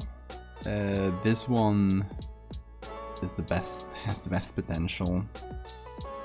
Something similar to this, in which we have a silhouette standing right here with a kind of hand on the head or a hand on the shoulder or something like that. Eventually, we'll get to the last step in our journey, which is my great-grandfather. This guy here. You can see he really looks, well, obviously it's not the greatest picture, but we go to this one. And he really looked like my grandfather. And he had the pipe. And look at that. My grandfather had a pipe as well, so really had some, even though they didn't really know each other, they have something in common. It's wild. I see him right now, I see my great-grandpa, and it's exactly the same as my grandpa. He looks so similar, it's kinda... Can you head the nose? Maybe. Let's see. Do a little close up here. Same nose? Pretty similar, I'd say. Yeah, in terms of facial structure and stuff, I got some from them. But I inherited a lot from my father's side too.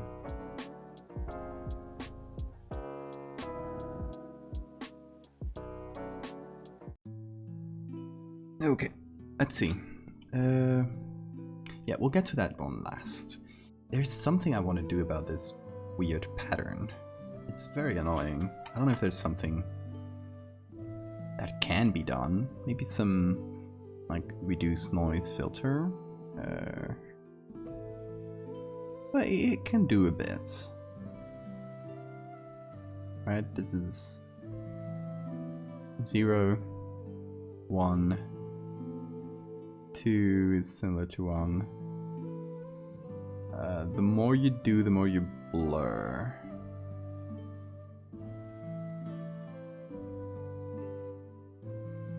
But probably for the best, because I'd rather have a blurry picture than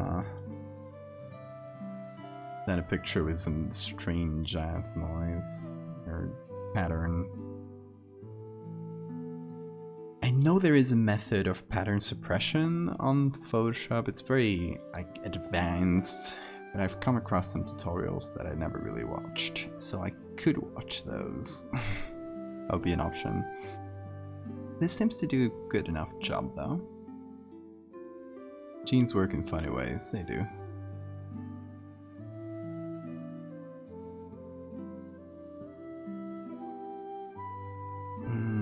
Other filters, so sharpen maybe. Bit of smart sharpen.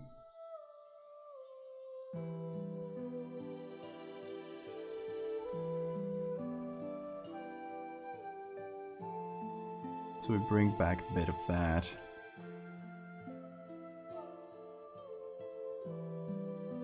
A bit of the contrast we lost, and that's definitely better. So yeah, that's probably gonna be a better base, even though it's not amazing. Doesn't have that pattern, so that's good. Anyway, that is for later. We will save this as maybe Ghost Final or something like that, because we still don't know the number it's gonna be.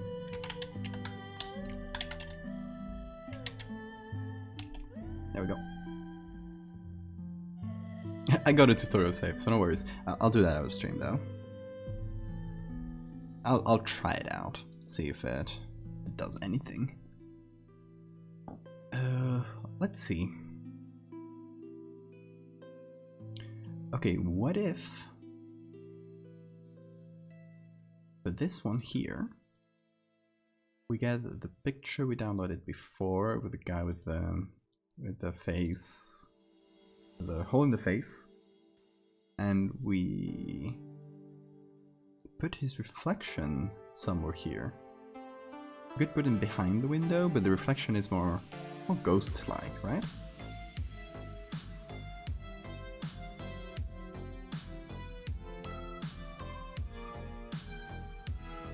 So it'd be something like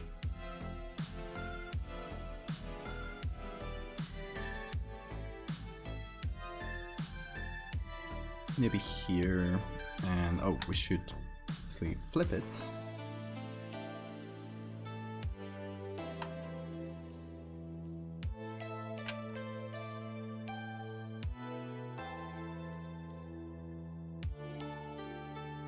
It's kind of standing over him.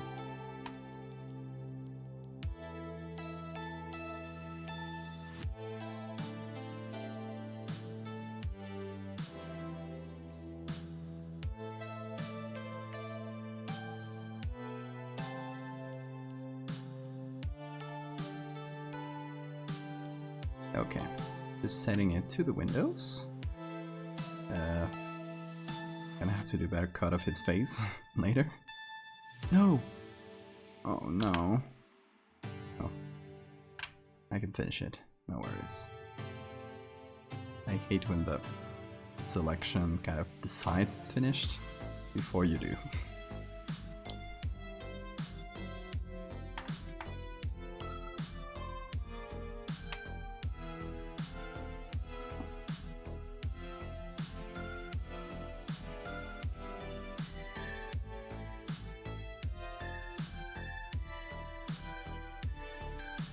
So anyone here likes speedrunning? Because GDQ was this week, and I couldn't catch a lot of it live. So I'm trying to catch up. I don't know if there's any good runs you've seen that I should check out. There was a Super Mario 64 blindfolded that I really want to check out, because those are always fun.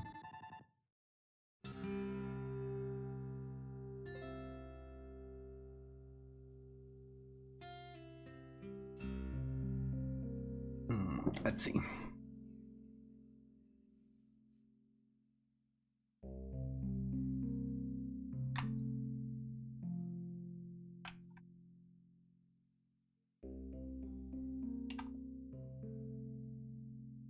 And I guess from him, I just get the face is the important part.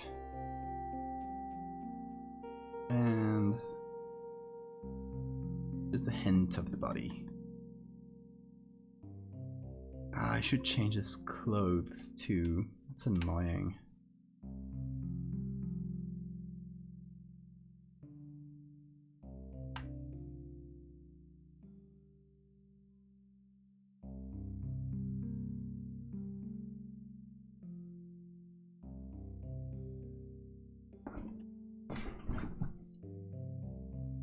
Okay, let's see.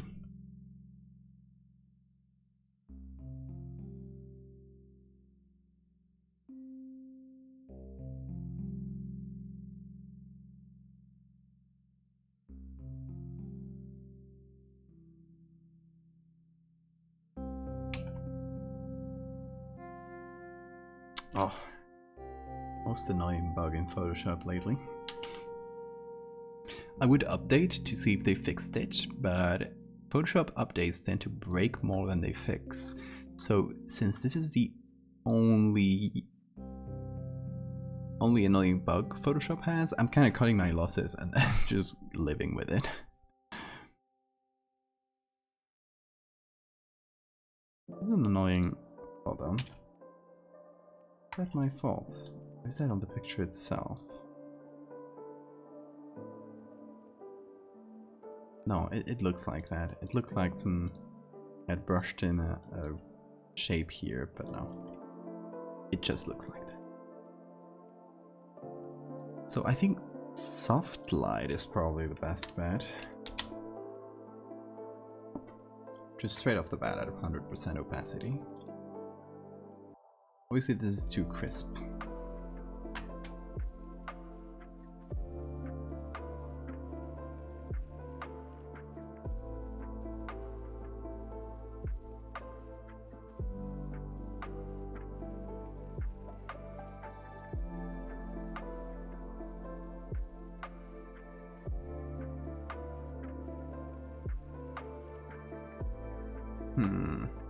I'm trying to think, like, if this is the reflection, problem is we don't get to see his reflection on the mirror, on the glass. If we got to see a little bit of his face, of his head, behind him here, we could have it so that in the reflection it looks like is maybe putting his hand over his head or something like that. But I don't know how to mechanically do that.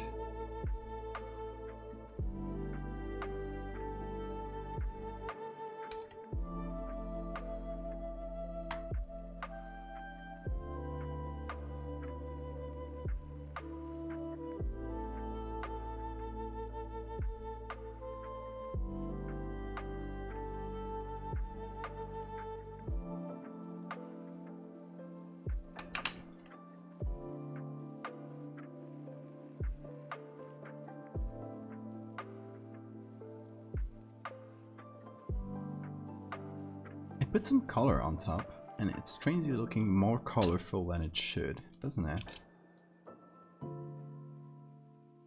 It's weird. It should look this color.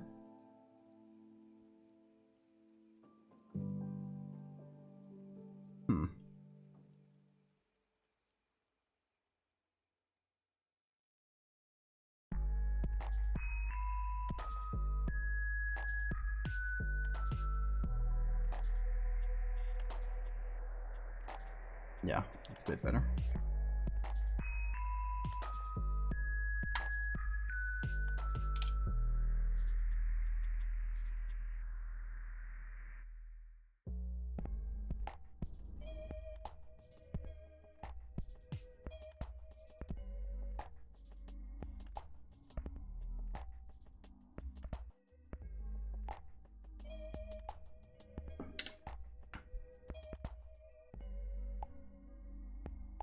Okay, let's see some levels here.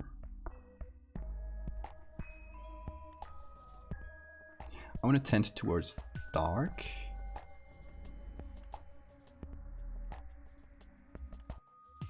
So we lose a bit of the detail on his face.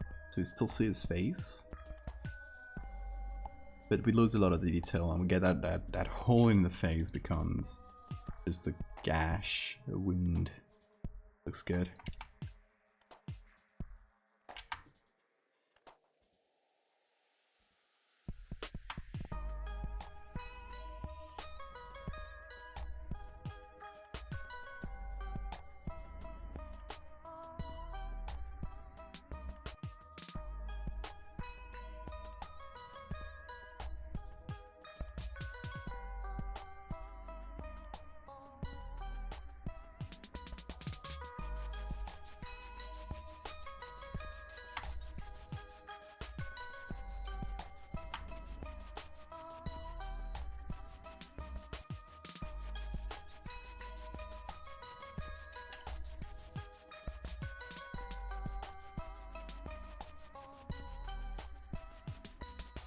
Okay, I think I need to feather selection a little bit.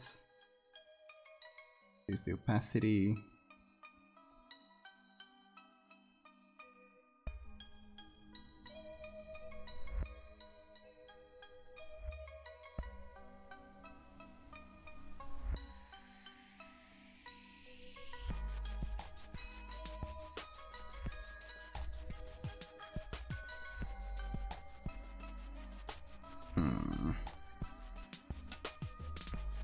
Oh, I'm also gonna put a little black square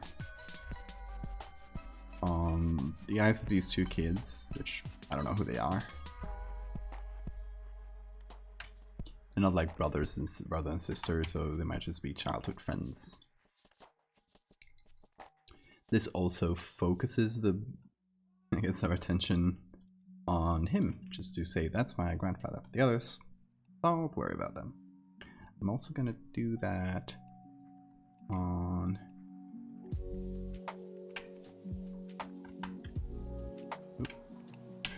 there we go.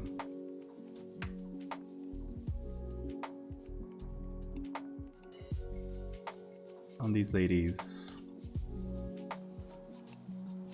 even though you can't see them too well, just a little touch, I think.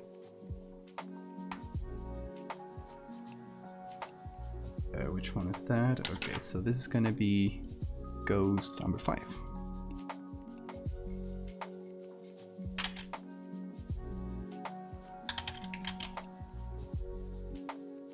Artists use nitro on the server. Oh, I guess you get better quality image or something like that. I don't remember exactly what it was. Or better quality audio in the calls. I'm not sure. It's good, I think. Yeah, it's good. Oh, they also get a badge, so, or a role, so it's probably just doing it for the swag points.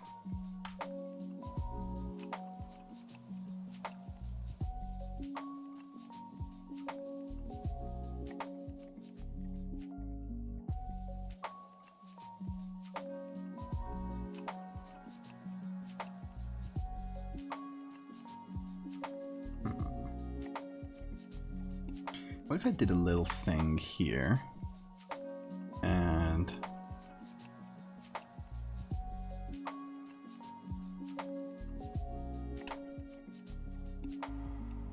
he kind of looks worried, and I wanna turn that frown into another type of frown, an angry one. Let's see if that does anything.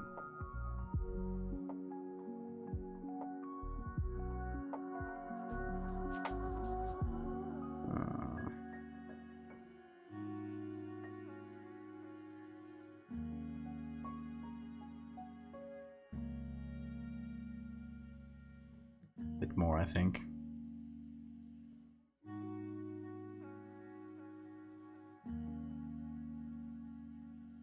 I'll usually use liquify.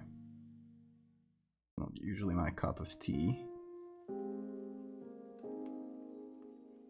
You know, sometimes it might be useful.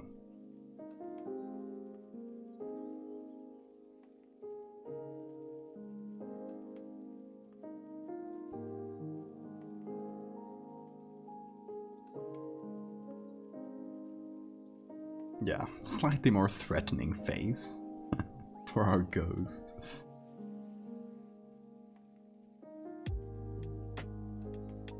And you know, I'm also gonna do a little thing here where, hey big TV, thanks so much, fellow.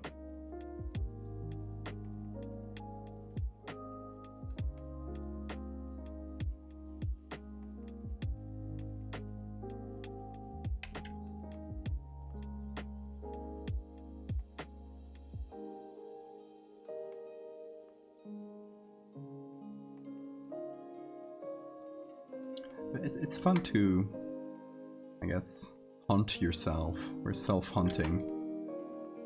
Getting little ghosts. Putting them into my own pictures.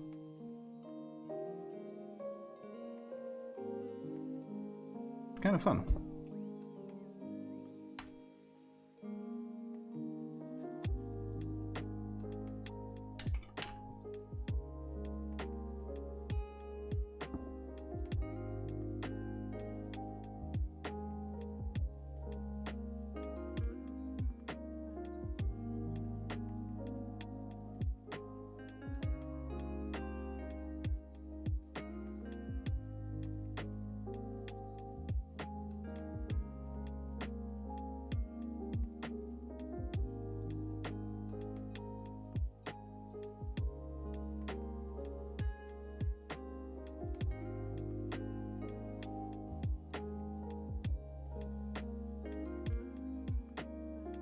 hunting yourself. Not something a lot of people get to do. You know, I've been waiting for a ghost to hunt me for my whole life. At some point, you just gotta do it yourself.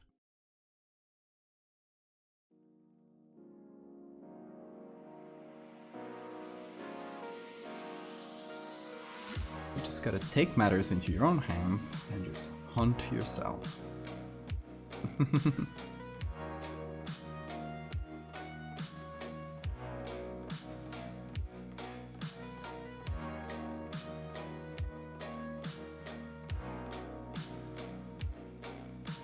It still feels like too out there. Let me quickly look for. I'm missing something from how reflection should look like.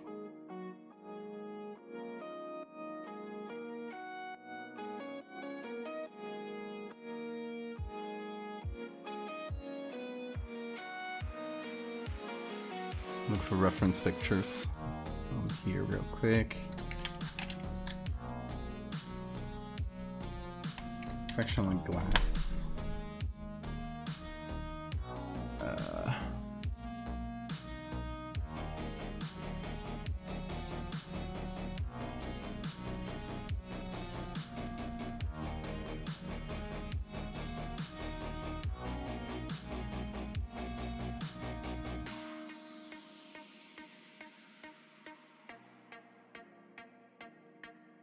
Okay, I guess maybe a levels layer where I squash the darks a little bit.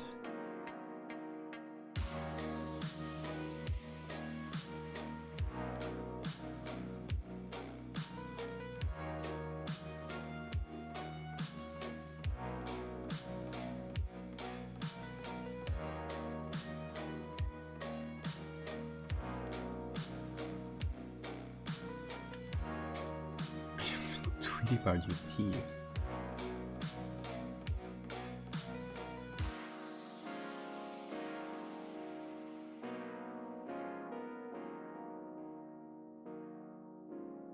Okay, I'm liking it more now. It doesn't pop out in that strange way anymore.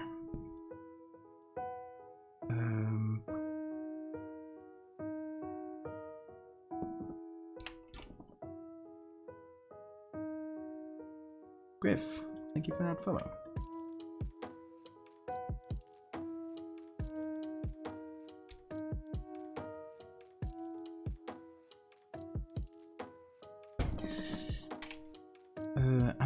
I'm thinking if maybe a hand on the shoulder or something would look good. I don't know how to marry that with the reflection though. It's two separate things.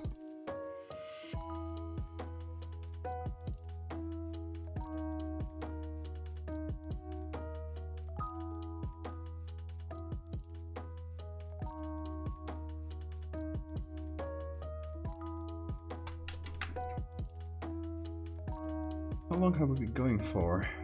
4 hours, 45 minutes. That's not bad. We've done 1, 2, 3, 4. Yeah, right? Yeah. Because this one was done already. So 1, 2, 3, and 4. And oh.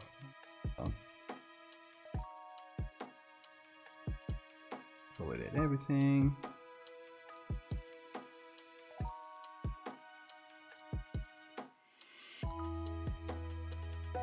So I'm gonna keep it as a backup. So it's gonna be Desma.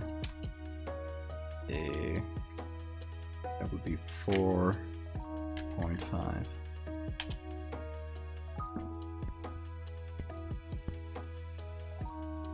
Oh, thanks, Griff.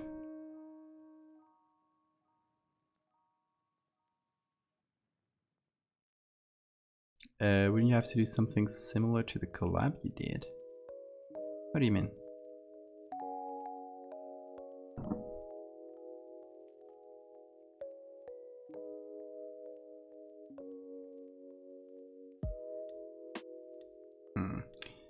I think, I don't know if I would add another one to my grandfather. I think I could just jump directly.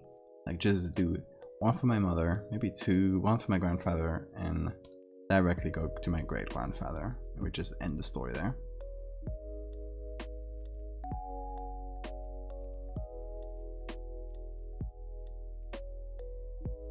Yeah, the one I did with Jacob Pike, but don't know what you mean exactly. Something similar to that, how? This one, by the way, for context.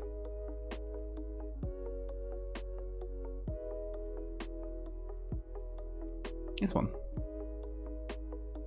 So it was a collab I did with an artist that does this rubber hose style drawings, and he did the drawing, I did the rest. All that's outside the TV. Oh, they are. Oh, you mean for that? Okay, I got what you mean. Maybe that would be like too literal, I think, for like a ghost picture. Maybe a bit too out there. See, I was thinking like adding a reflection of him, his face, like behind here. Yeah, break physics a little. How reflections work.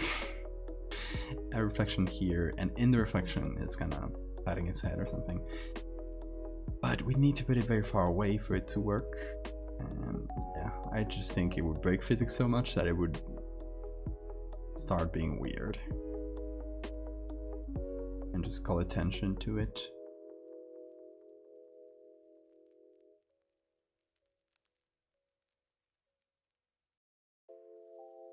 I think it's either that or we just put a hand on the shoulder or something. Maybe we'd leave that very... let's see. We just paint a few very soft fingers.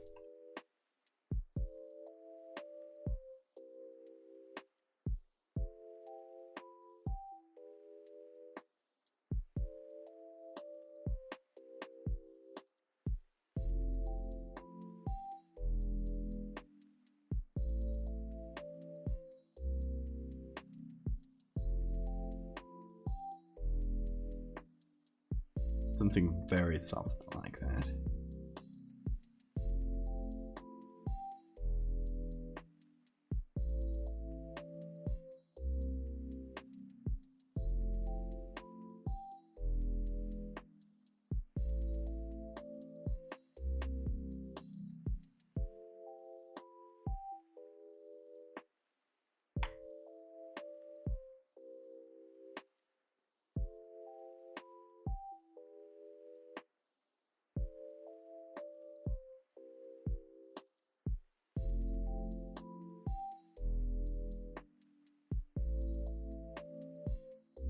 It's probably the kind of thing that you would feel like a little breeze of air on your head. Like, what's going on? And forget about it.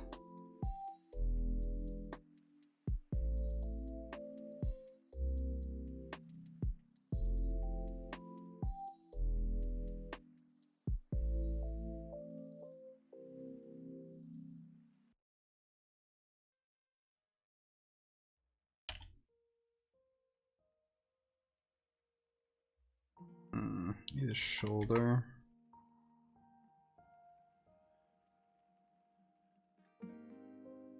It's not too noticeable.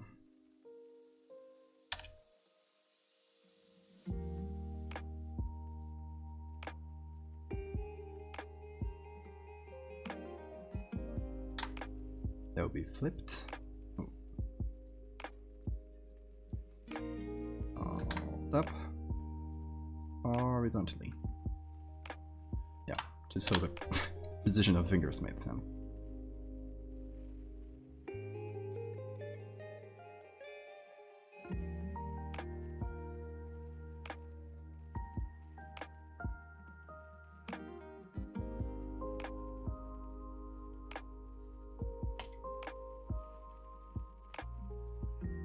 Little invisible hand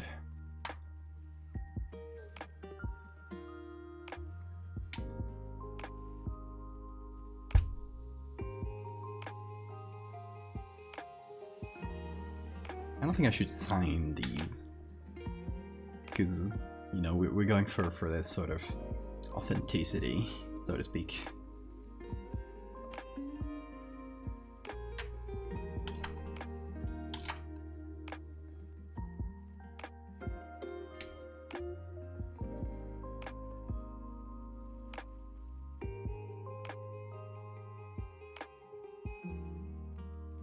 Let's see. What's our classic grain?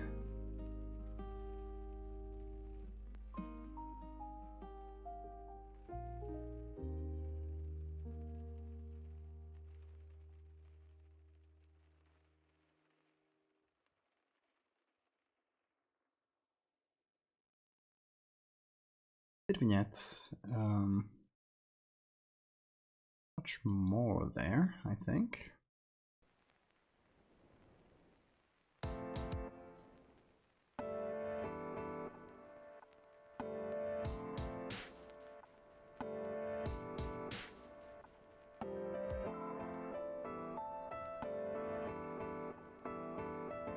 See, I want this one to be a bit more noticeable than the last ones. Can I, as we go forward and back in time, really, the goat is getting stronger. So it is slowly being more noticeable to the point here where you can actually see a bit of his face and see him interact a bit more, the pose with them and stuff.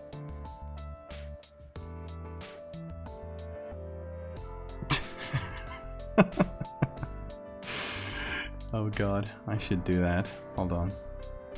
What's their name? Thumb Thumb, right? Spy Kids. Yes, please, give me a PNG.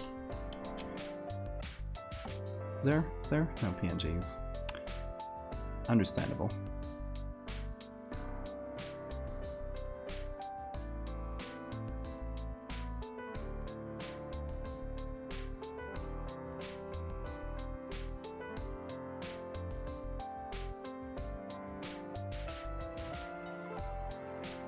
Hold on. Hey, didn't... There we go. Well, it's from a meme, but hope you guys don't mind. I'm gonna get this guy, I think, because we can't see the whole feet and stuff. I guess they're not feet, there's a lot of thumbs. Oh boy. Hold on. Their mask. Let's do quick selection here.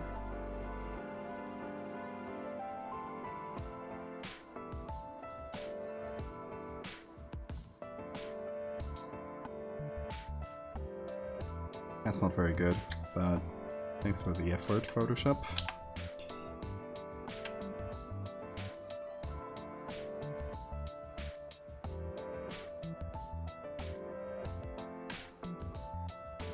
Gonna have to make up a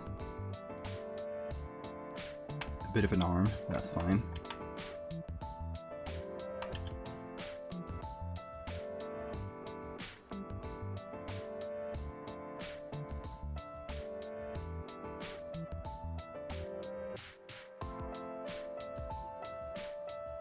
Look at this part of the leg. It just like literally cuts. Weird.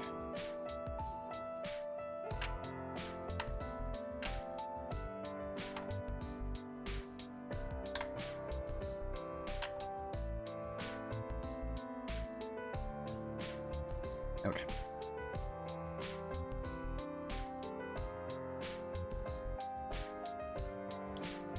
Let's get this. And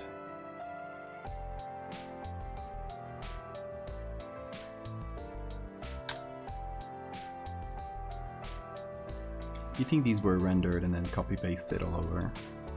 I think probably, right? I think the effects of that movie, those movies, they're good movies. I like Spy Kids. They were my whole childhood. So I want no disrespects to the Thumb Thumbs or to Spy Kids. Not on my watch.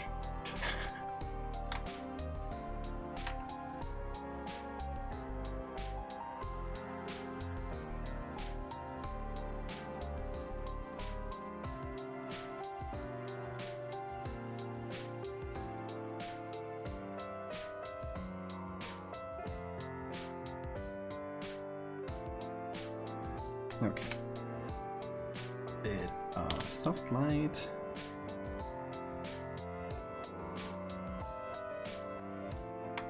No, you don't disrespect the flukes. Take that back. Please take that back. I will not have that.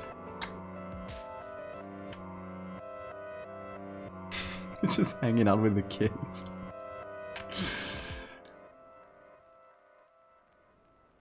You know, I could have just cut that part of. It's fine.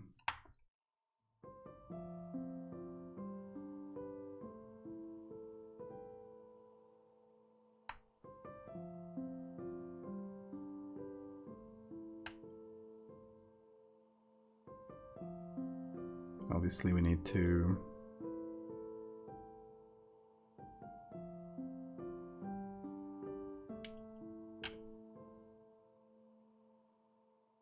Some black and white on top of this. I guess not really black and white, more like those sepia tones. So let's add a tints to it. Gonna be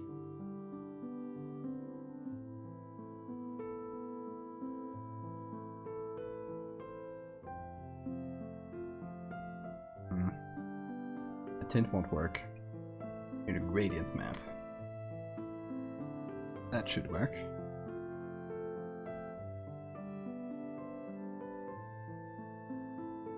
That's that over there. And that's that over there.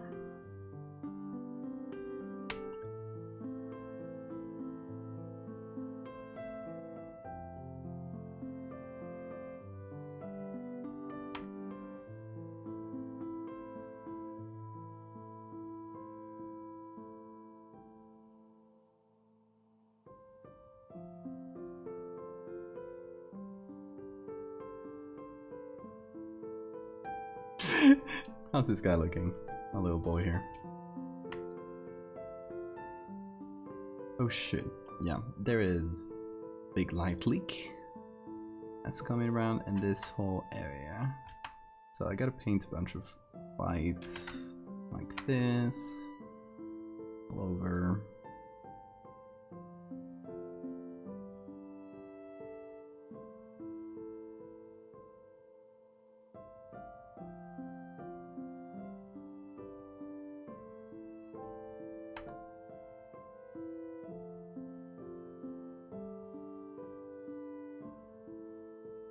Beautiful. That's amazing.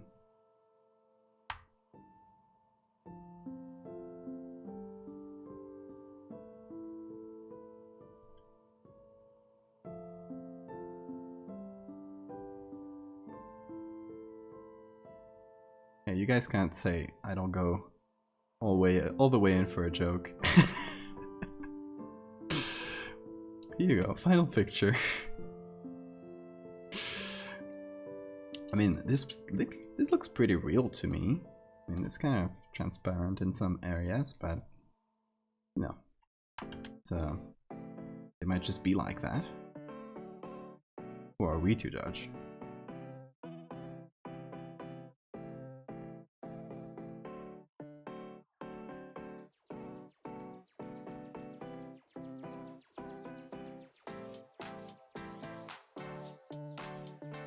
Amazing. Beautiful.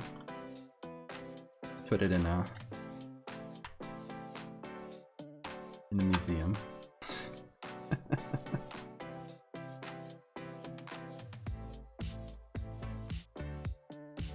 Who wants a picture of my grandfather with a ghost and a thumb?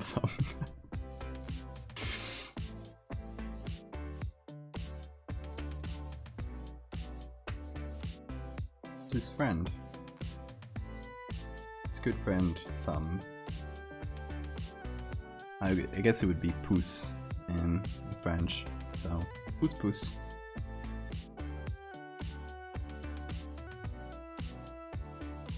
He was a true spy kid. Hold on. He wasn't yet. It needs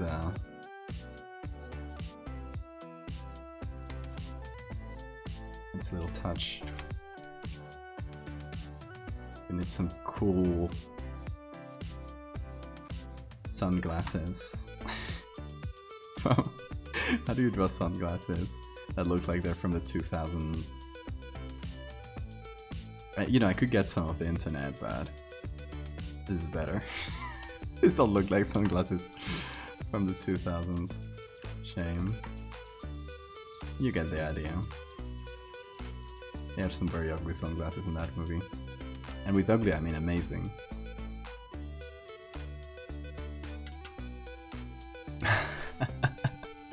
I should keep all these in a folder. No, you know, I'll keep it in a folder here. It's gonna be called Thumb. And there you go. It's always gonna be there. We can always come back to it if we need it. When the need arises.